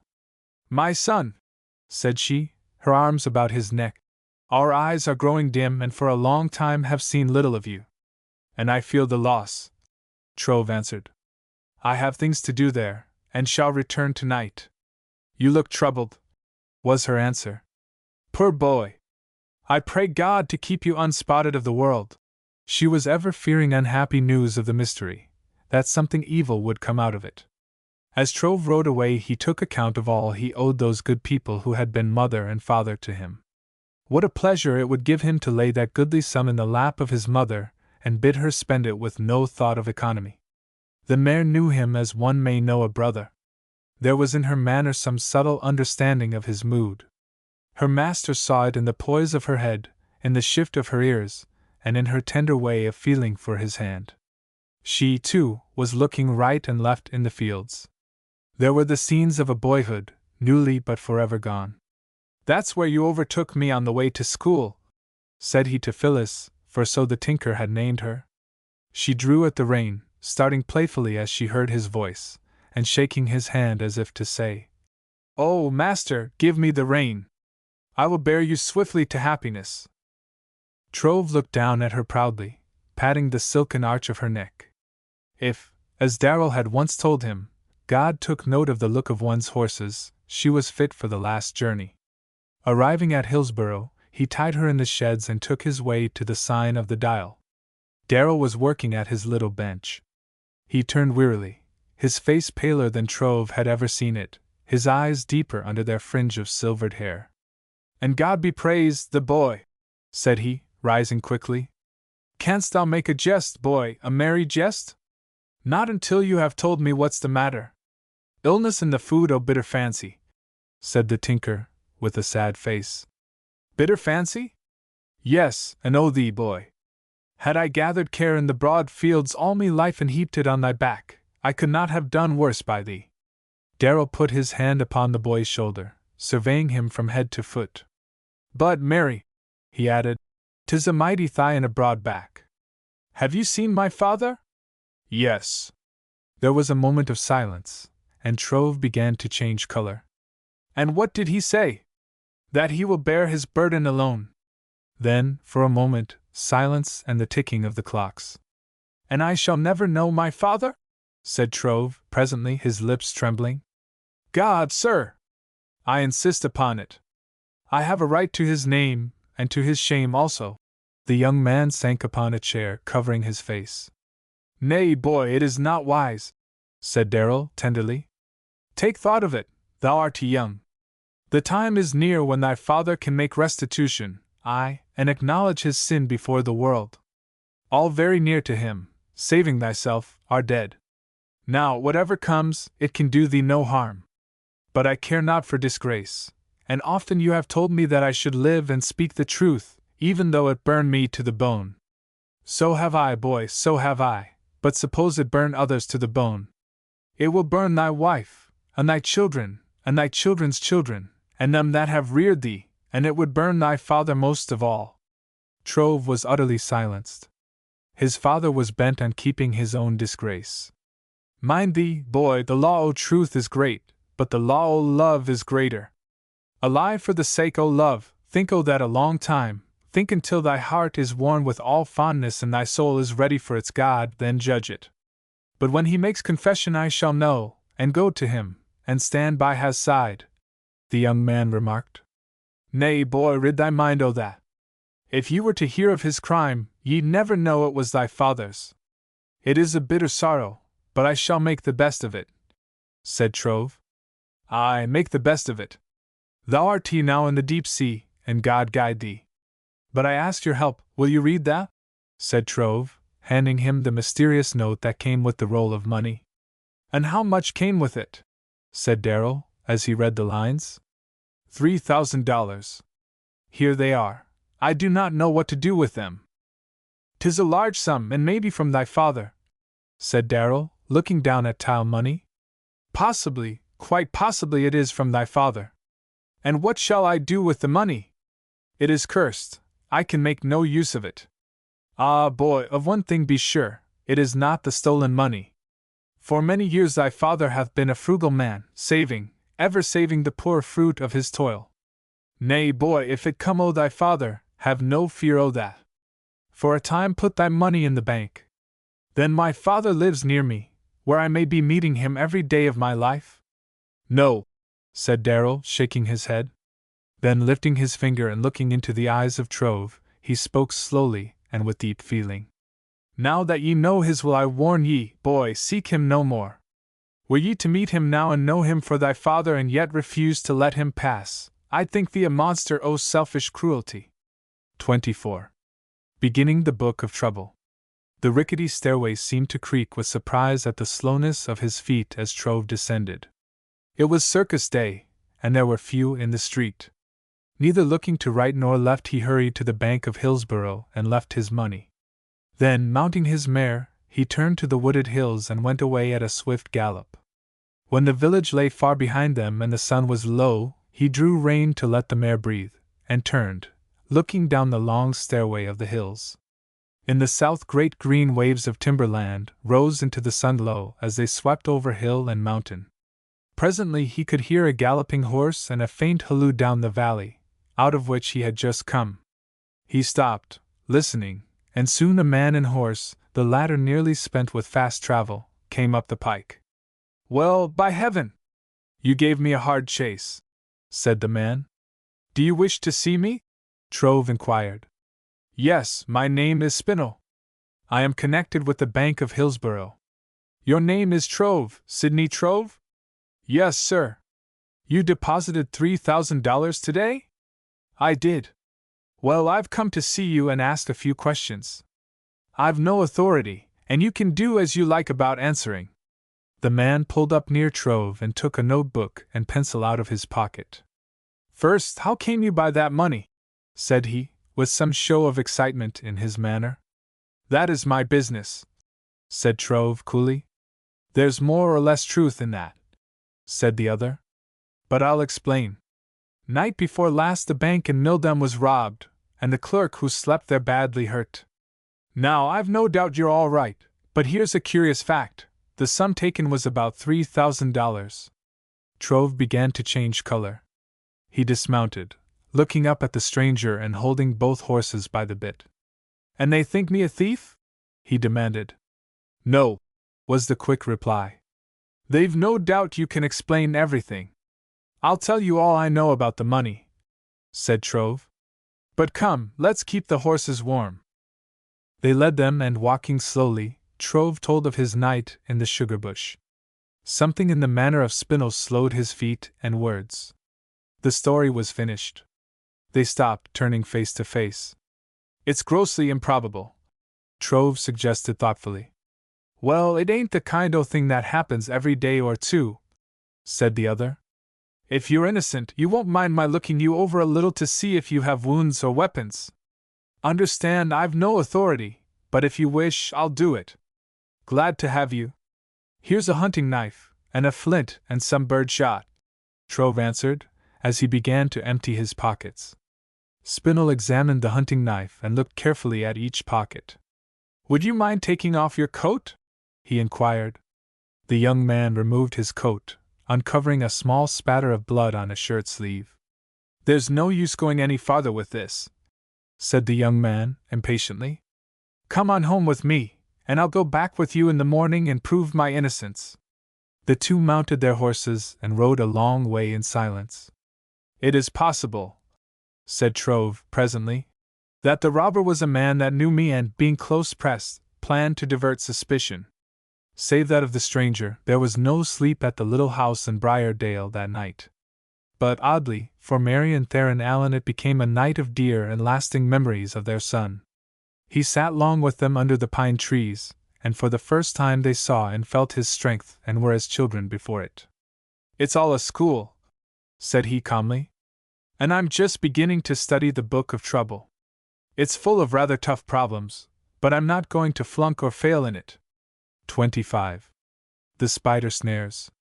Trove and Spinel were in Hillsborough soon after sunrise the morning of that memorable day. The young man rapped loudly on the broad door at the sign of the Dial, but within all was silent. The day before Darrel had spoken of going off to the river towns, and must have started. A lonely feeling came into the boy's heart as he turned away. He went promptly to the house of the district attorney, and told all he knew of the money that he had put in the bank. He recounted all that took place the afternoon of his stay at Robin's Inn, the battles of the cocks, and the spider, and how the wounded fowl had probably sprinkled his sleeve with blood. In half an hour, news of the young man's trouble had gone to every house in the village. Soon a score of his schoolmates, and half the faculty were at his side, there in the room of the justice. Theron Allen arrived at 9 o'clock, although at that hour 2 responsible men had already given a bail bond. After dinner, Trove, a constable, and the attorney rode to Robin's Inn. The news had arrived before them, but only the 2 boys and Tunk were at home.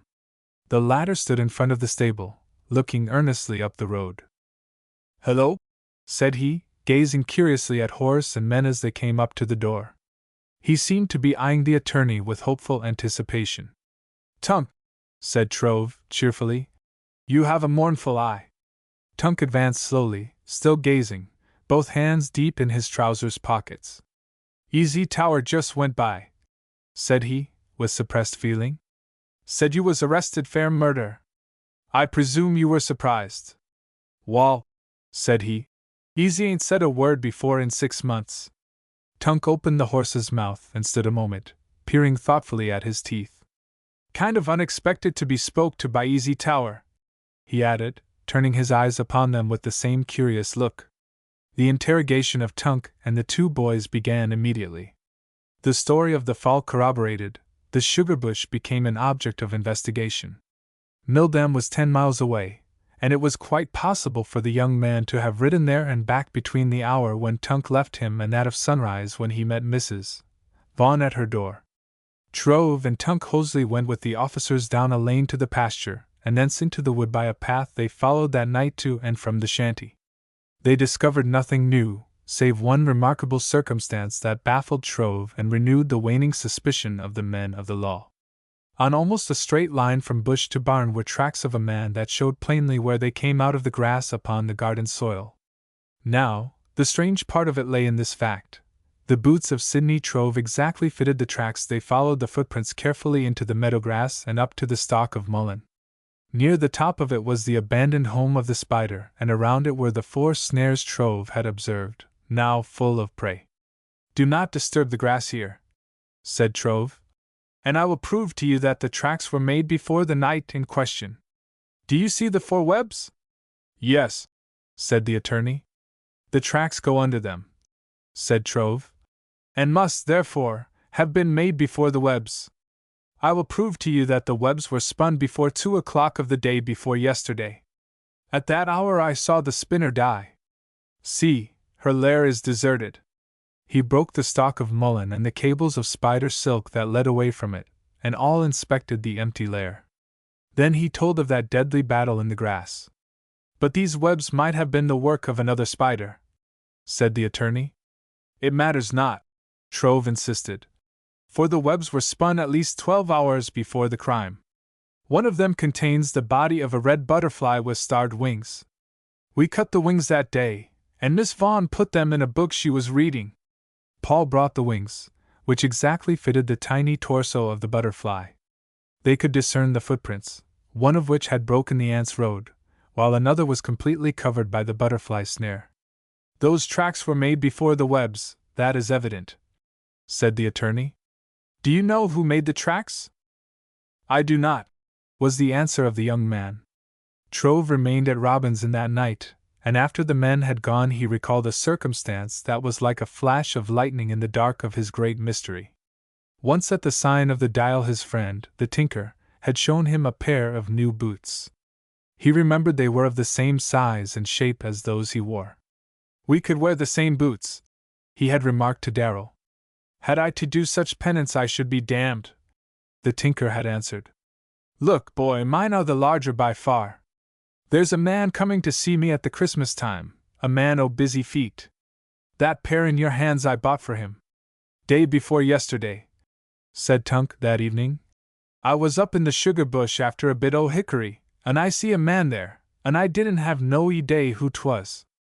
He was tall and had white hair and whiskers and a short blue coat. When I first see him he was set in on a log, but 'fore I come nigh he got up and made off. Although meager, the description was sufficient. Trove had no longer any doubt of this, that the stranger he had seen at Darrel's had been hiding in the bush that day whose events were now so important. Whoever had brought the money, he must have known much of the plans and habits of the young man, and the night before Trove's arrival at Robinson, he came, probably, to the sugar woods, where he spent the next day in hiding. The young man was deeply troubled. Polly and her mother sat well into the night with him, hearing the story of his life, which he told in full, saving only the sin of his father. Of that he had neither the right nor the heart to tell. God only knows what is the next chapter, said he at last.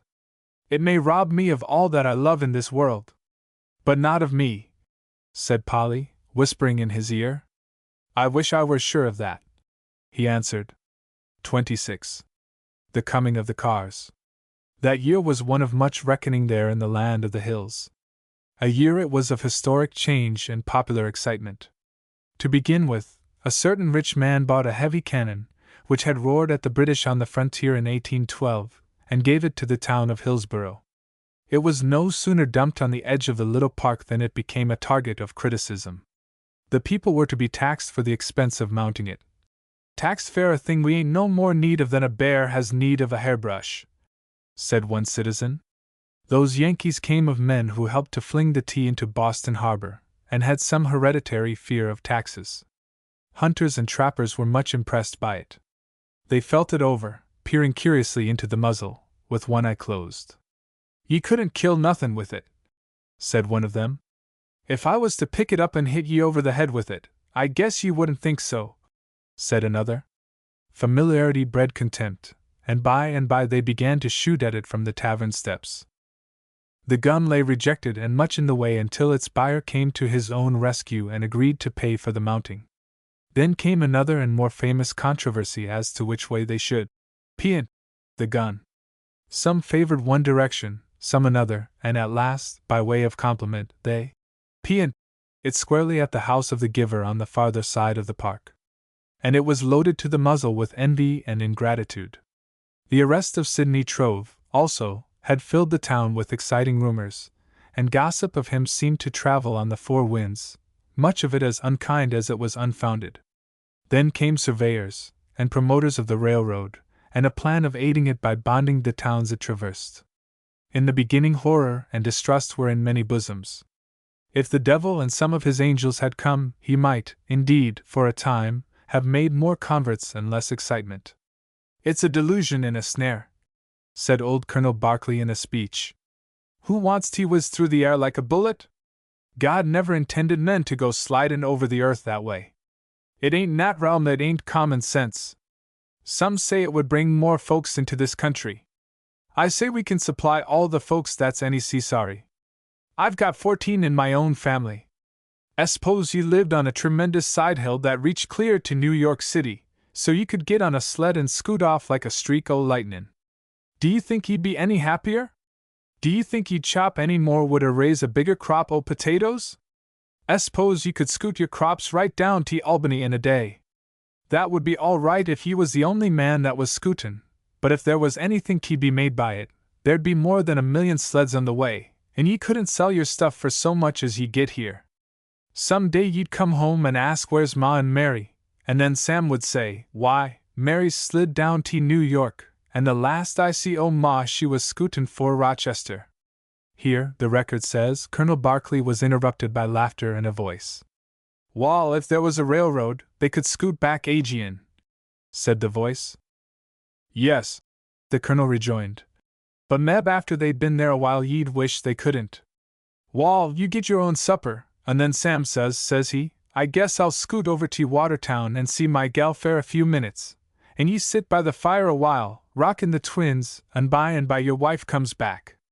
And ye say, Ma, why don't ye stay tea home?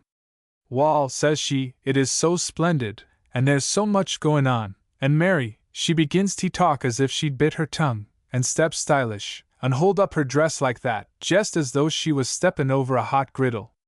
Pretty soon it's dizzle-dazzle and flippity-floppity and splendiferous and superb, and the first thing ye know ye ain't knee-high to a grasshopper. Sam he comes back and tells Ed all about the latest devilment. You hear of it, then meb ye begin to limber up and think ye'll try it yourself. And some morning ye'll wake up and find your moral character has scooted. You fellers that go to meetin' here and talk about resistin' temptation, if you ever get to goin' it down there in New York City, temptation LL have to resist you. My friends, you don't want to make it too easy for everybody to go somewhere else. If ye do, by and by there won't be nobody left here but them that's too old to scoot or a few sickly young folks who don't care for the sinful attractions o' this world. Who shall say that old Colonel Barclay had not the tongue of a prophet? And how about the cost? He added in conclusion. Fellow citizens, you'll have to pay 5 cents a mile for your scootin', and a tax, fellow citizens, to help pay the cost o' the railroad. If there's anybody here that don't feel as if he'd been taxed enough, he ought to be taxed for his folly. The dread of scooting grew for a time, but wise men were able to overcome it. In 1850, the iron way had come through the wilderness and begun to rend the northern hills. Some were filled with awe, learning for the first time that in the moving of mountains giant powder was more efficient than faith. Soon it had passed Hillsborough and was finished. Everybody came to see the cars that day of the first train. The track was lined with people at every village, many with children upon arms and shoulders. They waited long, and when the iron horse came roaring out of the distance, women fell back and men rolled their quids and looked eagerly up the track. It came on with screaming whistle and noisy brakes and roaring wheels. Children began to cry with fear and men to yell with excitement. Dogs were barking wildly, and 2 horses ran away, dragging with them part of a picket fence. A brown shoat came bounding over the ties and broke through the wall of people, carrying many off their feet and creating panic and profanity. The train stopped, its engine hissing. A brakeman of flashy attire, with fine leather showing to the knees, strolled off and up the platform on high heels, haughty as a prince. Confusion began to abate. Hear it pant, said one, looking at the engine. Seems so it had the heaves. Another remarked thoughtfully. Goes like the wind, said a passenger, who had just alighted. Jerked us 10 mile in less than 20 minutes. Folks LL have to be made o' cast iron to ride on them air cars, said another. I'd ruther set on the tail of a threshin' machine. It gave a slew on the turn up yender, and I thought 'twas goin' right over Bowman's barn. It flung me up Aegean the side o' the car, and I see stars fair a minute. What's happened? Says I to another chap. Oh, we're all right, says he. Be we? Says I, and then I see I'd lost a tooth and broke my glasses.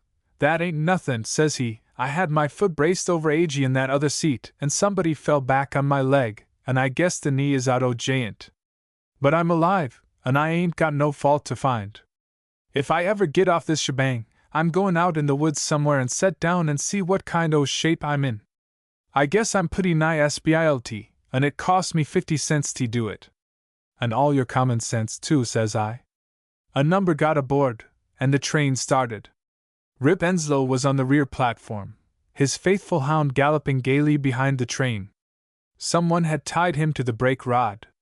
Nearly a score of dogs followed, barking merrily. Rip's hound came back soon, his tongue low, his tail between his legs. A number called to him, but he seemed to know his own mind perfectly, and made for the stream and lay down in the middle of it, lapping the shallow water, and stayed there for the rest of the afternoon. A crowd of hunters watched him. "Looks so he'd been catched by a bear," said one. In half an hour Rip returned also, a shoulder out of joint, a lump on his forehead, a big rent in his trousers. He was one of those men of whom others gather wisdom, for, after that, everybody in the land of the hills knew better than to jump off the cars or tie his hound to the rear platform. And dogs came to know, after a little while, that the roaring dragon was really afraid of them and would run like a very coward if it saw a dog coming across the fields. Every small cur that lived in sight of it lay in the tall grass, and when he saw the dragon coming, chased him off the farm of his master. Among those who got off the train at Hillsborough that day was a big, handsome youth of some 20 years. In all the crowd there were none had ever seen him before. Dressed in the height of fashion, he was a figure so extraordinary that all eyes observed him as he made his way to the tavern. Trove and Polly and Mrs. Vaughn were in that curious throng on the platform, where a depot was being built. "My! What a splendid-looking fellow," said Polly as the stranger passed. Trove had a swift pang of jealousy that moment.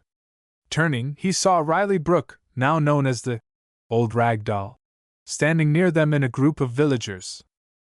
"I tell you, he's a thief," the boy heard him saying, and the words seemed to blister as they fell, and ever after, when he thought of them, a great sternness lay like a shadow on his brow. "I must go," said he, calmly turning to Polly. "Let me help you into the wagon." When they were gone, he stood a moment thinking. He felt as if he were friendless and alone. "You're a giant today," said a friend passing him, but Trove made no answer. Roused incomprehensibly, his heavy muscles had become tense, and he had an odd consciousness of their power. The people were scattering, and he walked slowly down the street. The sun was low, but he thought not of home or where he should spend the night. It was now the third day after his arrest. Since noon he had been looking for Darrel, but the tinker's door had been locked for days, according to the carpenter who was at work below. For an hour Trove walked, passing up and down before that familiar stairway, in the hope of seeing his friend. Daylight was dim when the tinker stopped by the stairs and began to feel for his key. The young man was quickly at the side of Darrel. "God be praised," said the latter. "Here is the old dial on the strong and noble Trove. I heard o' thy trouble, boy, far off on the post road, and I have made haste to come to thee." 27. The rare and costly cup. Trove had been reciting the history of his trouble and had finished with bitter words. "Shame on thee, boy," said the tinker, as Trove sat before him with tears of anger in his eyes. "Watch yonder pendulum and say not a word until it has ticked 40 times. For what are thy learning and thy mighty thews if they do not bear thee up in time o' trouble? Now is thy trial come before the judge of all. Up with thy head, boy, and be acquitted o' weakness and fear and evil passion. We deserve better of him," said Trove, speaking of Riley Brooke. "When all others hated him, we were kind to the old sinner, and it has done him no good." "Ah, but has it done thee good? There's the question," said Darrel, his hand upon the boy's arm. "I believe it has," said Trove, with a look of surprise. "It was thee I thought of, boy. I had never much thought o' him." That moment Trove saw farther into the depth of Darrel's heart than ever before. It startled him. Surely, here was a man that passed all understanding. Darrel crossed to his bench and began to wind the clocks. "Ho, clocks!" said he thoughtfully. "Know ye the cars have come? Now must we look well to the long hand o' the clock. The old, slow-footed hour is dead, and now, boy, the minute is our king." He came shortly and sat beside the young man. "Put away thy unhappiness," said he, gently, patting the boy's hand. "No harm shall come to thee, 'tis only a passing cloud. You're right, and I'm not going to be a fool. said Trove. "It has all brought me one item of good fortune. And that is? I have discovered who is my father." "And know ye where he is now?" the tinker inquired. "No, but I know it is he to whom ye gave the boots at Christmas time." "Hush, boy," said Darrel, in a whisper, his hand raised. He crossed to the bench, returning quickly and drawing his chair in front of the young man. "Once upon a time," he whispered, sitting down and touching the palm of his open hand with the index finger of the other, "a youth held in his hand a cup rare and costly, and it was full o' happiness, and he was tempted to drink. 'Ho there, me youth,' said one who saw him, 'that is the happiness of another.' But he tasted the cup, and it was bitter, and he let it fall, and the other lost his great possession. Now that bitter taste was ever on the tongue o' the youth, so that his own cup had always the flavor o' woe." The tinker paused a moment, looking sternly into the face of the young man. "I adjure thee, boy, touch not the cup of another's happiness, or it may embitter thy tongue. But if thou be foolish and take it up, mind ye do not drop it." "I shall be careful, I shall neither taste nor drop it," said Trove. "God bless thee, boy. Thou art come to a great law. Who drains the cup of another's happiness shall find it bitter, but who drains the cup of another's bitterness shall find it sweet." A silence followed, in which Trove sat looking at the old man whose words were like those of a prophet. "I have no longer any right to seek my father," he thought. "And though I meet him face to face, I must let him go his way."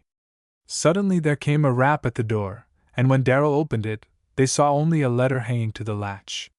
It contained these words, but no signature: "There'll be a bonfire and some fun tonight at 12, in the middle of Cook's Field. Messrs. Trove and Darrel are invited." "Curious," said Darrel. "It has the look o' mischief." "Oh, it's only the boys and a bit of skylarking," said Trove. "Let's go and see what's up, it's near the time." The streets were dark and silent as they left the shop. They went up a street beyond the village limits, and looked off in Cook's Field but saw no light there. While they stood looking, a flame rose and spread. Soon they could see figures in the light, and climbing the fence, they hastened across an open pasture. Coming near, they saw a score of men with masks upon their faces. "Give him the tar and feathers," said a strange voice. "Not if he will confess and seek forgiveness," another answered. "Down to your knees, man, and make no outcry, and see you repeat the words carefully, as I speak them, or you go home in tar and feathers." They could hear the sound of a scuffle, and shortly, the phrases of a prayer spoken by one voice and repeated by another. They were far back in the gloom, but could hear each word of that which follows. "O God, forgive me, I am a liar and a hypocrite, I have the tongue of scandal and deceit, I have robbed the poor, I have defamed the good, and Lord, I am sick with the rottenness of my own heart. And hereafter, I will cheat no more, and speak no evil of any one. Amen." "Now go to your home, Riley Brooke," said the voice. "And hereafter mind your tongue, or you shall ride a rail in tar and feathers." They could see the crowd scatter, and some pass near them, running away in the darkness. "Stoop there and say not a word," the tinker whispered, crouching in the grass. When all were out of hearing, they started for the little shop. "Hereafter," said Darrel, as they walked along, "God send he be more careful with the happiness of other men. I do assure thee, boy, it is bitter, bitter, bitter." 28. Darrel at Robin's Inn. Trove had much to help him: youth, a cheerful temperament, a counselor of unfailing wisdom. Long after they were gone, he recalled the sadness and worry of those days with satisfaction, for thereafter the shock of trouble was never able to surprise and overthrow him. After due examination, he had been kept in bail to wait the action of the grand jury, soon to meet. Now there were none thought him guilty, save one or two afflicted with the evil tongue. It seemed to him a dead issue and gave him no worry. One thing, however, preyed upon his peace: the knowledge that his father was a thief. A conviction was ever boring in upon him that he had no right to love Polly. A base injustice it would be, he thought, to marry her without telling what he had no right to tell. But he was ever hoping for some word of his father, news that might set him free. He had planned to visit Polly, and on a certain day Darrel was to meet him at Robin's Inn. The young man waited, in some doubt of his duty, and that day came, one of the late summer, when he and Darrel went afoot to the inn, crossing hill and valley, as the crow flies, stopping here and there at isles of shadow in a hot amber sea of light. They sat long to hear the droning in the stubble, and let their thought drift slowly as the ship becalmed.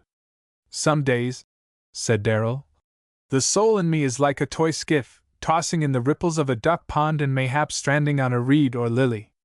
And then," he added, with kindling eye and voice, "she is a great ship, her sails league long and high, her masthead raking the stars, her hull in the infinite sea." "Well," said Trove, sighing, "I'm still in the ripples of the duck pond." "And see they do not swamp thee," said Darrel, with a smile that seemed to say, "Poor weakling, your trouble is only as the ripples of a tiny pool." They went on slowly, over green pastures, halting at a brook in the woods. There, again, they rested in a cool shade of pines, Darrel lighting his pipe. "I envy thee, boy," said the tinker, "entering on thy life work in this great land, a country blessed, O God. To thee all high things are possible. Where I was born, let a poor lad have great hope in him, and all, even those he loved, rose up to cry him down. Here in this land all cheer and bid him Godspeed. And here is to be the great theatre o' the world's action. Many of high hope in the broad earth shall come, and here they shall do their work. And its spirit shall spread like the rising waters, aye, it shall flood the world, boy, it shall flood the world." Trove made no reply, but he thought much and deeply of what the tinker said. They lay back a while on the needle carpet, thinking. They could hear the murmur of the brook and a woodpecker drumming on a dead tree. "Me head is busy as yon woodpeckers," Darrel went on. "It's the soul fire in this great, free garden, O God, it's America. Have ye felt it, boy?" "Yes, it is in your eyes and on your tongue," said Trove. "Ah, boy, 'tis only God's oxygen. Think o' the poor fools withering on cracker barrels in Hillsborough and wearing away the lag end o' their lewdness. I have no patience with the like o' them. I'd rather be a butcher's clerk and carry with me the redolence o' ham."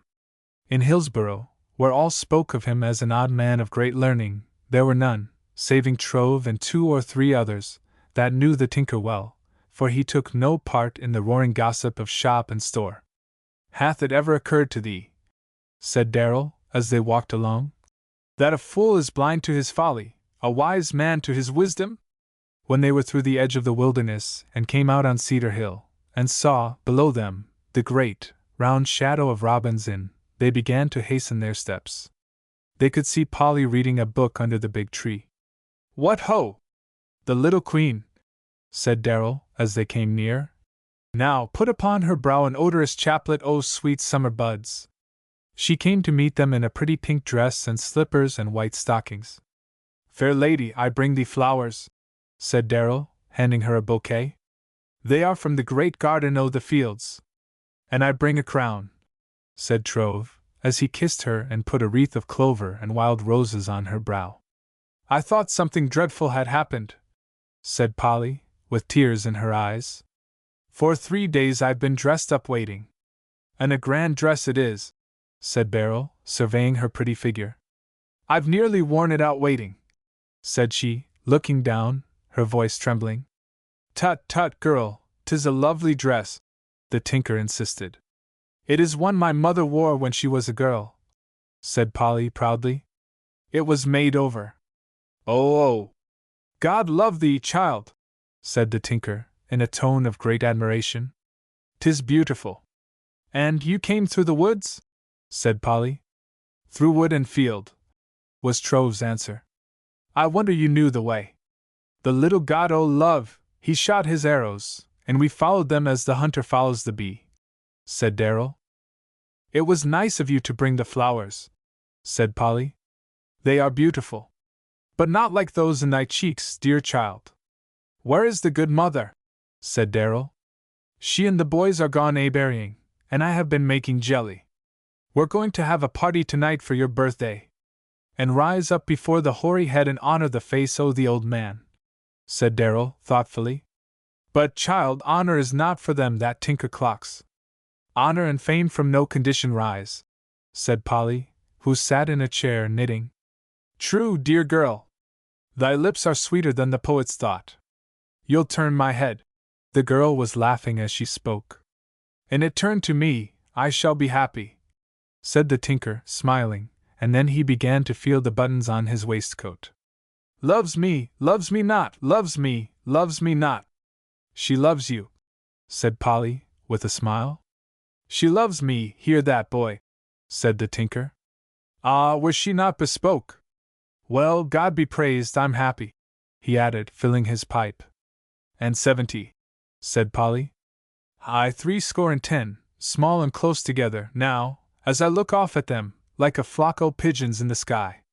What do you think? Said Polly, as she dropped her knitting. The 2 old maids are coming tonight. The 2 old maids, said Darrel. 'Tis a sign and a wonder. Oh, a great change has come over them, Polly went on. It's all the work o' the teacher. You know he really coaxed them into sliding with him last winter. I heard of it, the gay philander, said Darrel, laughing merrily.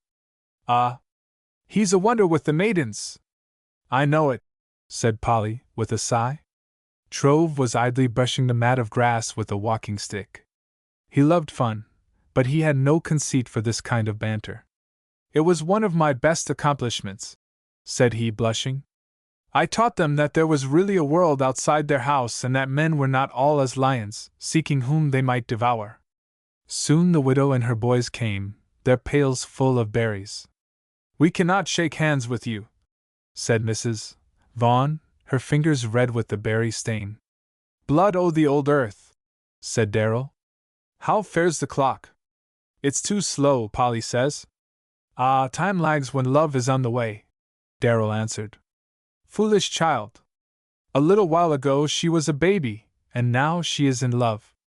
Ah, let the girl love, said Darrel, patting the red cheek of Polly. And bless God she loves a worthy lad. You'd better fix the clock, said Polly, smiling. It is too fast now. So is the beat o' thy heart, Darrel answered, a merry look in his eyes. And the clock is keeping pace. Trove got up, with a laugh, and went away, the boys following. I'm worried about him, the widow whispered. For a long time he hasn't been himself. It's the trouble, poor lad, 'twill soon be over, said Darrel, hopefully. There were now tears in the eyes of Polly. I do not think he loves me any more, said she, her lips trembling. Speak not so, dear child, indeed he loves thee.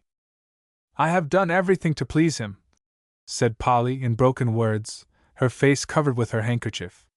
I wondered what was the matter with you, Polly, said her mother tenderly.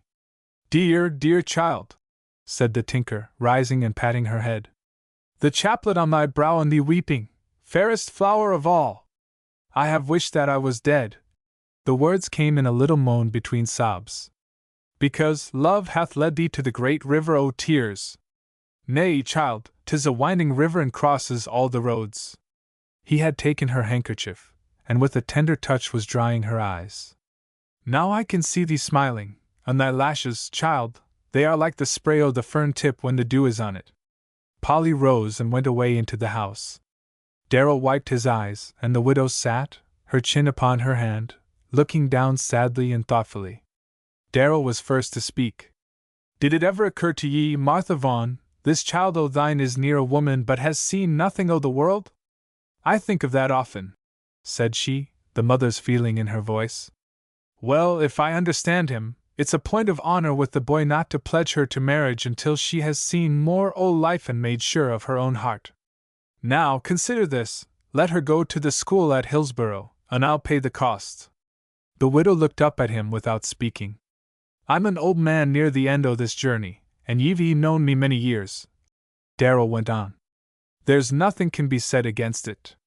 Nay, I'll have no thanks. Would ye thank the money itself, the bits o' paper? No, nor Roderick Darrel, who, in this business, is no more worthy o' gratitude. Hush! Who comes?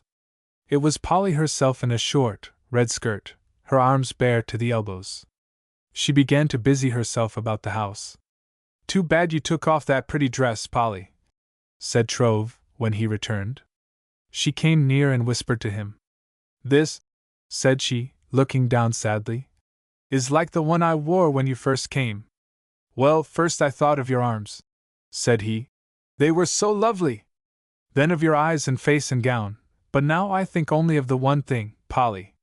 The girl was happy, now, and went on with the work, singing, while Trove lent a hand. A score of people came up the hill from Pleasant Valley that night. Tunk went after the old maids and came with them in the chaise at supper time. There were 2 wagon loads of young people, and before dusk, men and their wives came sauntering up the roadway and in at the little gate. 2 or 3 of the older men wore suits of black broadcloth, the stock and rolling collar, relics of old decency, back in Vermont or Massachusetts or Connecticut. Most were in rough homespun over white shirts with no cuffs or collar. All gathered about Darrel, who sat smoking outside the door. He rose and greeted each one of the women with a bow and a compliment. The tinker was a man of unfailing courtesy, and one thing in him was extremely odd. Even there in that land of pure democracy, he treated a scrubwoman with the same politeness he would have accorded the finest lady. But he was in no sense a flatterer. None that saw him often were long in ignorance of that. His rebuke was even quicker than his compliment, as many had reason to know. And there was another curious thing about Darrel. These people and many more loved him, gathering about his chair as he tinkered, hearing with delight the lore and wisdom of his tongue, but, after all, there were none that knew him now any better than the first day he came. A certain wall of dignity was ever between him and them. Half an hour before dark, the yard was thronged with people. They listened with smiles or a faint ripple of merry feeling as he greeted each. "Good evening, Mrs. Beach," he would say. "Ah, the snow is falling on thy head. And the sunlight upon thine dear girl," he added, taking the hand of the woman's daughter. "And here's Mr. Tilly back from the far west," he continued. "How fare ye, sor?" "I'm well, but a little too fat," said Thurston Tilly. "Well, sor, unless it make thy heart heavy, be content." "Good evening, Mrs. Hooper, that is a cunning hand with the pies." "Ah, Mrs. Rude, may the mouse never leave thy meal bag with a tear in his eye." "Not a grey hair in thy head, Miss Tower, nor even a grey thought." "And here's Mrs. Barber, 'twill make me sweat to carry me pride now. How goes the battle?" "The Lord has given me sore affliction," said she. "Nay, dear woman," said the tinker in that tone so kindly and resistless. "Do not think the Lord is hitting thee over the ears. It is the law o' life. Good evening, elder, what is the difference between thy work and mine?" "I hadn't thought of that." "Ah, thine is the dial of eternity, mine that o' time." And so he greeted all and sat down, filling his pipe. "Now, Weston, out with the merry fiddle," said he, "and see it give us happy thoughts." A few small boys were gathered about him, and the tinker began to hum an Irish reel, fingers and forearm flying as he played an imaginary fiddle. But even now, his dignity had not left him. The dance began. All were in the little house or at the 2 doors, peering in, save Darrel, who sat with his pipe, and Thurston Tilly, who was telling him tales of the far west. In the lull of sound that followed the first figure, Trove came to look out upon them. A big, golden moon had risen above the woods, and the light and music and merry voices had started a sleepy twitter up in the dome of Robin's Inn. "Do you see that scar?" he heard Tilly saying. "I do, sor." "Well, a man shot me there." "And what for?" the tinker inquired. "I was telling him a story. It cured me." "Do you carry a gun?" "I do not, sor." "Wall, then I'll tell you about the man I work for." Tunk, who had been outside the door in his best clothes, but who, since he put them on, had looked as if he doubted the integrity of his suspenders and would not come in the house, began to laugh loudly. "That man Tunk can see the comedy in all but himself," was Trove's thought, as he returned with a smile of amusement. Soon Trove and Polly came out and stood a while by the lilac bush, at the gate. "You worry me, Sidney Trove," said she, looking off at the moonlit fields. Then came a silence full of secret things, like the silences of their first meeting, there by the same gate, long ago. This one, however, had a vibration that seemed to sting them. "I am sorry," said he, with a sigh. Another silence in which the heart of the girl was feeling for the secret in his. "You are so sad, so different," she whispered. Polly waited full half a minute for his answer. Then she touched her eyes with her handkerchief, turned impatiently, and went halfway to the door. Darrel caught her hand, drawing her near him. "Give me thy hand, boy," said he to Trove, now on his way to the door. He stood with his arms around the two. "Every shadow hath the wings o' light," he whispered. "Listen." The house rang with laughter and the music of Money Musk. "'Tis the golden bell of happiness," said he, presently. "Go and ring it. Nay, first a kiss." He drew them close together, and they kissed each other's lips, and with smiling faces went in to join the dance. 29. Again the uphill road. Again the middle of September, and the beginning of the fall term. Trove had gone to his old lodgings at Hillsborough, and Polly was boarding in the village, for she, too, was now in the uphill road to higher learning. None, save Darrel, knew the secret of the young man, that he was paying her board and tuition. The thought of it made him most happy, but now, seeing her every day had given him a keener sense of that which had come between them. He sat much in his room and had little heart for study. It was a cozy room now. His landlady had hung rude pictures on the wall and given him a rag carpet. On the table were pieces of clear quartz and tourmaline, and about each window frame, odd nests of bird or insect, souvenirs of wood life and his travel with the drove. There, too, on the table were mementos of that first day of his teaching, the mirror spectacles with which he had seen at once every corner of the schoolroom, the slingshot and bar of iron he had taken from the woodsman, LeBlanc. One evening of his first week at Hillsborough that term, Darrel came to sit with him a while. "And what are these?" said the tinker, at length, his hand upon the shot and iron. "I do not know." "Dear boy," said Darrel, "they're from the kit of a burglar, and how came they here?" "I took them from Louis Leblanc," said the young man, who then told of his adventure that night. "Louis Leblanc!" exclaimed Darrel. "The scamp and his family have cleared out." The tinker turned quickly, his hand upon the wrist of the young man. "These things are not for thee to have," he whispered. "Had ye no thought o' the danger?" Trove began to change color. "I can prove how I came by them," he stammered. "What is thy proof?" Darrel whispered again. "There are Leblanc's wife and daughter." "Ah, where are they?" "There be many would like to know." The young man thought a moment. "Well, Tunkhosely, they're at Mrs. Vaughan's." "Tunkhosely!" exclaimed the tinker, with a look that seemed to say, "God save the mark!" "And would they believe him, think?" Trove began to look troubled as Darrel left him. "I'll go and drop them in the river," said Trove to himself. It was 11 o'clock and the street dark and deserted as he left his room. "It is a cowardly thing to do," the young man thought as he walked slowly, but he could devise no better way to get rid of them. In the middle of the big, open bridge he stopped to listen. Hearing only the sound of the falls below, Trove took the odd tools from under his coat and flung them over the rail. He turned then, walking slowly off the bridge and up the main street of Hillsborough. At a corner he stopped to listen. His ear had caught the sound of steps far behind him. He could hear it no longer, and went his way, with a troubled feeling that robbed him of rest that night. In a day or two it wore off, and soon he was hold of the bit, as he was wont to say, and racing for the lead in his work. He often walked to school with Polly and went to church with her every Sunday night. There had been not a word of love between them, however, since they came to the village, until one evening she said, "I am very unhappy, and I wish I were home." "Why?" She was not able to answer for a moment. "I know I am unworthy of you," she whispered. His lungs shook him with a deep and tremulous inspiration. For a little he could not answer. "That is why you do not love me," she whispered again. "I do love you," he said with a strong effort to control himself. "But I am not worthy to touch the hem of your garment." "Tell me why, Sidney." "Some day, I do not know when, I will tell you all. And if you can love me after that, we shall both be happy."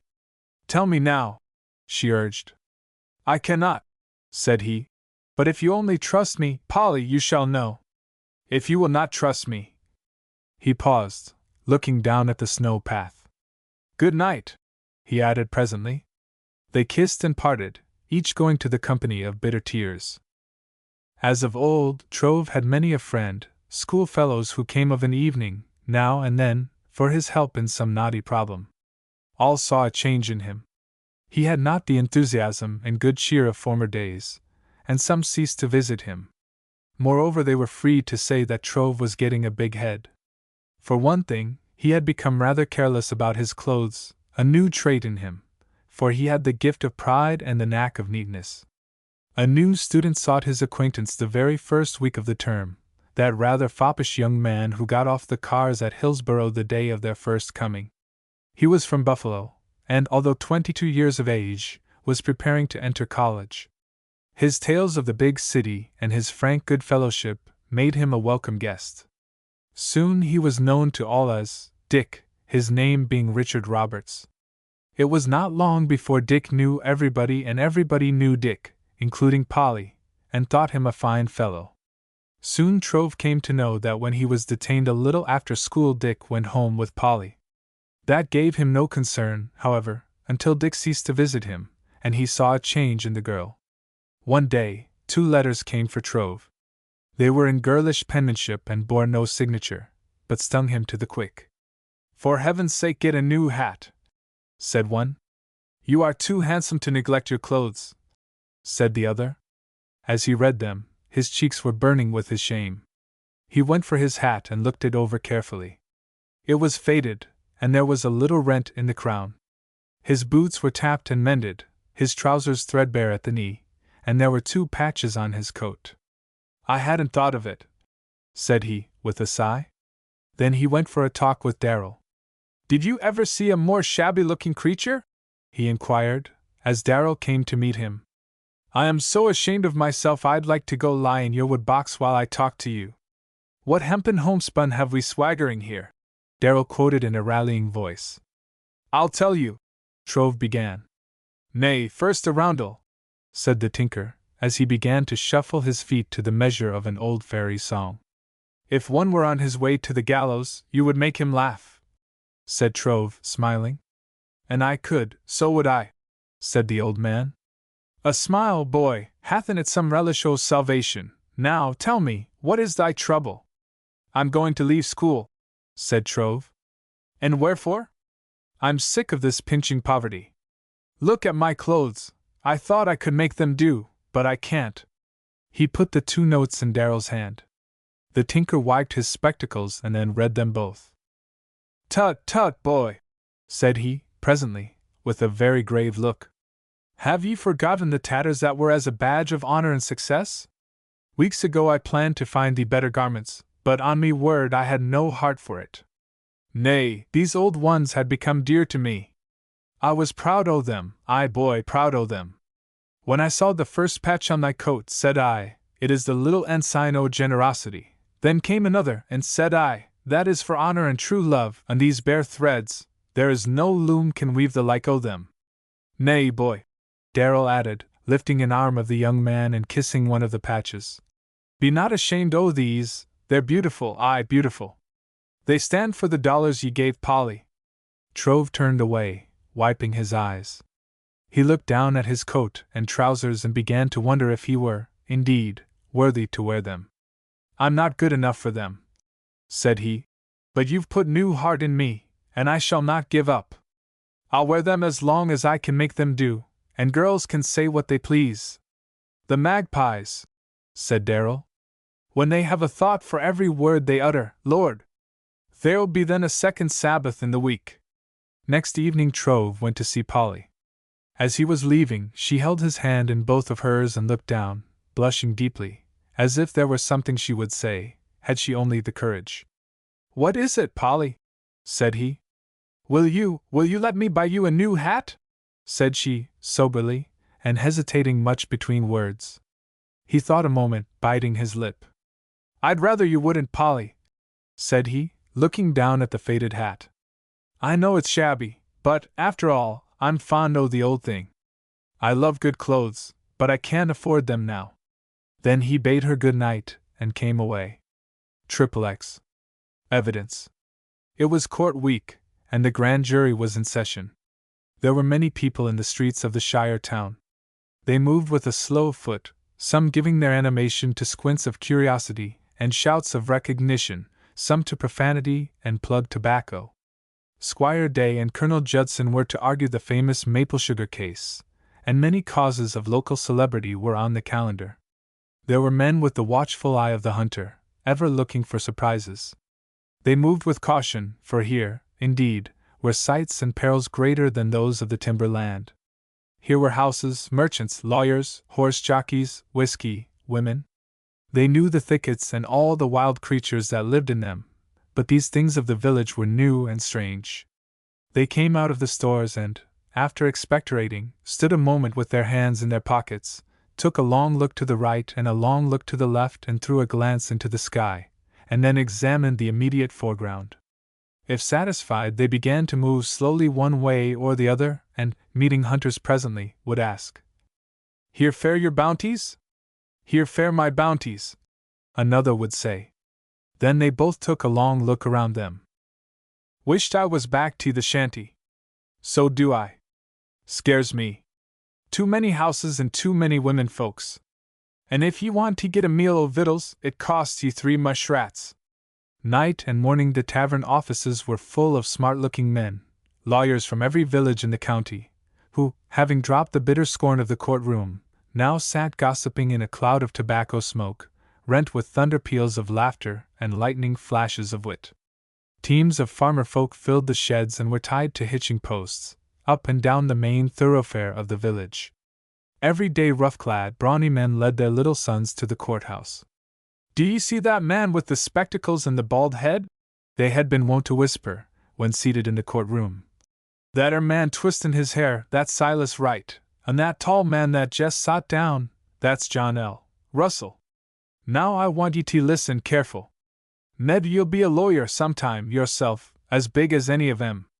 The third day of that week, it was about the middle of the afternoon, a score of men, gossiping in the lower hall of the court building, were hushed suddenly. A young man came hurrying down the back stairs with a look of excitement. "What's up?" said one. "Sidney Trove is indicted," was the answer of the young man. He ran out of doors and down the street. People began crowding out of the courtroom. Information, surprise, and conjecture, a kind of flood pouring out of a broken dam, rushed up and down the 40 streets of the village. Soon, as of old, many were afloat and some few were drowning in it. For a little, busy hands fell limp and feet grew slow and tongues halted. A group of schoolgirls on their way home were suddenly overtaken by the onrushing tide. They came close together and whispered. Then a little cry of despair, and one of them fell and was borne into a near house. A young man ran up the stairway at the sign of the Dial and rapped loudly at Darrel's door. Trove and the tinker were inside. "Old fellow," said the newcomer, his hand upon Trove's arm. "They've voted to indict you, and I've seen all the witnesses." Trove had a book in his hand. He rose calmly and flung it on the table. "It's an outrage," said he, with a sigh. "Nay, an honor," said Darrel, quickly. "Hold up thy head, boy. The laurel shall take the place o' the frown." He turned to the bearer of these evil tidings. "Have ye more knowledge o' the matter?" "Yes, all day I have been getting hold of their evidence," said the newcomer, a law student, who was now facing his friend Trove. "In the first place, it was a man of blue eyes and about your build who broke into the bank at Milldam. It is the sworn statement of the clerk, who has now recovered. He does not go so far as to say you are the man, but does say it was a man like you that assaulted him. It appears the robber had his face covered with a red bandana handkerchief in which square holes were cut so he could see through. The clerk remembers it was covered with a little white figure, that of a log cabin. Such a handkerchief was sold years ago in the campaign of Harrison, but has gone out of use. Not a store in the county has had them since '45. The clerk fired upon him with a pistol, and thinks he wounded him in the left forearm. In their fight the robber struck him with a slingshot, and he fell, and remembers nothing more until he came to in the dark alone. The skin was cut in little squares, where the shot struck him, and that is one of the strong points against you. Against me? Said Trove. Yes, that and another. It seems the robber left behind him one end of a bar of iron. The other end of the same bar and a slingshot, the very one that probably felled the clerk, have been found. The speaker rose and walked half across the room and back, looking down thoughtfully. I tell you what, old fellow, said he, sitting down again. It is mighty strange. If I didn't know you well, I'd think you guilty. Here comes a detective who says under oath that one night he saw you come out of your lodgings, about 11 o'clock, and walk to the middle of the bridge and throw something into the water. Next morning bar and shot were found. As nearly as he could make out, they lay directly under the place where you halted. Darrel sat looking thoughtfully at the speaker. A detective? Said Trove, rising erect, a stern look upon him. Yes, Dick Roberts. Roberts, a detective, said Trove, in a whisper. Then he turned to Darrel, adding, I shall have to find the Frenchman. Louis Leblanc? The young man asked. Louis Leblanc, Trove answered with surprise. He has been found, said the other.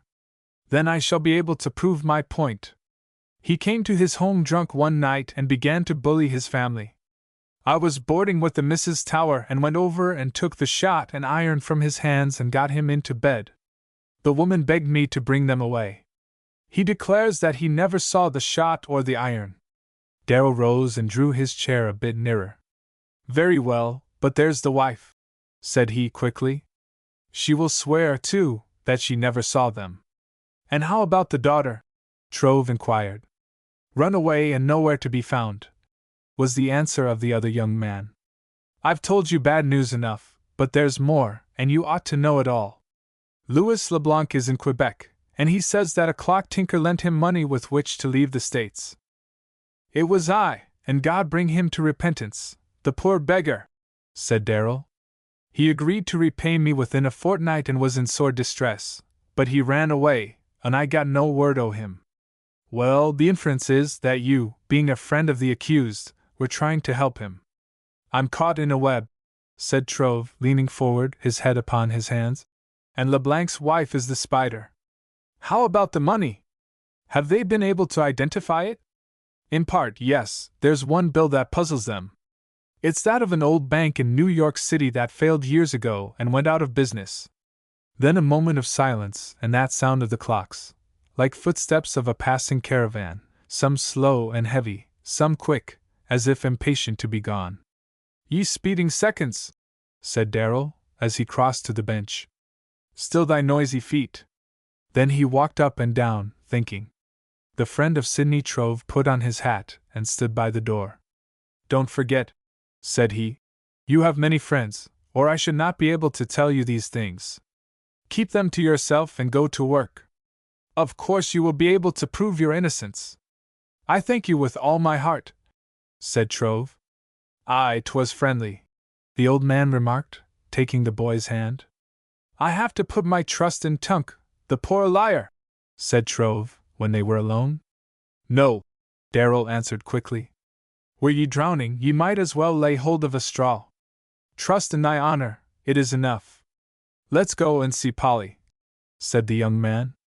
Aye, she the sweetheart, said the tinker. We'll go at once. They left the shop, and on every street they traveled there were groups of men gossiping. Some nodded, others turned away, as the two passed. Dick Roberts met them at the door of the house where Polly boarded. I wish to see Miss Vaughn, said Trove coolly. She is ill, said Roberts. Could I not see her for a moment? Trove inquired. No. Is she very sick? Very. Darrel came close to Roberts. He looked sternly at the young man. Boy, said he, with great dignity, his long forefinger raised, within a day ye shall be clothed with shame. They were strange words, Trove thought, as they walked away in silence, and when they had come to the little shop it was growing dusk. What have I done to bring this upon me and my friends? Said Trove, sinking into a chair. It is what I have done, said Darrel. And now I take the mantle o' thy shame. Rise, boy, and hold up thy head. The old man stood erect by the side of the young man. See, I am as tall and broad as thou art. He went to an old chest and got a cap and drew it down upon his head, pushing his gray hair under it. Then he took from his pocket a red bandana handkerchief, figured with a cabin, tying it over his face. He turned, looking at Trove through 2 square holes in the handkerchief. "Behold the robber!" said he. "You know who is the robber?" Trove inquired. Darrel raised the handkerchief and flung it back upon his head. "'Tis Roderick Darrel," said he, his hand now on the shoulder of the young man. For a moment both stood looking into each other's eyes. "What joke is this, my friend?" Trove whispered. "I speak not lightly, boy. If where you thought were honor and good faith, there be only guilt and shame, can ye believe in goodness?" For his answer there were silence and the ticking of the clocks. "Surely ye can and will," said the old man, "for there is the goodness o' thy own heart. Ah, boy, though I have it not, remember that I loved honor and have sought to fill thee with it. This night I go where ye cannot follow." The tinker turned, halting a pendulum. Trove groaned as he spoke. "O man, tell me, quickly, what do you mean?" "That God hath laid his hand upon me," said Darrel, sternly. "I cannot see thee suffer, boy, when I am the guilty one. O Redeemer o' the world! Haste me now to punishment."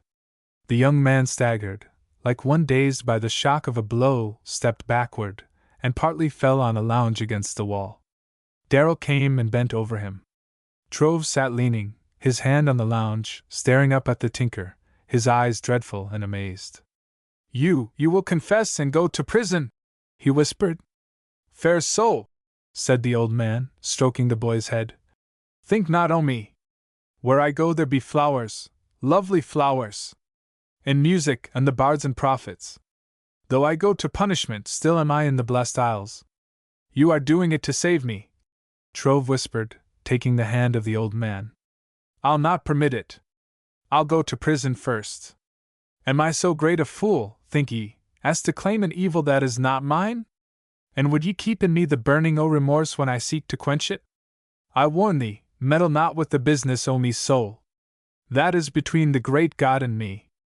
Darrel stood to his full height, the red handkerchief covering his head and falling on his back. He began with a tone of contempt that changed quickly into one of sharp command. There was a little silence, and then a quick rap. "Come in," Darrel shouted, as he let the handkerchief fall upon his face again. The district attorney, a constable, and the bank clerk, who had been injured the night of the robbery, came in. "He is not guilty," said Trove, rising quickly. "I command ye, boy, be silent," said Darrel, sternly. "Have ye ever seen that hand?" he added, approaching the clerk, and pointing at a red mark as large as a dime on the back of his left hand. "Yes," the clerk answered with surprise, looking from hand to handkerchief. Then, turning to the lawyer, he added, "This is the man. Now," Darrel continued, rolling up his sleeve, "I'll show where thy bullet struck me in the left arm. See, there it seared the flesh." They saw a star, quite an inch long, midway from hand to elbow. "Do you mean to say that you are guilty of this crime?" the attorney asked. "I am guilty and ready for punishment," Darrel answered. "Now discharge the boy." "Tomorrow," said the attorney. "That is for the court to do." Darrel went to Trove, who now sat weeping, his face upon his hands. "Oh, the great river o' tears!" said Darrel, touching the boy's head. "Beyond it are the green shores of happiness, and I have crossed, and soon shalt thou. Stop, boy, it ill becomes thee. There is a dear, dear child whose heart is breaking. Go and comfort her." Trove sat as if he had not heard. The tinker went to his table and hurriedly wrote a line or two, folding and directing it. "Go quickly, boy, and tell her, and then take this to Riley Brook for me." The young man struggled a moment for self-mastery, rose with a sigh and a stern look, and put on his hat. "It is about bail?" said he in a whisper. "Yes," Darrel answered. Trove hurried away. A woman met him at the door, within which Polly boarded. "Is she better?" Trove asked. "Yes, but has asked me to say that she does not wish to see you." Trove stood a moment, his tongue halting between anger and surprise. He turned without a word, walking away, a bitter feeling in his heart. Brooke greeted him with unexpected heartiness. He was going to bed when the young man rapped upon his door. Brooke opened the letter and read the words aloud. "Thanks, I shall not need thy help." "What?" Trove exclaimed. "He says he shall not need the help I offered him," Brooke answered. "Good night," said Trove, who, turning, left the house and hurried away. Lights were out everywhere in the village now. The windows were dark at the sign of the Dial. He hurried up the old stairs and rapped loudly, but none came to admit him. He called and listened. Within there were only silence and that old, familiar sound of the seconds trooping by, some with short and some with long steps. He knew that soon they were to grow faint and weary and pass no more that way. He ran to the foot of the stairs and stood a moment hesitating. Then he walked slowly to the county jail, and looked up at the dark and silent building. For a little time he leaned upon a fence, there in the still night shaken with sobs. Then he began walking up and down by the jail yard. He had not slept an hour in weeks and was weary, but he could not bear to come away and walked slower as the night wore on, hearing only the tread of his own feet. He knew not where to go and was drifting up and down, like a derelict in the sea. By and by people began to pass him, weary crowds, and they were pointing at the patches on his coat, and beneath them he could feel a kind of burning, but the crowd was dumb. He tried to say, "I am not to blame," but his heart smote him when it was half said. Then, suddenly, many people were beside him, and far ahead on a steep hill, in dim, grey light, he could see Darrel toiling upward. And sometimes the tinker turned, beckoning him to follow. And Trove ran, but the way was long between them. And the tinker called to him, "Who drains the cup of another's bitterness shall find it sweet."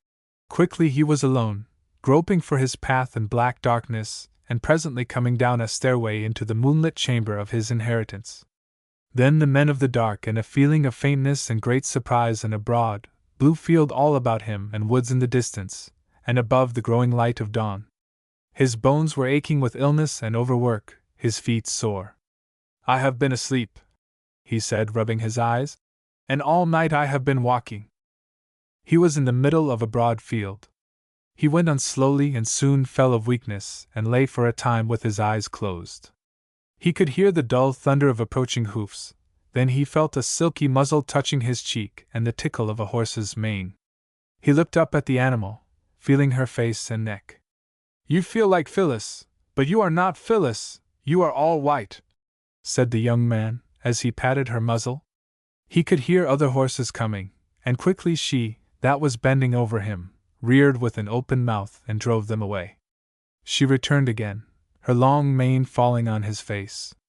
"Don't step on me," he entreated. "Remember in the day o' judgment God'll mind the look o' your master." He took hold of those long, soft threads, and the horse lifted him gently to his feet, and they walked, his arm about her neck, his face in the ravelled silk of her mane.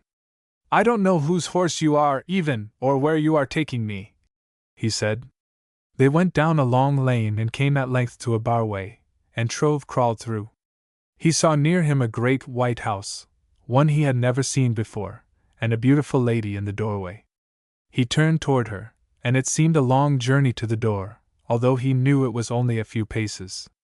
He fell heavily on the steps, and the woman gave a little cry of alarm. She came quickly and bent over him. His clothes were torn, his face pale and haggard, his eyes closed. "I am sick," he whispered faintly. "Theron! Theron! Come here! Sidney is sick," he heard her calling. "Is it you, mother?" the boy whispered, feeling her face. "I thought it was a great, white mansion here, and that you were an angel." 31. A man greater than his trouble. For a month the young man lay burning with fever, his brain boiled in hot blood until things hideous and terrible were swarming out of it, as if it were being baned of dragons. 2 months had passed before he was able to leave his bed. He remembered only the glow of an Indian summer morning on wood and field, but when he rose they were all white with snow. For weeks he had listened to the howl of the fir trees and had seen the frost gathering on his window, but knew not how swiftly the days had gone, so that when he looked out of doors and saw the midwinter he was filled with astonishment. "I must go," said he. Not yet, my boy, said Mary Allen. You are not strong enough. Darrel has taken my trouble on him, and I must go. I have heard you say it often since you fell on the doorstep, said she, stroking his hand. There is a letter from him. And she brought the letter and put it in his hands. Trove opened it eagerly and read as follows. Dear Sidney, it is Sunday night, and all day I have been walking in the blessed isles, and one was the blessed isle of remembrance, where I met thee, and we talked of all good things. If I knew it were well with thee, I should be quite happy, boy, quite happy. I was a bit weary of travel, and all the roads had grown long. I missed the tick of the clocks, but my work is easy, and I have excellent good friends. I send thee my key. Please deliver the red, tall clock to Betsy Hale, who lives on the road to Waterbury Hill, and kindly take that cheerful youngster from Connecticut, the one with the walnut case and a brass pendulum, to Mrs. Henry Watson. You remember that ill-tempered Dutch thing, with a loud gong and a white dial? Please take that to Harry Warner. I put some work on them all, but there's no charge. The other clocks belong to me. Do with them as thou wilt, and with all that is mine. The rent is paid to April. Then kindly surrender the key. Now can ye do all this for a man suffering the just punishment of many sins? I ask it for old friendship, and to increase the charity I saw growing in thy heart long ago. At last I have word of thy father. He died a peaceful, happy death, having restored the wealth that cursed him to its owner. For his sake and thine I am glad to know it. Now between thee and the dear Polly there is no shadow. Tell her everything. May the good God bless and keep thee, but the long road of happiness, that ye must seek and find. Yours truly, R. Darrel of the Blessed Isles. Trove read the letter many times, and as he grew strong, he began to think with clearness and deliberation of his last night in Hillsborough. Darrel was the greatest problem of all. Pondering, he saw, or thought he saw, the bottom of it. Events were coming, however, that robbed him utterly of his conceit and all the hope it gave him. The sad lines about his father kept him ever in some doubt. A week more, and he was in the cutter one morning, behind Phyllis, on his way to Robin's Inn. As he drew up at the old, familiar gate, the boys ran out to meet him. Somehow they were not the same boys. They were a bit more sober and timid. Tump came with a "Glad to see ye, mister," and took the mare. The widow stood in the doorway, smiling sadly. "How is Polly?" said Trove. For a moment there was no answer. He walked slowly to the steps, knowing well that some new blow was about to fall upon him. "She is better, but has been very sick," said the widow. Trove sat down without speaking and threw his coat open. "You, too, have been very sick," said Mrs. Vaughn. "Yes, very," said he. "I heard of it, and went to your home one day, but you didn't know me. Tell me, where is Polly?" "In school, and I am much worried." "Why?" "Well, she's pretty, and the young men will not let her alone. There's one determined she shall marry him." "Is she engaged?" "No, but sir, I think she is nearly heartbroken." "I'm sorry," said Trove. "Not that she may choose another, but that she lost faith in me." "Poor child! Long ago she thought you had ceased to love her," said the widow, her voice trembling. "I loved her as I can never love again," said he, his elbow resting on a table, his head leaning on his hand. He spoke calmly. "Don't let it kill you, boy," said she. "No," he answered. "A man must be greater than his trouble. I have work to do, and I shall not give up. May I go and see Polly?" "Not now," said the widow. "Give her time to find her own way. If you deserve her love, it will return to you." "I fear that you, too, have lost faith in me," said Trove. "No," she answered. "But surely Darrel is not the guilty one. It's all such a mystery. Mrs. Vaughn, do not suffer yourself to think evil of me or of Darrel. If I do lose your daughter, I hope I may not lose your good opinion." The young man spoke earnestly and his eyes were wet. "I shall not think evil of you," said the woman. Trove stood a moment, his hand upon the latch. "If there's anything I can do for you or for Polly," said he, "I should like to know it. Let's hope for the best." Some day you must let me come in. He hesitated, his voice failing him for a moment. And play a game of checkers, he added. Paul stood looking up at him sadly, his face troubled. It's an evil day when the heart of a child is heavy, said Trove, bending over the boy. What is the first law, Paul? Thou shalt learn to obey, said the boy quickly. And who is the great master? Yourself. Right, boy. Let's command our hearts to be happy. The great bare maple was harping dolefully in the wind. Trove went for the mare, and Tunk rode down the hill with him in the cutter. Things here ain't what they used to be, said Tunk. No? Widder, she takes on awful. Great changes. There was a moment of silence. I ain't the same dumb fool I used to be, Tunk added presently. What's happened to you? Well, they told me what you said about lyin'. Ye know a man in the hoss business is apt to get a leetle careless, but I ain't no such dumb fool as I used to be. Have you heard that Teasy Tower was married? The old maid? Yes, sir, the old maid, to Deacon Haskins, and he lives with them, and now they're just like other folks. Never was so surprised since I was first kicked by a hoss. Tunk's conscience revived suddenly, and seemed to put its hand over his mouth. Joe Beach is going to be a doctor, Tunk went on presently. I advised him to study medicine, Trove answered. He's gone off to school at Mildam and is workin' like a beaver. He was pretty rambunctious till you broke him to lead. They rode then to the foot of the hill in silence. Seems so everything was changed, Tunk added as he left the cutter. Easy Tower has crossed the Fadden Bridge. Team run away and snaked him over. They say he don't speak to his hosses now. Trove went on thoughtfully. Some of Tunk Hosley's talk had been as bread for his hunger, as a harvest, indeed, giving both seed and sustenance. More clearly than ever he saw before him the great field of life where was work and the joy of doing it. For a time he would be a teacher, but first there were other things to do. 32. The return of Thurstilly. Trove sat in council with Mary and Theron Allen. He was now in debt to the doctor. He needed money, also, for clothing and boots and an enterprise all had been discussing. I'll give you $300 for the mare, said Allen. Trove sat in thoughtful silence, and presently Allen went out of doors. The woman got her savings and brought them to her son. There is $23 and it may help you, she whispered. No, mother, I can't take it, said the young man.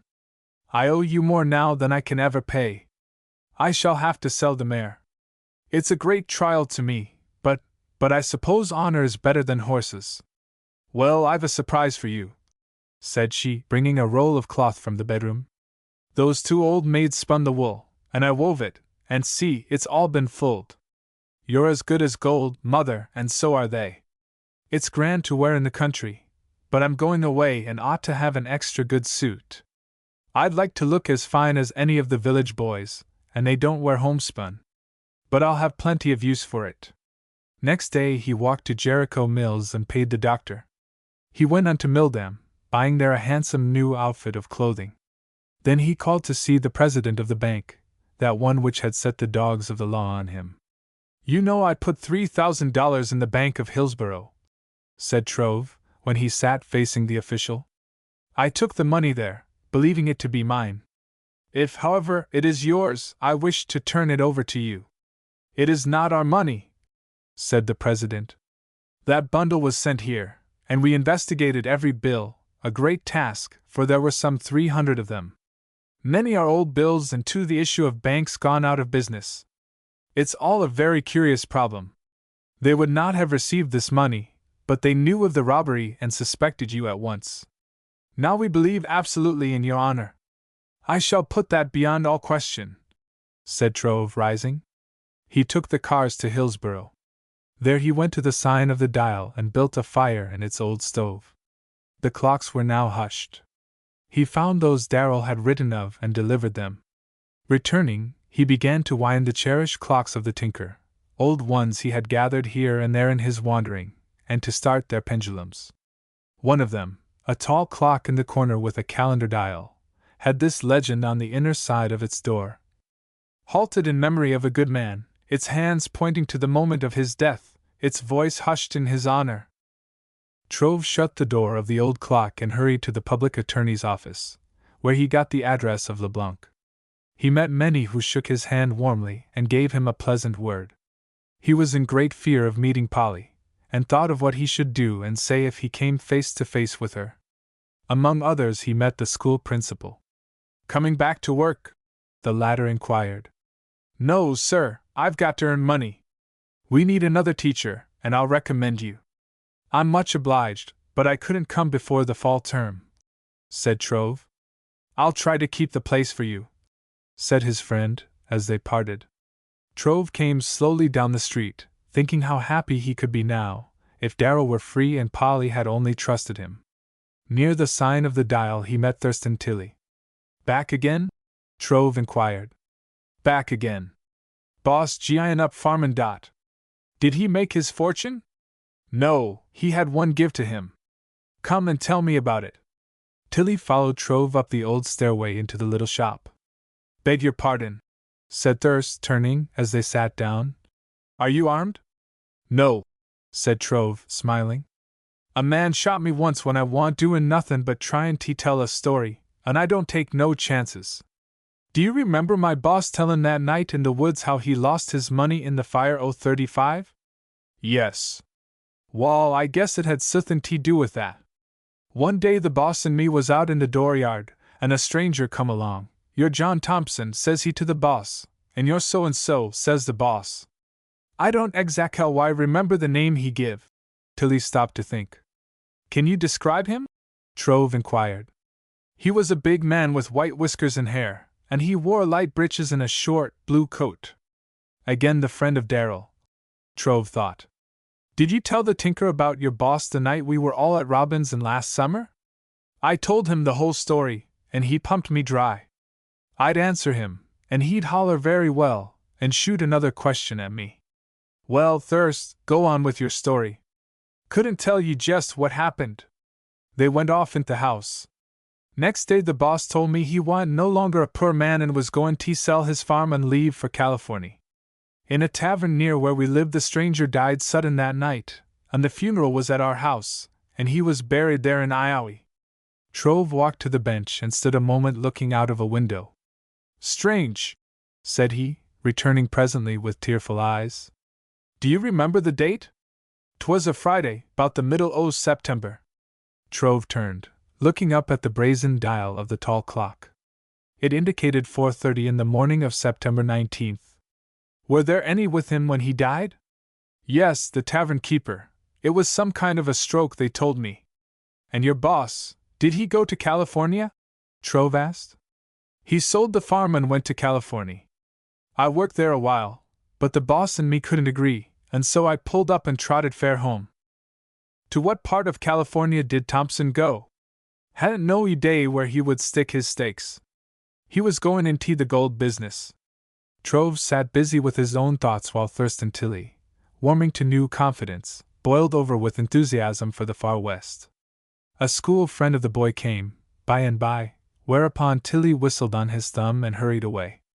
"Did you know," said the newcomer, when Trove and he were alone, "that Roberts, the man who tried to send you up, is a young lawyer and is going to settle here? He and Polly are engaged." "Engaged?" "So he gave me to understand." "Well, if she loves him and he's a good fellow, I've no right to complain," Trove answered.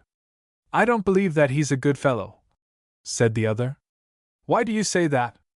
"Well, a detective is a necessary evil?" Trove suggested. "Just that," said the other.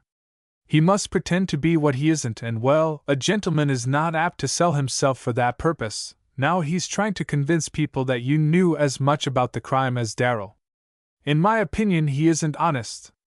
Good looks and fine raiment are all there is to that fellow, take my word for it." "You're inclined to judge him harshly," said Trove. "But I'm worried, for I fear he's unworthy of her, and I must leave town tomorrow." "Shall you go to see her?" "No, not until I know more about him. I have friends here and they will give her good counsel. Soon they'll know what kind of a man he is, and if necessary they'll warn her." I'm beset with trouble, but thank God I know which way to turn. 33. The White Guard. Next morning Trove was on his way to Quebec, a long, hard journey in the wintertime those days. LeBlanc had moved again, so they told him in Quebec, this time to Plattsburgh of Clinton County, New York. There, however, Trove was unable to find the Frenchman. A week of patient inquiry, then, leaving promises of reward for information, he came away. He had yet another object of his travels, the prison at Dannemora, and came there of a Sunday morning late in February. Its towers were bathed in sunlight, its shadows lay dark and far upon the snow. Peace and light and silence had fallen out of the sky upon that little city of regret, as if to hush and illumine its tumult of dark passions. He shivered in the gloom of its shadow as he went up a driveway and rang a bell. The warden received him kindly. "I wish to see Roderick Darrel, he is my friend," said Trove, as he gave the warden a letter. "Come with me," said the official, presently. "He is talking to the men." They passed through gloomy corridors to the chapel door. Trove halted to compose himself, for now he could hear the voice of Darrel. "Let me stand here a while, I cannot go in now," he whispered. The words of the old man were vibrant with color and dramatic force. "Night," he was saying. "The guard passes, the lights are out, ye lie thinking. Hark! A bell, 'tis in the golden city o' remembrance. Ye hear it calling. Haste away, men, haste away.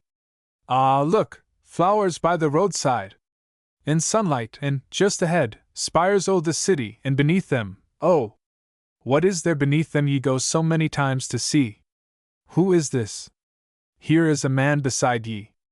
Halt, he says, and cuts ye with a sword. Now the bell is tolling, the sky overcast. The spires fall, the flowers wither. Ye turn to look at the man. He is a giant. See the face of him now. It makes ye tremble. He is the White Guard and he brings ye back. Ah, then, mayhap ye rise in the dark, as I have heard ye, and shake the iron doors. But ye cannot escape him though ye could fly on the wind. Know ye the White Guard? Dear man! His name is thy name, he is thyself, day and night he sits in the watch-tower o' thy soul, he has all charge o' thee. Make a friend o' him, men, make a friend o' him. Any evening send for me, and mayhap they'll let me come and tell thee how." He paused. Trove could hear the tread of guards in the chapel. They seemed to enter the magnetic field of the speaker, and quickly halted. "Mind the White Guard! Save him, ye have none to fear!" Once, at night, I saw a man smiling in his sleep. 'Twas over there in the hospital. The day long he had been sick with remorse, and I had given him, betimes, a word o' comfort as well as the medicine. Now when I looked the frown had left his brow. Oh, 'twas a goodly sight to see! He smiled and murmured, "Oh, the days gone. The man o' guilt lay dead, the child of innocence was living." And he woke, and again the shadow fell upon him, and he wept. "I have been wandering in the land o' love," he said. "Get thee back, man, get thee back," said I to him. "Alas! How can I," said he, "for 'tis only sleep that opens the door." "Nay, sleep doth lift the garment o' thy bitterness, but only for an hour," said I. "Love, love shall lift it from thee forever. And now, I thank the good God, the smile o' that brief hour is ever on his face. Ye know him well, men. Were I to bid him stand before ye, there's many here would wish to kiss his hand. Even here in the frowning shadow o' these walls he has come into a land o' love, and when he returns to his people ye shall weep, men, ye shall weep, and they shall rejoice. O the land o' love! It hath a strong gate. And the White Guard, he hath the key. Remember, men, ye cannot reap unless ye sow. If any would reap the corn, he must plant the corn. Have ye stood of a bright summer day to watch the little people o' the field? Those millions that throng the grass and fly in the sunlight, bird and bee and ant and bug and butterfly? 'Tis a land flowing with milk and honey. But hear me, good men, not one o' them may take as much as would fill the mouth of a cricket unless he pays the price. One day I saw an ant trying to rob a thistleblow. Now the law o' the field is that none shall have honey who cannot sow for the flower. While a bee probes he gathers the seed dust in his hairy jacket, and away he flies, sowing it far and wide. Now, an ant is in no wise able to serve a thistleblow, but he is ever trying to rob her house. Knowing her danger, she has put around it a wonderful barricade. Down at the root her stem has a thicket o' fuzz and hair. I watched the little thief, and he was a long time passing through it. Then he came on a barrier o' horny-edged leaves. Underneath they were covered with thick, webby hairs, and he sank over his head in them and toiled long, and lo! When he had passed them there was yet another row o' leaves curving so as to weary and bewilder him, and thick set with thorns. Slowly he climbed, coming ever to some dread obstruction. By and by he stood looking up at the green, round wall o' the palace. Above him were its treasure and its purple dome. He started upward and fell suddenly into a moat, full o' sticky gum, and there perished. Men, 'tis the law o' God, unless ye sow the seed that bears it, ye shall not have the honey o' forgiveness. And remember, the seed o' forgiveness is forgiveness. If any have been hard upon thee, bearing false witness and robbing thee o' thy freedom and thy good name, go not hence until ye forgive. Ah, then the white guard shall no longer sit in the tower. The voice had stopped. There was a moment of deep silence. Some power, greater, far greater than his words, had gone out of the man. Those many who sat before him and they standing there by the door had felt it, and were deeply moved. There was a quick stir in the audience, a stir of hands and handkerchiefs. Trove entered. The chaplain was now reading a hymn. Darrel sat behind him on a raised platform, the silken spray upon his brows, long and white as snow, his face thoughtful and serious. The reading over, he came and sat among the men, singing as they sang. The benediction, a stir of feet, and the prisoners began to press about him, some kissing his hands. He gave each a kindly greeting. It was like the night of the party on Cedar Hill.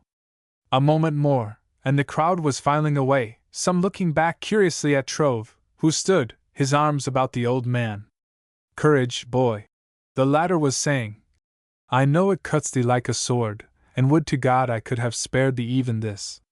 Look! In yon high window I can see the sunlight, and believe me, there is not a creature it shines upon so happy as I.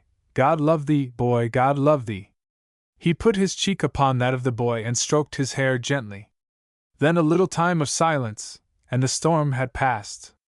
"A fine, fine lad ye are," said Darrel, looking proudly at the young man, who stood now quite composed. "Let me take thy hand.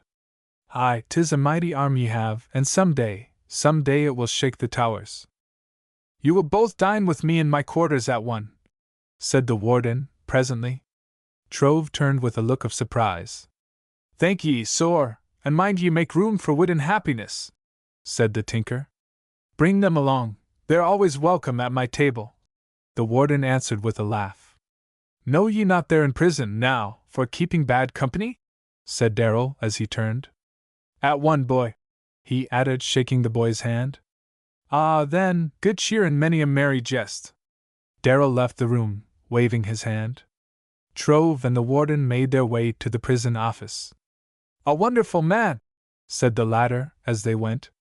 "We love and respect him and give him all the liberty we can. For a long time he has been nursing in the hospital, and when I see that he is overworking I bring him to my office and set him at easy jobs."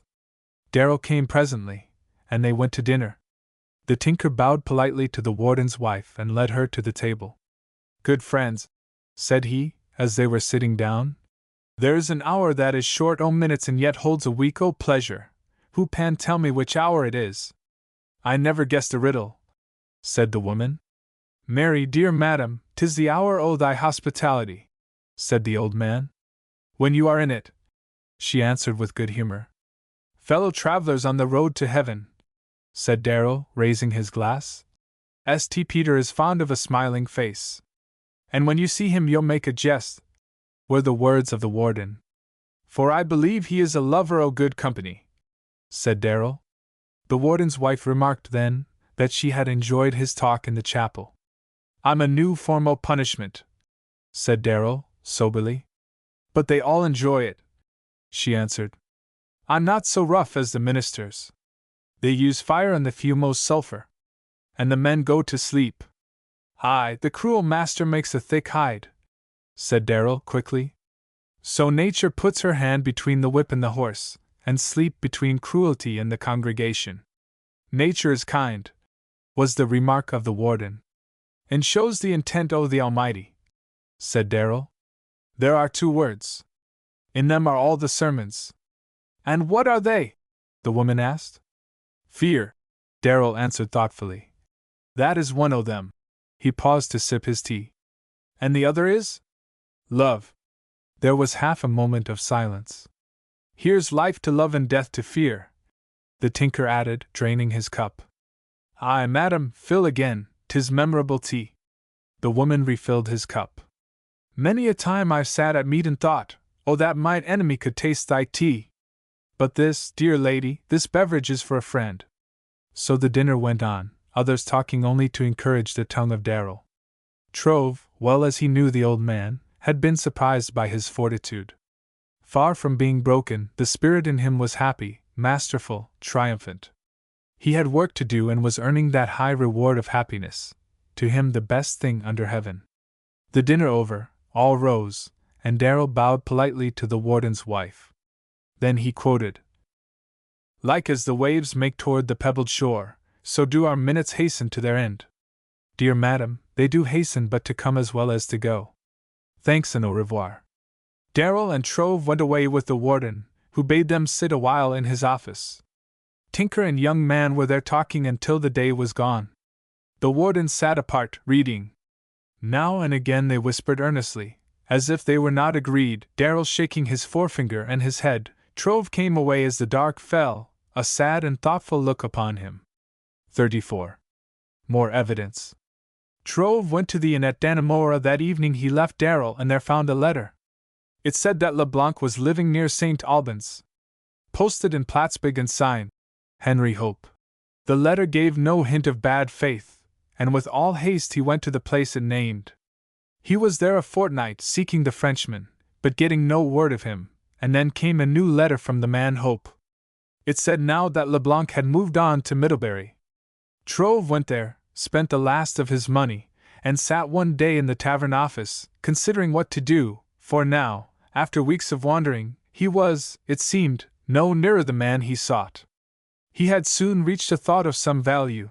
This information of the unknown correspondent was, at least, unreliable, and he would give it no further heed. What should he do? On that point he was not long undecided, for while he was thinking of it a boy came and said, There's a lady waiting to see you in the parlor, sir. He went immediately to the parlor above stairs, and there sat Polly in her best gown. The sweetest-looking creature, he was wont to say, this side of paradise. Polly rose, and his amazement checked his feet a moment. Then he advanced quickly and would have kissed her, but she turned her face away and stood looking down. They were in a silence full of history. Twice she tried to speak, but an odd stillness followed the first word, giving possibly the more adequate expression to her thoughts. How came you here? He whispered presently. I have been trying to find you, said she at length. He turned, looking from end to end of the large room. They were quite alone. Polly, he whispered, I believe you do love me. For a little time she made no answer. No, she whispered, shaking her head. That is, I do not think I love you. Then why have you come to find me? Because you did not come to find me, she answered, glancing down at the toe of her pretty shoe. She turned impatiently and stood by an open window. She was looking out upon a white orchard. Odors of spring flower and apple blossom were in the soft wings of the wind. Somehow they mingled with her feeling and were always in her memory of that hour. Her arm moved slowly and a kerchief went to her eyes. Then, a little tremor in the plume upon her hat. Trove went to her side. Dear Polly, he said, as he took her hand in his. Gently she pulled it away. I cannot speak to you now, she whispered. Then a long silence. The low music of a million tiny wings came floating in at the window. It seemed, somehow, like a voice of the past, with minutes, like the bees, hymning indistinguishably. Polly and Trove were thinking of the same things. I can doubt him no more, she thought. And I know that he loves me. They could hear the flutter of bird wings beyond the window, and in the stillness they got some understanding of each other. She turned suddenly, and went to where he stood. "Sidney," she said, I am sorry if I have hurt you." She lifted one of his hands and pressed her red cheek upon it fondly. In a moment he spoke. "Long ago I knew that you were doubting me, but I couldn't help it," he said. "It was that horrible secret," she whispered. "I had no right to your love," said he, "until—" he hesitated for a little. "Until I could tell you the truth." "You loved somebody else?" she whispered, turning to him. "Didn't you now? Tell me." "No," said he calmly. The fact is I had learned that my father was a thief." "Your father?" she answered. "Do you think I care what your father did? Your honor and your love were enough for me." "I did not know," he whispered, "and I should have made my way to you, but—" He paused again. "But what?" she demanded, impatiently. "Well, it was only fair you should have a chance to meet others, and I thought you were in love with Roberts." "Roberts? He would have been glad of my love, I can tell you that." She looked up at him. "I have endured much for you, Sidney Trove, and I cannot keep my secret any longer. He says that Darrel is now in prison for your crime." "And you believe him?" Trove whispered. "Not that," she answered quickly. "But you know I loved the dear old man. I cannot think him guilty any more than I could think it of you. But there's a deep mystery in it all. It has made me wretched. Everyone thinks you know more than you have told about it." "A beautiful mystery," the young man whispered.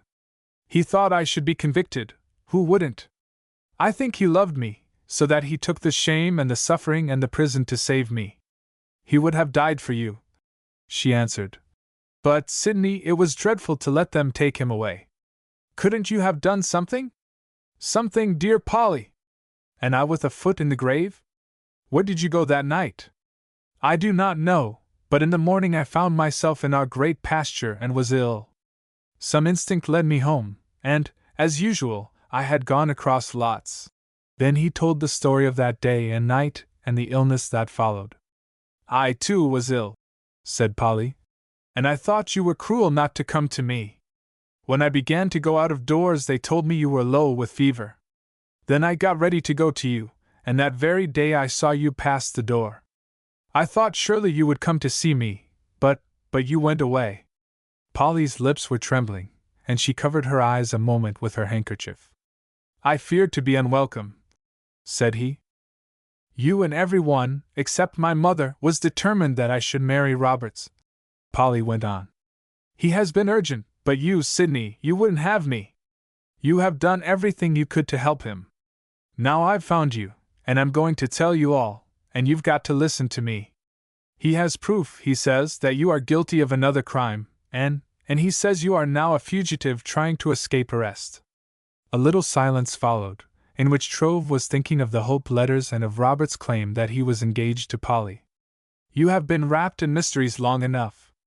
I shall not let you go until you explain," she continued. "There's no mystery about this," said Trove calmly. "Roberts is a rascal, and that's the reason I'm here." She turned quickly with a look of surprise. "I mean it.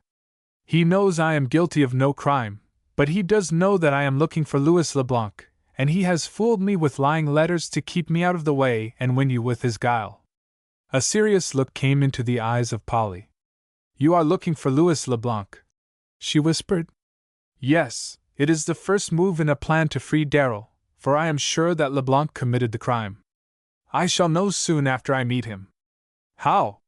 "If he should have a certain mark on the back of his left hand and were to satisfy me in 2 other details, I'd give my life to one purpose, that of making him confess. God help me! I cannot find the man. But I shall not give up. I shall go and see the governor." Turning her face away and looking out of the window, she felt for his hand. Then she pressed it fondly. That was the giving of all sacred things forever, and he knew it. He was the same Sidney Trove, but never until that day had she seen the full height of his noble manhood, ever holding above its own the happiness of them it loved. Suddenly her heart was full with thinking of the power and beauty of it. "I do love you, Polly," said Trove, at length. "I've answered your queries, all of them, and now it's my turn. If we were at Robin's Inn, I should put my arms about you, and I should not let you go until you had promised to be my wife. And I should not promise for at least an hour," said she, smiling, as she turned, her dark eyes full of their new discovery. "Let us go home." "I'm going to be imperative," said he, "and you must answer before I will let you go." "Dear Sidney," said she, "let's wait until we reach home. It's too bad to spoil it here. But," she whispered, looking about the room, "you may kiss me once now. It's like a tale in Harper's," said he, presently. "It's to be continued, always, at the most exciting passage. I shall take the cars at 1 o'clock," said she, smiling. "But I shall not allow you to go with me. You know the Weird Sisters." "It would be impossible," said Trove. "I must get work somewhere. My money is gone." "Money!" said she, opening her purse. "I'm a Lady Bountiful. Think of it, I've $200 here. Didn't you know Riley Brooke cancelled the mortgage? Mother had saved this money for a payment." "Cancelled the mortgage?" said Trove. "Yes, the dear old tinker repaired him, and now he's a new man. I'll give you a job, Sidney." "What to do?" "Go and see the governor, and then you are to report to me at Robin's Inn. Mind you, there's to be no delay, and I'll pay you, I'll pay you $100. Trove began to laugh, and thought of this odd fulfilling of the ancient promises. "I shall stay tonight with a cousin at Burlington. Oh, there's one more thing. You're to get a new suit of clothes at Albany, and remember, it must be very grand." It was near train time, and they left the inn. "I'm going to tell you everything," said she, as they were on their way to the depot. "The day after tomorrow I am to see that dreadful Roberts. I'm longing to give him his answer." Not an hour before then Roberts had passed them on his way to Boston. 35. At the sign of the Golden Spool, 1. When the author desires to say that this chapter relates to no shop now in existence. It was early May and a bright morning in Hillsborough. There were lines of stores and houses on either side of the main thoroughfare from the river to Moosehead Inn, a long, low, white building that faced the public square. Hunters coming off its veranda and gazing down the street, as if sighting over gun barrels at the bridge, were wont to reckon the distance. Nigh on to 40 rod. There were Boston stores, and great emporiums, and shops, modest as they were small, in that 40 rods of Hillsborough. Midway was a little white building, its eaves within reach of one's hand, its gable on the line of the sidewalk overhanging which, from a crane above the door, was a big, golden spool. In its 2 windows were lace and ribbons and ladies' hats and spools of thread, and blue shades drawn high from 7 o'clock in the morning until dark. It was the little shop of Ruth Toll, a house of fate on the way from happening to history. Their secrets, travel-worn, were nourished awhile and sent on their way. Reputations were made over and often trimmed with excellent taste and discrimination. The wicked might prosper for a time, but by and by the fates were at work on them, there in the little shop, and then every one smiled as the sinner passed, with the decoration of his rank upon him. And the sinner smiled also, seeing not the badge on his own back but only that on the back of his brother, and was highly pleased, for, if he had sinned deeper than his brothers he had some discretion. Relentless and not overjust were they of this weird sisterhood. Since the time of the gods they have been without honor but never without work, and often they have had a better purpose than they knew. Those of Hillsborough did their work as if with a sense of its great solemnity. There was a flavor of awe in their nods and whispers, and they seemed to know they were touching immortal souls. But now and then they put on the mask of comedy. Ruth Toll was behind the counter, sorting threads. She was a maiden of middle life and severe countenance, of few and decisive words. The door of the little shop was ajar, and near it a woman sat knitting. She had a position favorable for eye and ear. She could see all who passed, on either side of the way, and not a word or move in the shop escaped her. In the sisterhood she bore the familiar name of Liza. She had been talking about that old case of Riley Brooke and the widow Glover. "Looks to me," said she thoughtfully, as she tickled her scalp with a knitting needle. That she took the kinks out o' him. He's a good deal more respectable.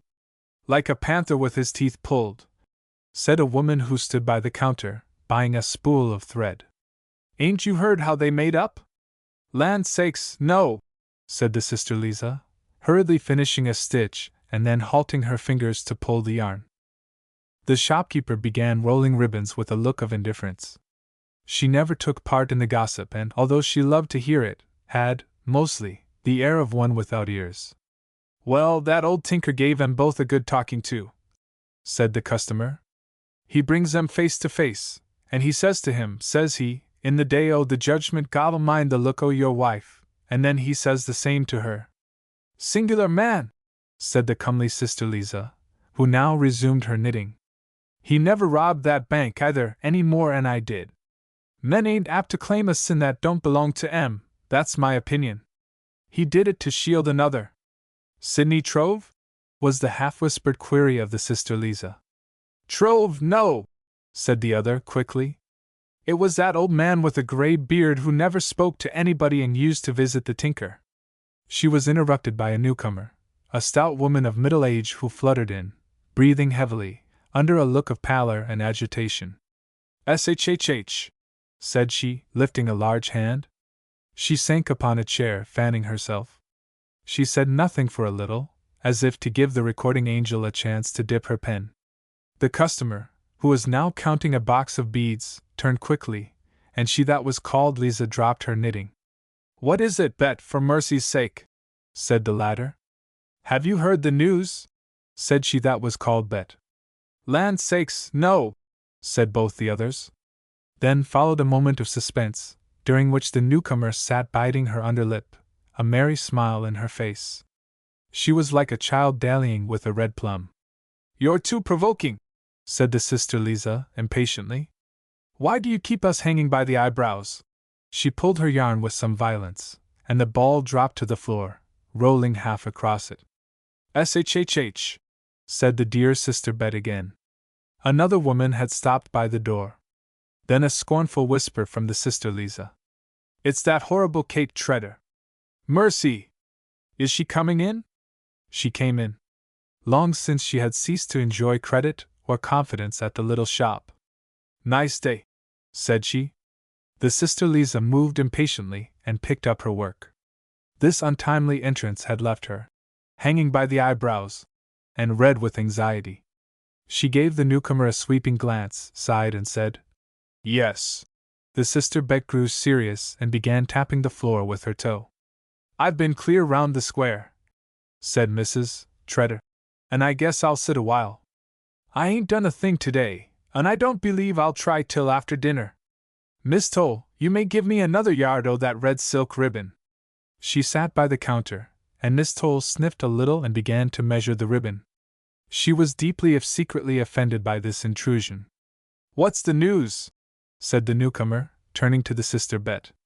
"Oh, nothing," said the other wearily. "Ain't you heard about that woman up at the Moosehead?" "Heard all I care to," said the sister Bet, with jealous feeling. Here was another red plum off the same tree. "What about her?" said the sister Lisa, now reaching on tiptoe, as it were. The sister Bet rose impatiently and made for the door. "Going?" said she that was called Lisa, a note of alarm in her voice. "Yes, do you think I've nothing else to do but sit here and gossip?" said Sister Bet, disappearing suddenly, her face red. The newcomer sat in a thoughtful attitude, her elbow on the counter. "Well," said the sister Lisa, "you all treat me so funny here, I guess I'll go," said Mrs. Treader, who now got up, her face darkening, and hurried away. They of the plums had both vanished. "Wretch!" said the sister Lisa hotly. "I could have choked her." She squirmed a little, moving her chair roughly. "She's forever sticking her nose into other people's business," were the words of the customer who was counting beads. She seemed to be near the point of tears. "Maybe that's why it's so red," the other answered with unspeakable contempt. "I'm so mad I can hardly sit still." She wound her yarn close and stuck her needle into the ball. "Thank goodness!" said she, suddenly. "Here comes Serene." The Sister Serene Davis, a frail, fair lady, entered. "Well," said the latter, "I suppose you've heard." She paused to get her breath. "What?" said the Sister Lisa, in a whisper, approaching the new arrival. "My heart is all in a flutter, don't hurry me." The Sister Lisa went to the door and closed it. Then she turned quickly, facing the other woman. "Serene Davis," she began solemnly, "you'll never leave this room alive until you tell us. Can't you let a body enjoy herself a minute? Tell me," she insisted, threatening with a needle. Ruth Toll regarded them with a look of firmness which seemed to say, "Stab her if she doesn't tell."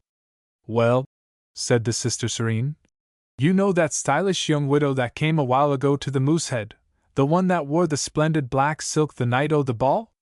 "Yes." "She was a detective." This in a whisper. "What?"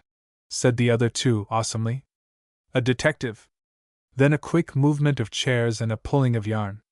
Ruth dropped a spool of thread which rattled, as it fell, and rolled a space and lay neglected. The Sister Serene was now laughing.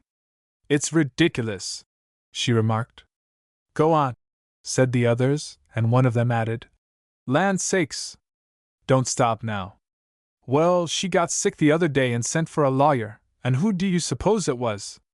"I dunno," said Ruth Toll. The words had broken away from her, and she covered her mouth, quickly, and began to look out of the window. The speaker had begun to laugh again. "'Twas Dick Roberts," she went on. "He went over to the tavern. She lay there in bed and had a nurse in the room with her, a woman she got in Ogdensburg. She tells the young lawyer she wants him to make her will. Then she describes her property and he puts it down.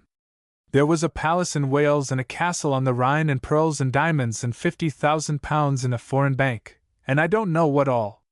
Well, ye know, she was pert and handsome, and he began to take notice." The sisters looked from one to another and gave up to gleeful smiles, but Ruth was, if anything, a bit firmer than before.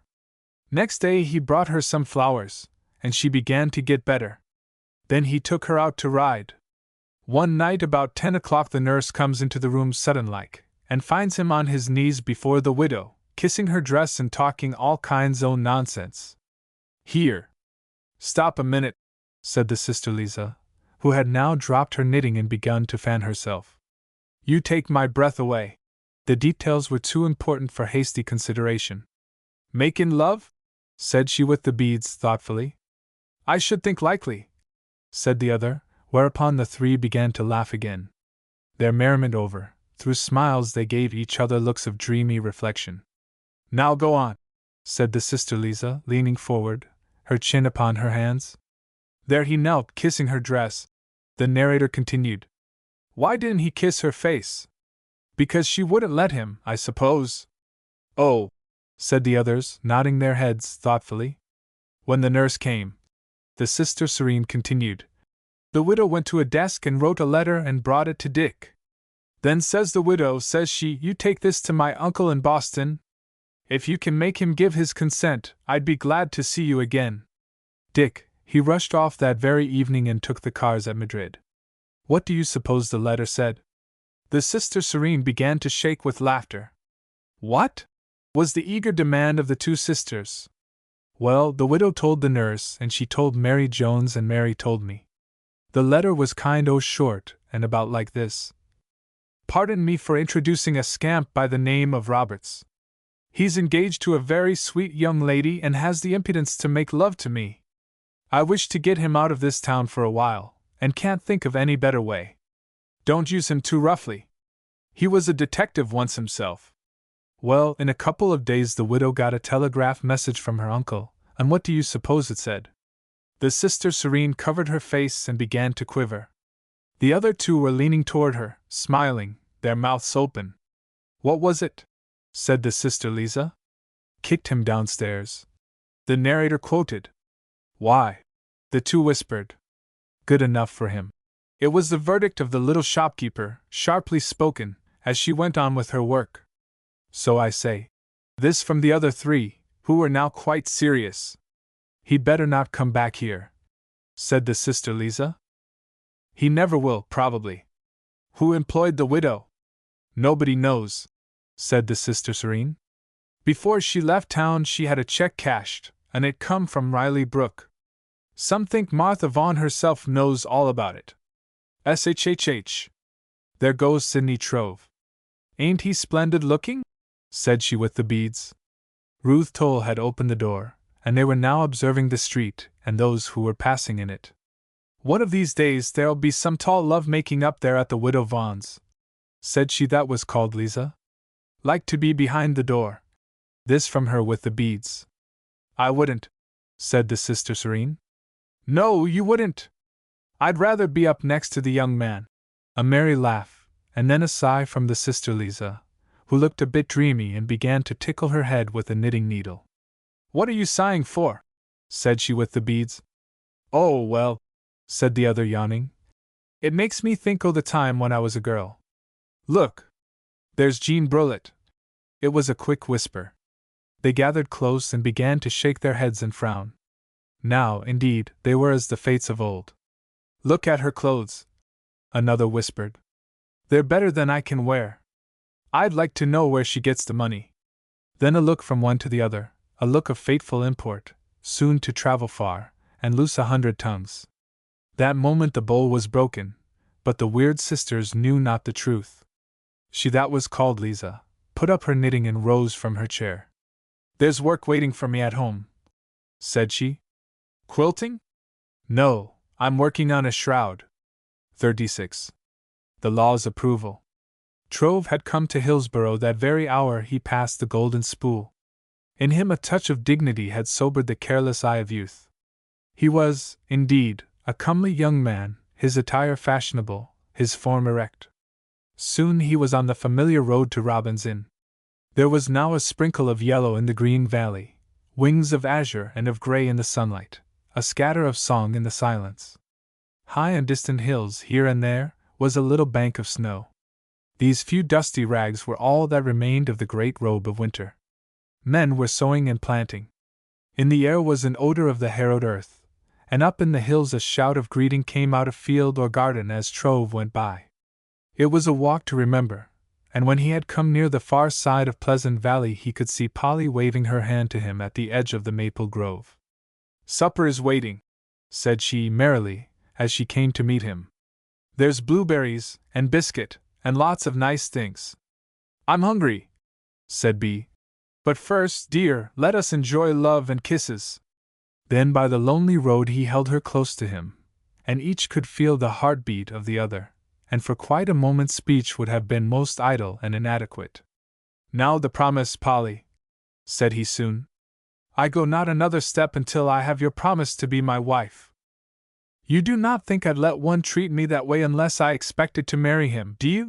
Said Polly, as she fussed with a ribbon bow, her face red with blushes. You've mussed me all up. I'm to be a teacher in the big school, and if you were willing, we could be married soon. Oh dear, said she, sighing, and looking up at him with a smile. I'm too happy to think. Then followed another moment of silence, in which the little god, if he were near them, must have smiled. Won't you name the day now? He insisted. Oh, let's keep that for the next chapter, said she. Don't you know supper is waiting? It's all like those tales to be continued in our next, he answered with a laugh.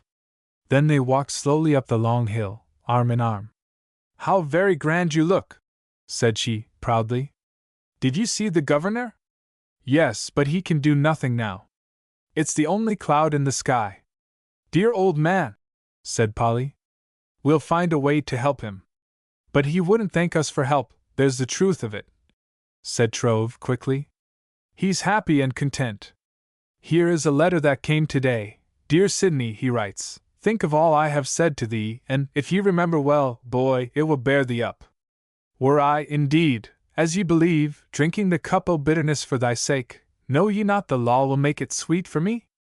After all I have said to thee, are ye not prepared? Is my work wasted? Is the seed fallen upon the rocks? And if ye hold to thy view, consider, would ye rob the dark world o' the light o' sacrifice? Nay, you will answer. Then I say, if you would give me peace, go to thy work, boy, and cease to waste thyself with worry and foolish wandering. Somehow it puts me to shame," said Trove, as he put the letter in his pocket. "I'm so far beneath him. I shall obey and go to work and pray for the speedy coming of God's justice. It's the only thing to do," said she. "Sidney, I hope now I have a right to ask if you know who is your father?" "I believe him to be dead." "Dead?" There was a note of surprise in the word. "I know not even his name." "It is all very strange," said Polly. In a moment she added, "I hope you will forgive my mother if she seemed to doubt you." "I forgive all," said the young man. "I know it was hard to believe me innocent, and impossible to believe you guilty." She was only waiting for more light. The widow and her 2 boys came out to meet them. "Mother, behold this big man. He is to be my husband." The girl looked up at him proudly. "And my son?" said Mrs. Vaughn, with a smile, as she kissed him. "You've lost no time." "Oh, I didn't intend to give up so soon," said Polly. But the supper would have been ruined." "It's now on the table," said Mrs. Vaughn. "I've news for you," said Polly, as they were sitting down. "Tunk has reformed." "He must have been busy," said Trove. "And he's ruined his epitaph." "His epitaph?" "Yes, that one Darrel wrote for him. 'Here lies Tunk, O grave, where is thy victory?' Tunk has one merit: he never deceived any one but himself," said the widow. "Horses have run away with him," Trove continued. "His character is like a broken buggy, and his imagination, that's the unbroken colt. Every day, for a long time, the colt has run away with the wagon, tipping it over and dragging it in the ditch, until every bolt is loose, and every spoke rattling, and every wheel awry. I do hope he's repaired his ex. He walks better and complains less," the widow answered. "Often he stands very straight and walks like you," said Polly, laughing. "He thinks you are the only great man." So spoke the widow. "Gone from one illusion to another," said Trove. "It's a lesson, every one should go softly. Tom, will you now describe the melancholy feat of Theophilus Thistleton?" The fable was quickly repeated. "That Mr. Thistleton was a foolish fellow, and there's many like him," said Trove. "He had better have been thrusting blueberries into his mouth. I declare," he added, sitting back with a look of surprise, "I'm happy again." "And we are going to keep you so," Polly answered with decision. "Darrel would tell me that I am at last in harmony with a great law which, until now, I have been defying. It is true, I have thought too much of my own desires." "I do not understand you," said Polly. "Now we heard of the shot and iron, how you came by them, and how, one night, you threw them into the river at Hillsborough. That led, perhaps, to most of your trouble. I'd like to know what moral law you were breaking when you flung them into the river?" "A great law," Trove answered, "but one hard to phrase. Suppose you try." "The innocent shall have no fear," said he. "Until then I had kept the commandment." There was a little time of silence. "If you watch a coward, you'll see a most unhappy creature." It was Trove who spoke. "Darrel said once, 'A coward is the prey of all evil and the mark of thunderbolts.' I'll not admit you're a coward," were the words of Polly. "Well," said he, rising, "I had fear of only one thing, that I should lose your love." Reaching home next day, Trove found that Allen had sold Phyllis. The mare had been shipped away. "She brought $1,000, said his foster father, "and I'll divide the profit with you." The young man was now able to pay his debt to Polly, but for the first time he had a sense of guilt. Trove bought another filly, a proud-stepping great-granddaughter of old Justin Morgan. A rough-furred, awkward creature, of the size of a small dog, fled before him, as he entered the house in Briardale, and sought refuge under a table. It was a young painter which Allen had captured back in the deep woods, after killing its dam. Soon it rushed across the floor, chasing a ball of yarn, but quickly got under cover. Before the end of that day Trove and the new pet were done with all distrust of each other. The big cat grew in size and playful confidence. Often it stalked the young man with still foot and lashing tail, leaping stealthily over chairs and, betimes, landing upon Trove's back. It was a June day, and Trove was at Robin's Inn. A little before noon Polly and he and the two boys started for Briardale. They waded the flowering meadows in Pleasant Valley, crossed a great pasture, and came under the forest roof. Their feet were muffled in new ferns. Their trail wavered up the side of a steep ridge, and slanted off in long loops to the farther valley. There it crossed a brook and, for a mile or more, followed the mossy banks. On a ledge, mottled with rock velvet by a waterfall, they sat down to rest, and Polly opened the dinner basket. Somehow the music and the minted breath of the water, and the scent of the moss, and the wild violet seemed to flavor their meal. Tom had brought a small gun with him, and soon after they resumed their walk saw some partridges and fired upon them. All the birds flew save a hen that stood clucking with spread wings. Coming close, they could see her eyes blinking in drops of blood. Trove put his hand upon her, but she only bent her head a little and spread her wings the wider. "Tom," said he, "look at this little preacher of the woods. Do you know what she's saying?" "No," said the boy, soberly. "Well, she's saying, 'Look at me and see what you've done.' Hereafter, old boy, think before you pull the trigger. It's a pity, but we must finish the job." As they came out upon Briar Road the boys found a nest of hornets. It hung on a bough above the roadway. Soon Paul had flung a stone that broke the nest open. Hornets began to buzz around them, and all ran for refuge to a thicket of young firs. In a moment they could hear a horse coming at a slow trot. Trove peered through the bushes. He could see Ezra Tower, that man of scornful piety, on a white horse. Trove shouted a warning, but with no effect. Suddenly Tower broke his long silence, and the horse began to run. The little party made a detour, and came again to the road. "He did speak to the hornets," said Polly. "Swore, too," said Paul. "Nature has her own way with folly. You can't hold your tongue when she speaks to you," Trove answered. Near sunset, they came into Briardale. Tunk was to be there at supper time, and drive home with Polly and her brothers. The widow had told him not to come by the Briar Road. It would take him past Ricard's Inn, where he loved to tarry and display horsemanship. Mary Allen met them at the door. "Mother, here is my future wife," said Trove proudly. Then ruddy lips of youth touched the faded cheek of the good woman.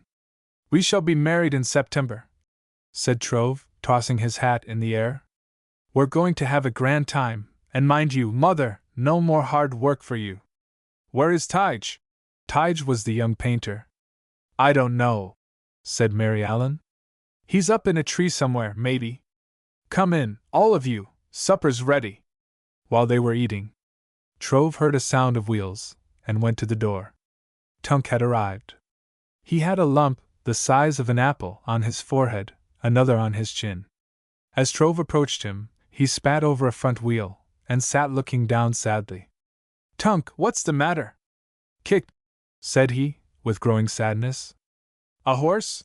Trove inquired with sympathy. Tunk thought a moment. "Couldn't say what 'twas," he answered presently. "I fear," said Trove, smiling, "that you came by the Briar Road." Suddenly there was a quick stir of boughs and a flash of tawny fur above them. Then the young painter landed full on the back of Tyncanic Hosley. There was a wild yell. The horse leaped and ran, breaking through a fence and wrecking the wagon. The painter spat, and made for the woods, and was seen no more of men. Tunk had picked up an axe, and climbed a ladder that stood leaning to the roof. Trove and Allen caught the frightened horse. "Now," said the former, "let's try and capture Tunk." "He's taken to the roof," said Allen. "Where's that 'ere painter?" Tunk shouted, as they came near. "Gone to the woods." "Heavens!" said Tunk gloomily. "I'm all tore up, there ain't nothin' left o' me, boots full o' blood. I tell you this country's a leetle too wild for me." He came down the ladder slowly, and sat on the step and drew off his boots. There was no blood in them. Trove helped him remove his coat. All, save his imagination, was unharmed. "Wall," said he, thoughtfully, "that's what ye get fair doin' suthin' ye hadn't ought to. I ain't goin' to take no more chances." 37. The Return of Santa Claus. "Did ye hear the cock crow?" By the beard of my father, I'd forgotten you and myself and everything but the story. It's near morning, and I've a weary tongue. Another log and one more pipe. Then, sir, then I'll let you go. I'm near the end. Let me see, it's a winter day in New York City, after 4 years. The streets are crowded. Here are men and women, but I see only the horses. You know, sir, how I love them. They go by with heavy truck and cab, steaming, straining, slipping in the deep snow. You hear the song of lashes, the whack of whips, and now and then, the shout of some bedeviled voice. Horses fall, and struggle, and lie helpless, and their drivers, well, if I were to watch them long, I should be in danger of madness and hellfire. Well, here is a big stable. A tall man has halted by its open door, and addresses the manager. I learn that you have a bay mare with starred face and a white stocking. It is Trove who speaks. Yes, there she is, coming yonder. The mare is a rack of bones, limping, weary, sore. But see her foot lift. You can't kill the pride of the Barbary. She falters. Her driver lashes her over the head. Trove is running toward her. He climbs the front wheel, and down comes the driver. In a minute Trove has her by the bit. He calls her by name, Phyllis. The slim ears begin to move. She nickers. God, sir! She is trying to see him. One eye is bleeding, the other blind. His arms go round her neck, sir, and he hides his face in her mane. That mare you ride, she is the granddaughter of Phyllis. I'd as soon think of selling my wife. Really, sir, Darrel was right. God'll mind the look of your horses.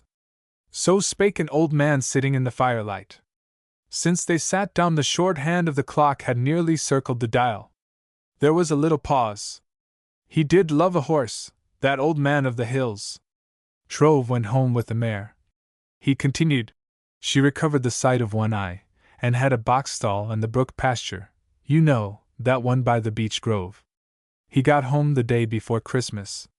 Polly met him at the depot, a charming lady, sir, and a child of 3 was with her, a little girl, dark eyes and flaxen, curly hair. You remember Beryl, eyes like her mother's. I was there at the depot that day. Well, it looked as if they were still in their honeymoon. Dear little wife, said Trove, as he kissed Polly. Then he took the child in his arms, and I went to dinner with them. They lived half a mile or so out of Hillsborough. Hello, said Trove, as we entered. Here's a Merry Christmas! Polly had trimmed the house. There against the wall was a tapering fir tree, hung with tinsel and popcorn. All around the room were green branches of holly and hemlock. I'm glad you found Phyllis, said she. Poor Phyllis, he answered. They broke her down with hard work, and then sold her. She'll be here tomorrow. You saw Darrel on the way? Yes, and he is the same miracle of happiness. I think he will soon be free. LeBlanc is there in prison, convicted of a crime in Whitehall. As I expected, there is a red mark on the back of his left hand. Day after tomorrow we go again to Dannemora. Sweetheart, I hurried home to see you, and then, well, I do like to see it, the fondness of young people. Night came dark and stormy, with snow and the west wind. They were sitting there by the Christmas tree, all bright with candles, Polly, Trove, and the little child. They were talking of old times. They heard a rap at the door. Trove flung it open. He spoke a word of surprise. There was the old Santa Claus of Cedar Hill, upon my word, sir, the very one. He entered, shaking his great coat, his beard full of snow. He let down his sack there by the lighted tree. He beckoned to the little one. Go and see him. It is old Santa Claus, said Polly, her voice trembling as she led the child. Then, quickly, she took the hand of her husband. He is your father, she whispered. A moment they stood with hearts full, looking at Santa Claus and the child. That little one had her arms about a knee, and dumb with great wonder gazed up at him. There was a timid appeal in her sweet face. The man did not move. He was looking down at the child. In a moment she began to prattle and tug at him. They saw his knees bend a bit. Ah, sir, it seemed as if the baby were pulling him down. He gently pushed the child away. They heard a little cry, a kind of a wailing "oh," like that you hear in the chimney. Then, sir, down he went in his tracks, a quivering little heap, and lay there at the foot of the tree. Polly and Trove were bending over him. Cap and wig had fallen from his head. He was an old man. "Father," Trove whispered, touching the long white hair. "Oh, my father! Speak to me. Let me see your face." Slowly, the old man rose, Trove helping him, and put on his cap. Then, sir, he took a step back and stood straight as a king. He waved them away with his hand. "Nay, boy, remember," he whispered, "you were to let him pass," and then he started for the door. Trove went before him and stood against it. "Hear me, boy, 'tis better that ye let him sleep until the trumpet calls and ye both stand with all the quick and the dead." "No, I have waited long, and I love him," Trove answered. Those fair young people knelt beside the old man, clinging to his hands. The good saint was crying. "I came not here to bring shame," said he presently. "We honor and with all our souls we love you," Trove answered. "Who shall stand before it?" said the old man. "Behold, behold how love hath raised the dead." He flung off his cap and beard. "If you will have it so, know ye that I, Roderick Darrel, am thy father. Now, sir, you may go." "I wish ye Merry Christmas," said that old man of the hills. But the other tarried, thoughtfully puffing his pipe. "And the father was not dead?" "'Twas only the living death," said the old man, now lighting a lantern.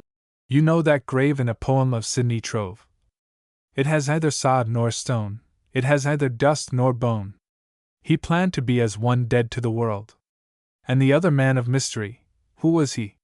Some child of misfortune. He was befriended by the tinker, and did errands for him. He took the money to Trove that night the latter slept in the woods. And, for Darrel, returned to Thompson his own with usury. Thompson was the chief creditor. With usury? Yes, for years it lay under the bed of Darrel. By and by he put the money in a savings bank, all but a few dollars. And why did he wait so long, before returning it? He tried to be rid of the money, but was unable to find Thompson. And Trove, he lived to repay every creditor. Ah, sir, he was a man of 1,000. That story of Darrel's in the little shop, I see, it was fact in a setting of fiction. That's all it pretended to be," said the old man of the hills. "One more query," said the other. He was now mounted.